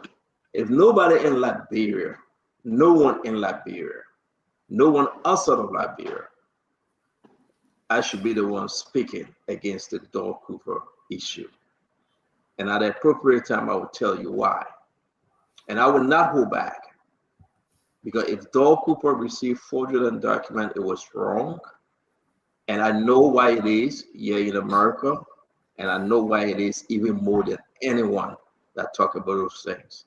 So I think we all should champion the president of the University of Liberia, Ma Payen, and support her strongly to fight against this thing. And that's what I would champion on that we can see the goodness of the university prevail.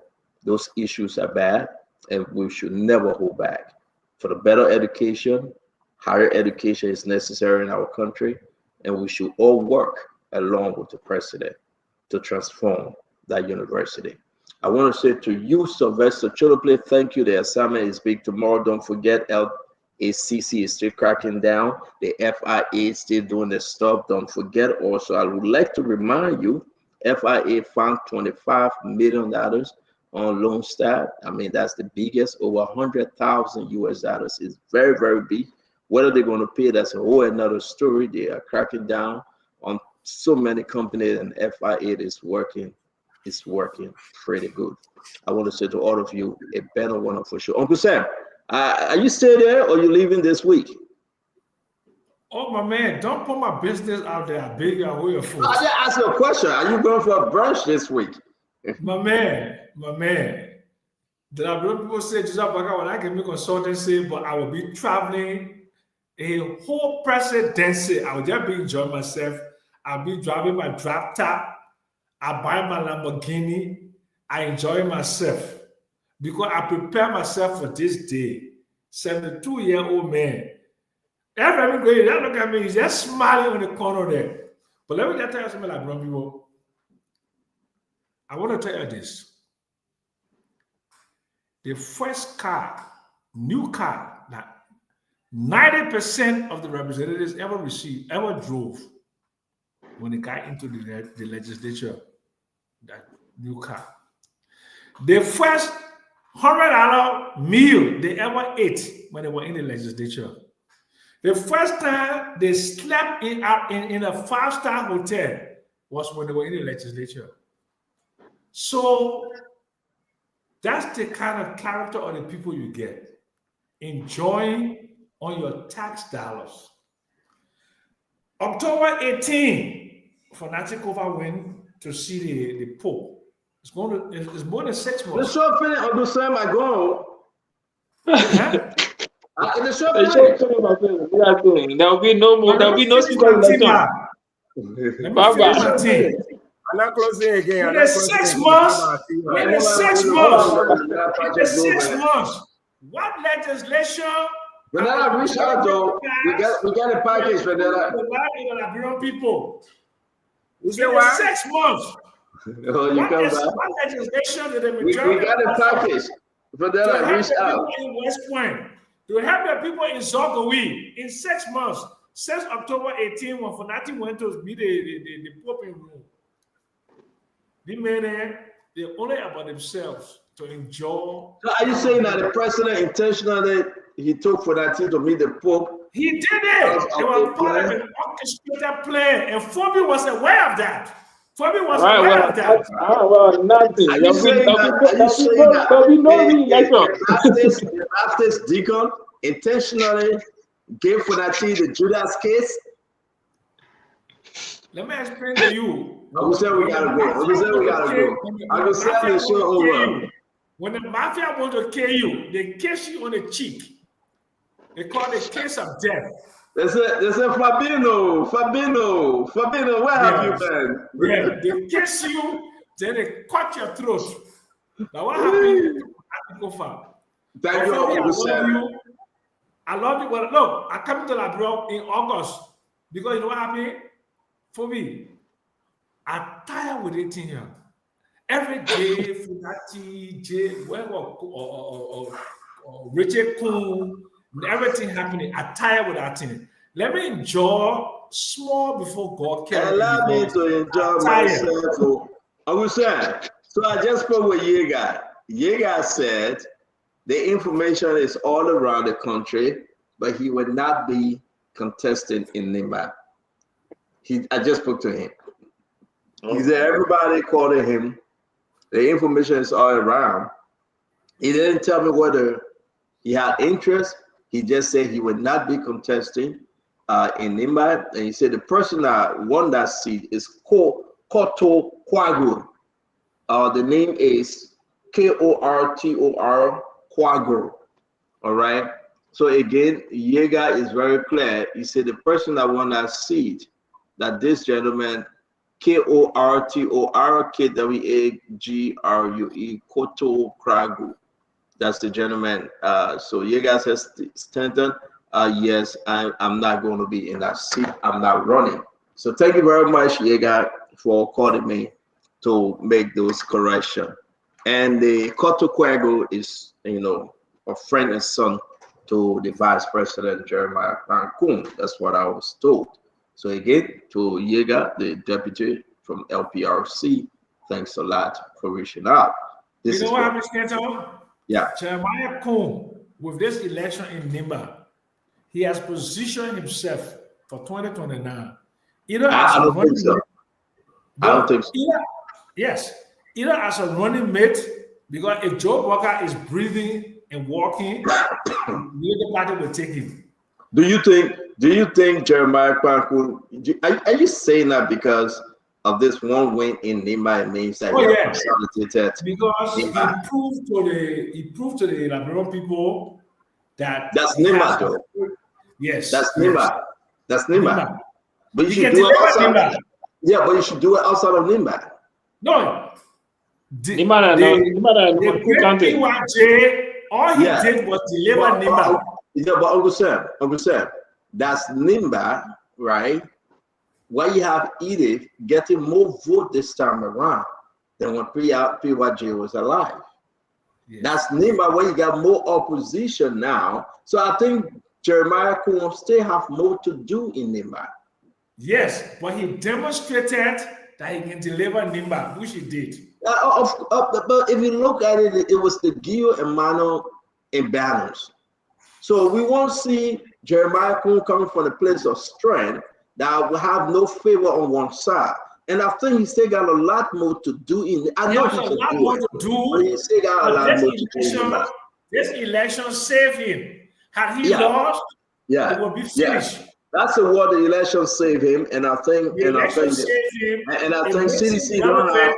CDC have no bragging right. CDC have no bragging right on him now to say you didn't deliver Nimba. I mean, they cannot say that to him. No, and Asa would disagree with me. That three-headed snake, where they were supporting in Nimba. Well, Asa is in agreement with you. Asa came on the show and said I was a mistake. Asa came on the show. Asa came on the show and said I was a mistake for CDC. But I'm on the mute button, stand up. On the mute. I'm right here, and the old man here. So let me tell you about Thank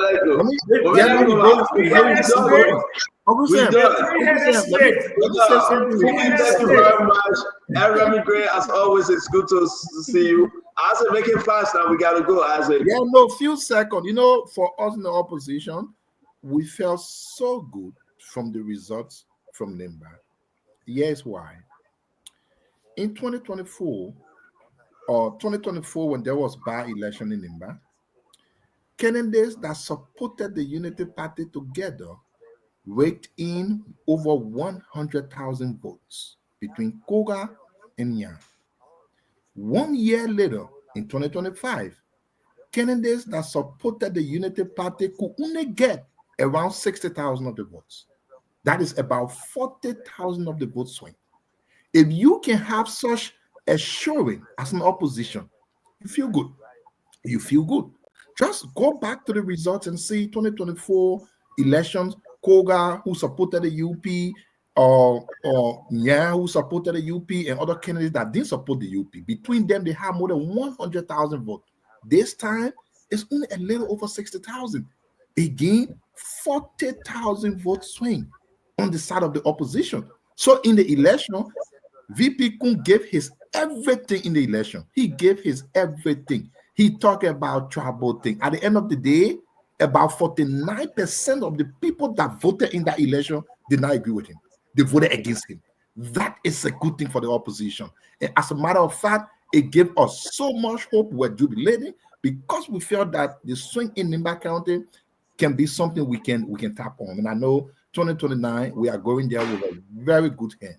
Very good hand. So I would say to you, as I'm looking at the result here, right? Where you found Ma Edith had 33.95%, Koga had 52.08%. Koga win by 62,136. Edith won by 40,506. There's no big difference though. Edith still between her 40,000. Yeah. So where is the celebration? No, I'm not talking about Edith. Everyone that voted for Edith disagree with VP Kun. Everyone that voted for Gaizo Yelu disagree with Kun.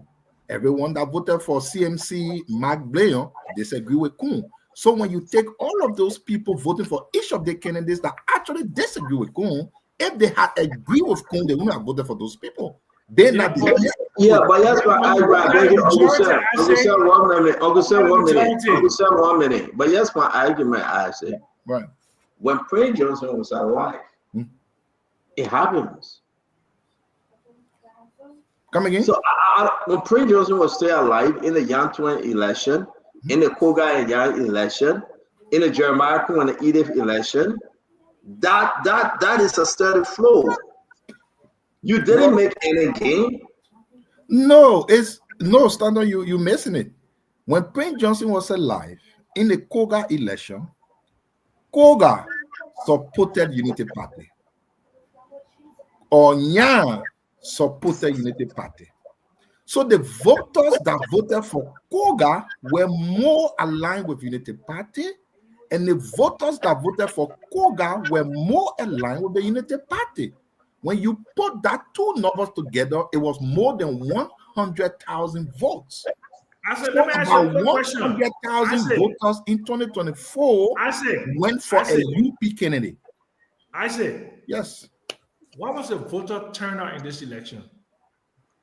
Actually, it was almost the same as the voter turnout in 2024. What was it? I'm not 100%, but I think it was around 120 something. No, I'm talking about the voter turnout, the percentage.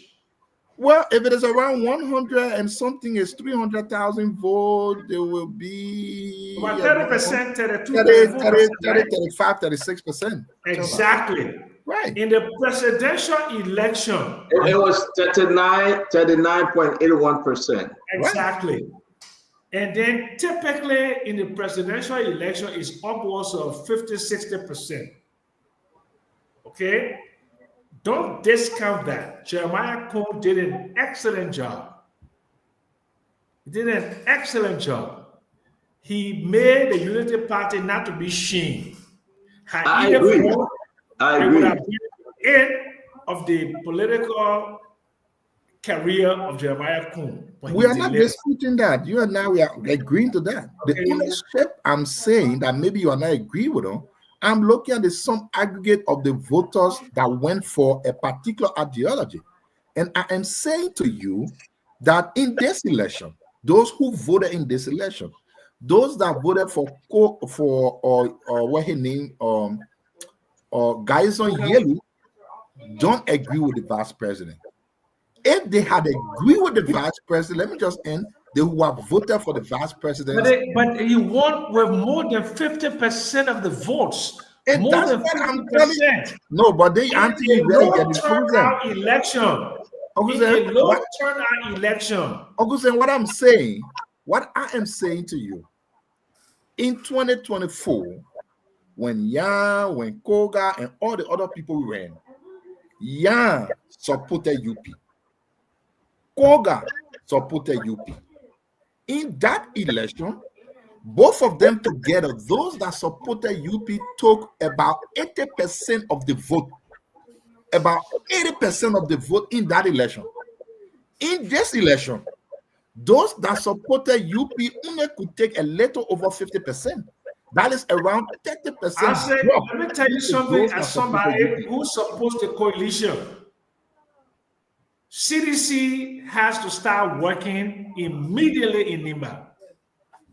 There's no president has won the elections in post-war without the majority support of Nimba.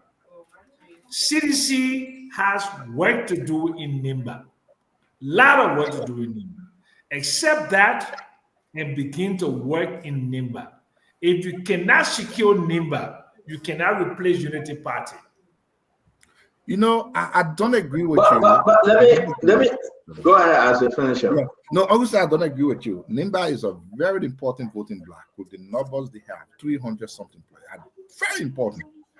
But to say if you don't win Nimba, it means you cannot win the election. No, it cannot be. Since 2005. Yes. Well, yes. That's what I'm coming. You're talking about going forward. Now let's take a typical example. In the last elections, let's just take a typical example. An example where in Nimba, you had closer to around 80 or 90% vote turnout. In the other counties, like the Southeast, you had about 60 to 70% vote turnout. Imagine if you were to work and push the vote turnout to about 80 and 90%, it will overtake the vote coming from Nimba. Let me just put something out. Yeah, let me just say this. And then the second thing is the Prince Johnson factor is not going to be there again. No matter how. But it's a Jeremiah factor now. Oh, Uncle Sam. Uncle Sam, how you finish? Yes, we agree. But what I'm saying, the Prince Johnson factor cannot be the Jeremiah Kunz factor. So I said, let me come in, I'm begging you. You see, and that's the reason why CDC is under the water, Uncle Sam, because they don't understand. You remember, let me go back in history when Koji said we don't need Prince Johnson. We got our men in Nimba. Prince Johnson not nobody. I have some of my friends from CDC, they said Prince Johnson was a deathbed. That's how they call Prince Johnson. They came here. We went to the Wawa. We drank coffee. They said, we don't need Prince Johnson. He will come crawling and backing. That's exactly what Asadona went into this election again with 3 hands Susu. It didn't work. That was a blunder. Again, you got no game plan in Nimba. As much as we can beat on Jeremiah Cohn, but then you got to understand, Nimba County alone swallowed 6 southeastern county. 6. One time, Nimba swallowed them. Look at the 2023 result. Nimba swallowed all 6 of them. Uncle Sam, let me finish backing you. You cannot say that Jeremiah Kun didn't perform. That he got more to do in Nimba, to bring about Nimba Kwado, to make the people feel that they are part of the county, and Jeremiah Kun is the leader. He has to go above and beyond. I'm not talking about Unity Party. No, I'm talking about Nimba. They want to see that person that can lead the county to honor a new dimension. And I think Jeremiah Kun is up there. Anybody now, listen, he's a sitting vice president. Now listen, he's calling the shot as early as possible. He said we want Koga, and the people respected that and they supported Koga. Let's look at the result. 2025, bam, either 40,000, Mike Glenn on 7,000. Isaac, let me talk about Mark Blavion. You think Mark Blavion voted, you think they voted against Jeremiah Kuhn, Isaac? Is that what you want us to believe? You can tell me. But I beg you, give me a few seconds, sir. Yeah, you want us to believe that they voted against Jeremiah Kuhn? No, they didn't. Jeremiah Kuhn picked up the phone and told Musa Belete to leave from his district. Musa left from his district. There were no campaign activities for Mark Blavion. Isaac, I will say this to you. The people appreciate Musa, but my friend, till you can do a better job, like Uncle Sam said, start a major grassroots organization. Identify one individual, not three in Susu. Jeremiah Kuhn, he gone with this thing. Look at this result, my people. 33.95% for Edith Gonglowe, 52.08% for Samuel Koga. Let's go back in history. Almost 20%. Almost, yeah. 20%. Yeah, but let's go back in history. 2024, Yan Twain and Samuel Koga. Look at the result. 2023, Yan Twain and Prince Johnson. Look at the result. 2020, look at the result. Yes, the trouble. The CDC can realize that they have made no gain in Nimba, and they have to do a better job. Which country are you going to put your hope in? Which country? Stanton, the biggest mistake that the CDC ever made was to believe they had an independent strategy away from Prince Johnson. That one makes them lose the election. And right now, if CDC does not have a robust Nimba strategy, they cannot win in 2029. They cannot. Officer, do you think CDC need a Nimba individual to serve as a vice president to help them? Someone from Nimba? I believe in science.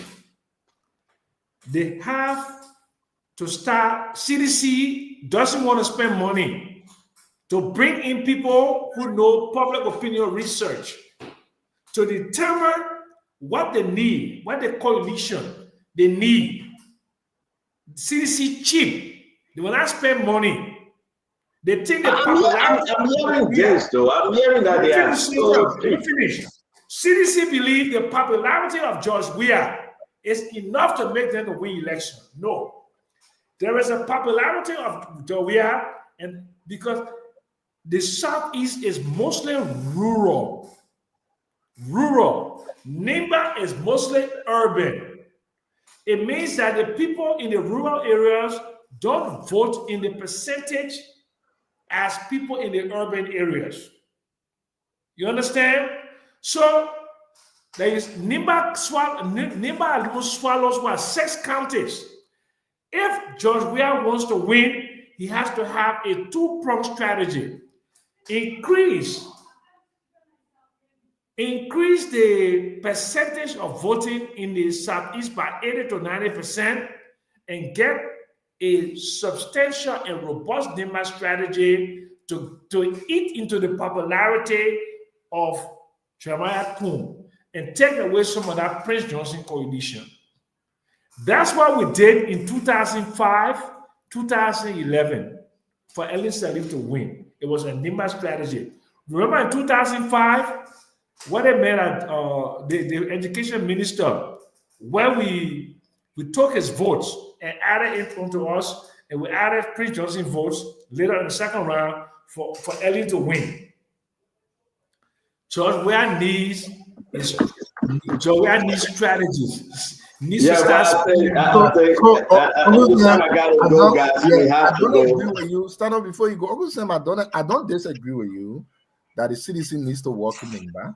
The CDC absolutely needs to work everywhere there. But where I disagree with you on 100 plus 10% is that CDC cannot win the election without winning Nimba.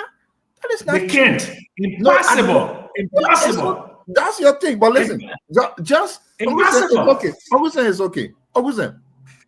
So what you are saying, even if the CDC wins 14 counties, hypothetically, all of the 14 counties, Once CDC don't win NIMBA, they will not win election. I don't agree with you. Let's look at that after 2023 or August. The United Party won Magibi. Magibi is one of the fastest growing counties. By 2029, Magibi's voting number will be closer to that of NIMBA. There will be a good fight. Or Buchanan. We will have where he named Besunga. Wait, you say by 2029, Magibi will be closer to NIMBA in population? In terms of so population, NIMBA population will remain stagnant. NIMBA population will remain stagnant. But after the wait. So you guys say that. What are you talking about? No, you guys say that. Magibi County is the fastest growing county in terms of population.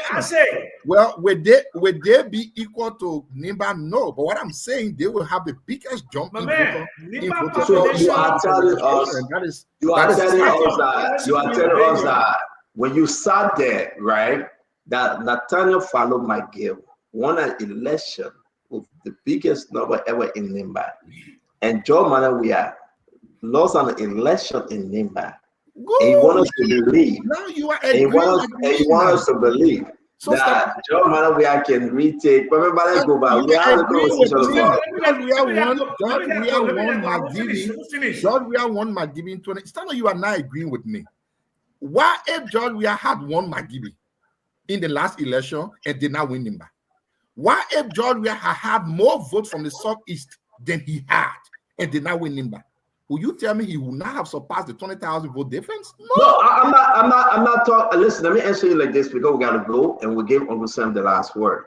I am not saying that Joe Weah cannot win election, excluding NIMBA. Yes, of course. And Joe Weah had, right, and I will say this, look at the election of 2023. The whole NIMBA swallowed the Southeastern region. Joe Weah took Bon County and Grand Bassa County. The election was between Moserado and Magibi. And we were afraid. We were afraid because if Joe Weah had that vote that Magibi had in Magibi, Joe Weah is still a president today. Exactly. Okay, I agree with you. But I cannot say the NIMBA population will go as far as, the Magibi population will go as far as NIMBA. But the pathway here to our CDC victory is getting smaller. It's getting smaller. And for it to get bigger, Joe Weah need to come out as it. Joe Weah now, you talk about another third option here. The third option can come in as a spotter. The third option can go from one county to another county and say CDC lied to you, Unity Party lied to you, gave this option a chance.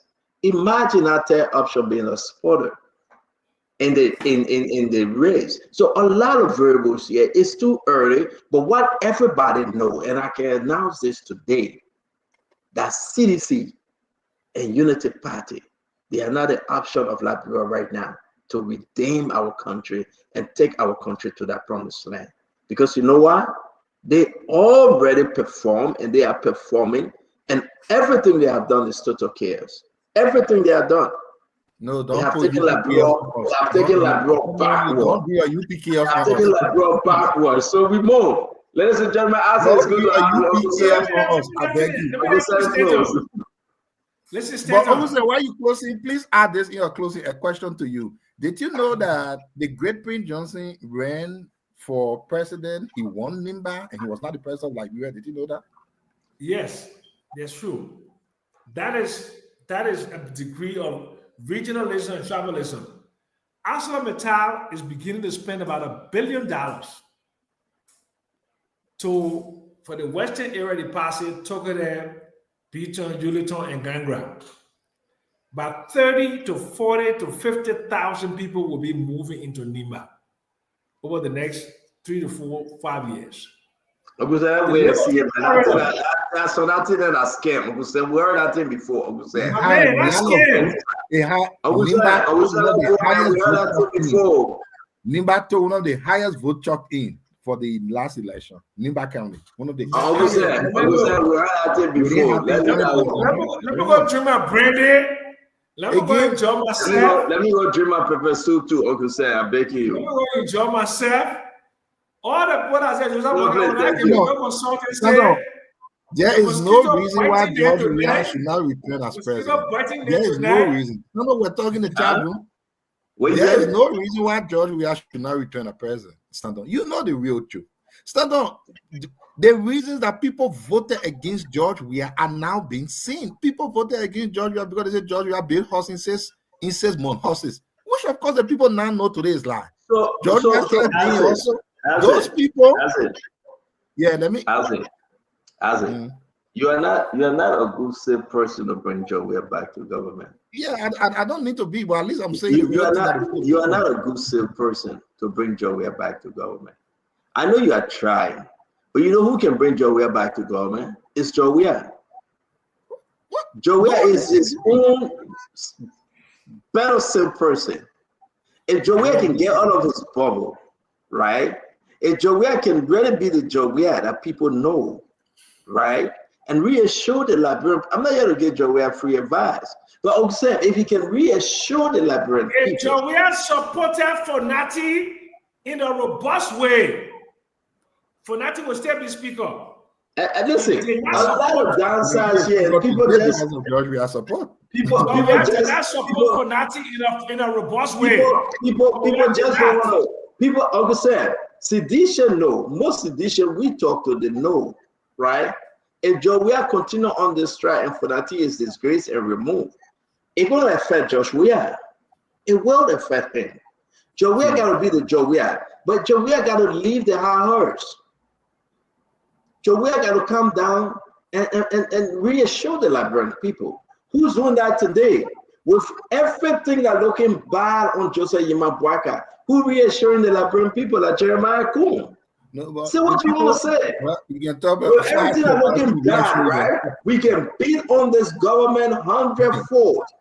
Jeremiah Coon is the one coming up and say, you know what? We will do it like this. For example, Uncle Sam, correct me if I'm wrong. My last thing here. Yellow Machine, $84 million. Jeremiah Coon have created an ark. No, you the one give it to him. No, but the very same Jeremiah Coon government took it to 80 whatever, and they seen Jeremiah Coon government begin to change. What change does it make? And don't forget, I said the last time, there will be no 285. I beg you, let me finish. Ladies and gentlemen, as far as ministers in this government and directors in this government, and we blaming Joseph Yimabwaka, the president, Jeremiah Coon, right, disagree with him. He tried to set the record straight. He tried to bring every. You know who I see in Jeremiah Coon? I'm not going to support you as a party, or I'm not going to support CDC, yeah? I'm supporting a third option. But you know who I see in Jeremiah Coon? I see somebody that Nathaniel might follow my girl. That will go across the eye, Uncle Sam, right? And talk to the enemy. And raise the white flag. And say, come over, let's talk. Uncle Sam, give me a minute, right? Because I have dealt with Nathaniel follow my girl. Get vexed with my girl. Curse him. Say he's a criminal. Say anything you want to say about him. My girl will reach out. The same thing with Jeremiah Coon.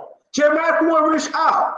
But Stanton, Jeremiah Coon calls me on a regular basis. He calls me. But that's what I'm saying, Uncle Sam.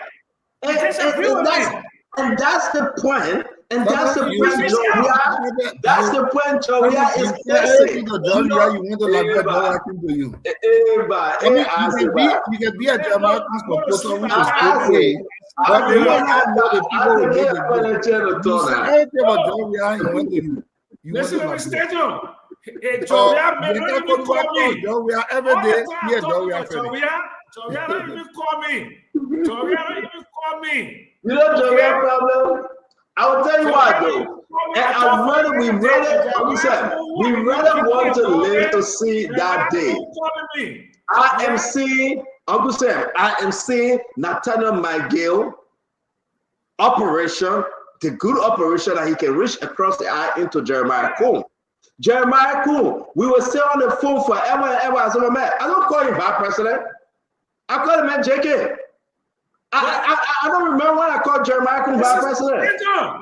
When the man see me blasting, the man call me. There is one There is one weakness in Jeremiah Cohen. I think he may need to work on, from a very honest opinion. But hold on, I said, when you come out of me, I said, come out of me, let me feel it with you, chair. I beg you, I say, I promise you. Chair play, I beg you, chair play. Yes, sir. Chair play, sleeping, give a few minutes, I beg you. But let me say this, right? It's very important for a Liberian to know this. In every political party, you get widow and dealer. You get people that make magic, that cause things to happen. Jeremiah Cohen took that thing from $84 million. He brought it down to $21.6 million. It was because of Jeremiah Cohen. I personally blasted at Jeremiah Cohen. I said, it's on you. I said, you will be nobody tomorrow if you don't work on this thing. That's one. Let's go to the next one. Energy infrastructure. I can tell you what Jeremiah Cohen doing, but he just said, don't say it yet. I can tell you what Jeremiah Cohen going above and beyond, twisting arm to make sure that the whole LDC situation comes under control. I can say on the show every day. These are the kind of leaders people need to talk about. Jeremiah Cohen get his shot first. We're going to blast at Jeremiah Cohen. Can I say that about George Mana we are? But I would say that about Nathaniel Follow my girl. Call Follow name. Call Nathaniel my girl criminal.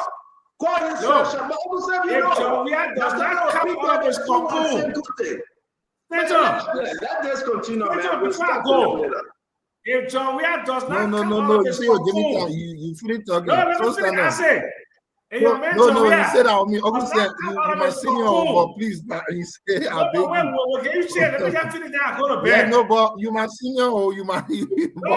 But your senior won't talk before I go to bed because. I start talking about Jeremiah Cohen. People saying they love Jeremiah Cohen. You see, that was my business. I'm going to talk about Jeremiah Cohen again. Yeah. Does not come out of his cocoon to reach out to people. Jeremiah Cohen were eclipsing in 2029. Your man Joey need to reach out to people. Uncle Sam, my God's grace will low left. We'll be in that race. But I will tell you why. You know what's happening here? Uncle Sam, let me say again. I'll give this 5 seconds. I beg you. Uncle Sam, you know what happened here? I think Joey should go back to Nathaniel McGill. I think he should do so. I think he should go back to Nathaniel McGill. Because Nathaniel McGill was able to bring James Barney. Nathaniel McGill was able to bring Alex Tyler. Nathaniel McGill was able to bring Prince Johnson. Without Nathaniel McGill, Prince Johnson say, I'm out. We can go down the line. Nathaniel McGill used to talk to us and say, oh, my man, forget that thing, man. Come to La Bureau. Bring the guys there. Say what you want to say. Who people, listen, look at Jeremiah Cohen today. That's the posture. That's the kind of way he's operating right now. Say, friend, Jeremiah Cohen will pick up phone and call you. Jeremiah Cohen will say, no, who that man? Give me that man number and me call that man. Oh, but so no, who that man do it? Listen. Hey, citizen. You gotta be very careful. What's that? No, don't do that. Obviously, I beg you. 3 days ago, please, do your text. So everybody present Jeremiah Cohen. Remember say Jeremiah Cohen, my heart. Okay, Jeremiah Cohen. So Again, I want to say somebody here said we love JKK the best for the Gaza people yet to. No, I'm not bringing this up. People are celebrating Jeremiah Cohen. I know. Victoria, why you come to me about? No, I'm not bringing it up. Let me say something. Let me say something that you. So listen. So I said, it's good having you. I said we'll bring you on tomorrow. It's good having you. We'll bring you on tomorrow. I said. Go ahead, Tom. We are going to 2029 elections. Stanton Waterspoon is telling Liberians again that the best. That means you come to attack now. No, I ain't attacking you. I just saying something. That the best person who want to come. No, you never said that. Reach out. No, reach out. No. I said he said the person that let McGill that can reach out, the men that come in, the men that brought the deal down from 80 million to 20 million, the men that went to EDC and said, you know what, I come in solve EDC problem. Now EDC problem is solved, like Jamaica. This is man, Joa, who listened to Stanton 2023, 2022, 2023. So go ahead. And you think Stanton going there, man? Oh my God, you finished. No, if Joey don't reach out, if Joey don't reach out, they gotta learn. Joey gotta reach out. Joey gotta reach out if you want to win 2029. You gotta reach out. You gotta build a big tent in 2029. I would have called for Joey every day. Joey, I don't even call me and say I want to say this. How you doing? I want to say this. President, we have made that problem before and you make it the same problem. It's going to be wrong, right? You have some young men, young women trying to look for a better solution, right? I can condemn CDC and Unity Party. The people begin to talk about Mr. Cummings. People say, oh, Mr. Cummings get 1%. Don't take Mr. Cummings out of this thing. Mr. Cummings can be that man to partner with any political candidate as a vice president and support them in the quest for a better Liberia, and they can make gain. I will say this to you, there's other good people out there that we can talk about. But all Liberians, what the Liberian people need today, Uncle Sam, is a better Liberia. John, we have been there before. John, we have failed the people. They rejected him. Madam Sali was there. And everything Joseph Yiman Boyka said, we put it on Madam Sali because he was the vice president. Now President Boyka is failing the Liberian people. And we will remind them. But let me say this to you. Can Jeremiah Kun separate himself? Can Jeremiah Kun do that which is right and tell the presidency we are on the wrong track? We should get it right for the sake of the Liberian people. Can he do that? Can Jeremiah Kun transform with leadership style in supporting the president agenda? Understand me right. So when we pose this question to Jeremiah Kun, then Jeremiah Kun have to go to the president. Mr. President, we cannot pay 84 million on yellow machine. The president said, then you take care. From 84 million to 21.6 million. Jeremiah Kun can go back to the president. Mr. President, their LECT is a fiasco. The president said, you go ahead and handle the energy infrastructure program. Mr. President, we got more corrupt people in the government. Look at this president. The president says suspend them, send them to LDCC. Work in the back with the president to make genuine decisions. It will benefit you tomorrow.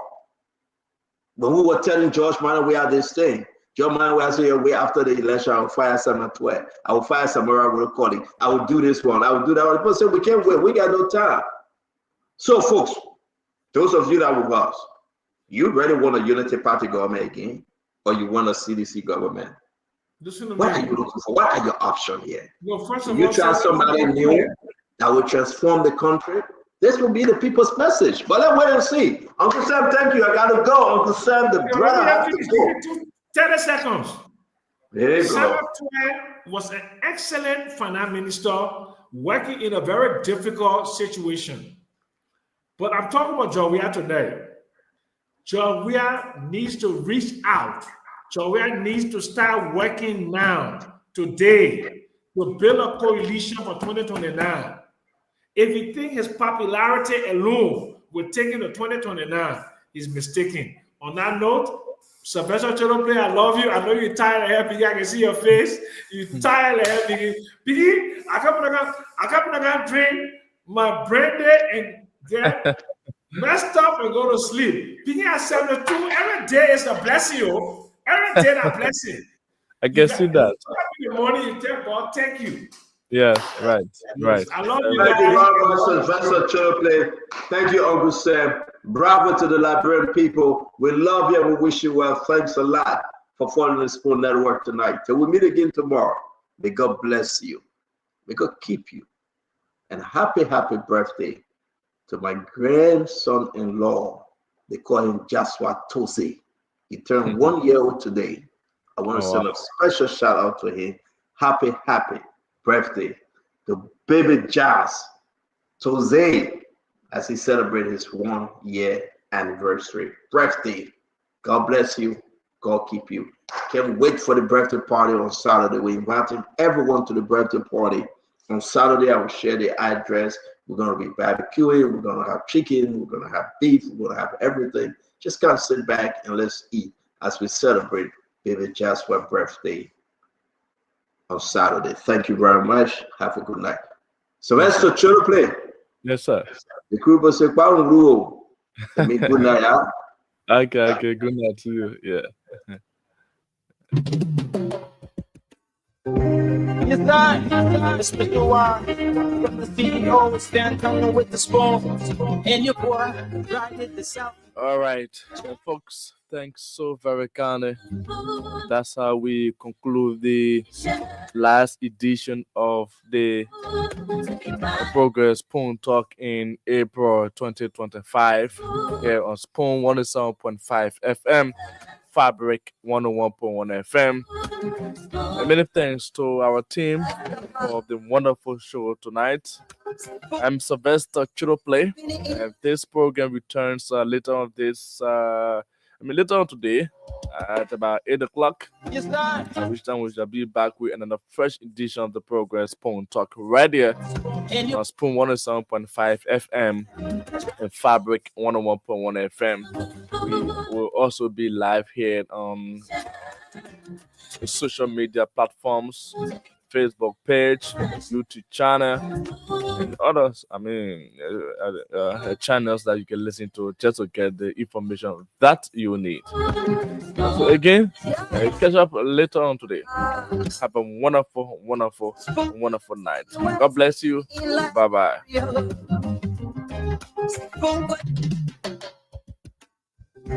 It's not. It's been a while. From the CEO, stand coming with the spoon. And your boy, right at the south.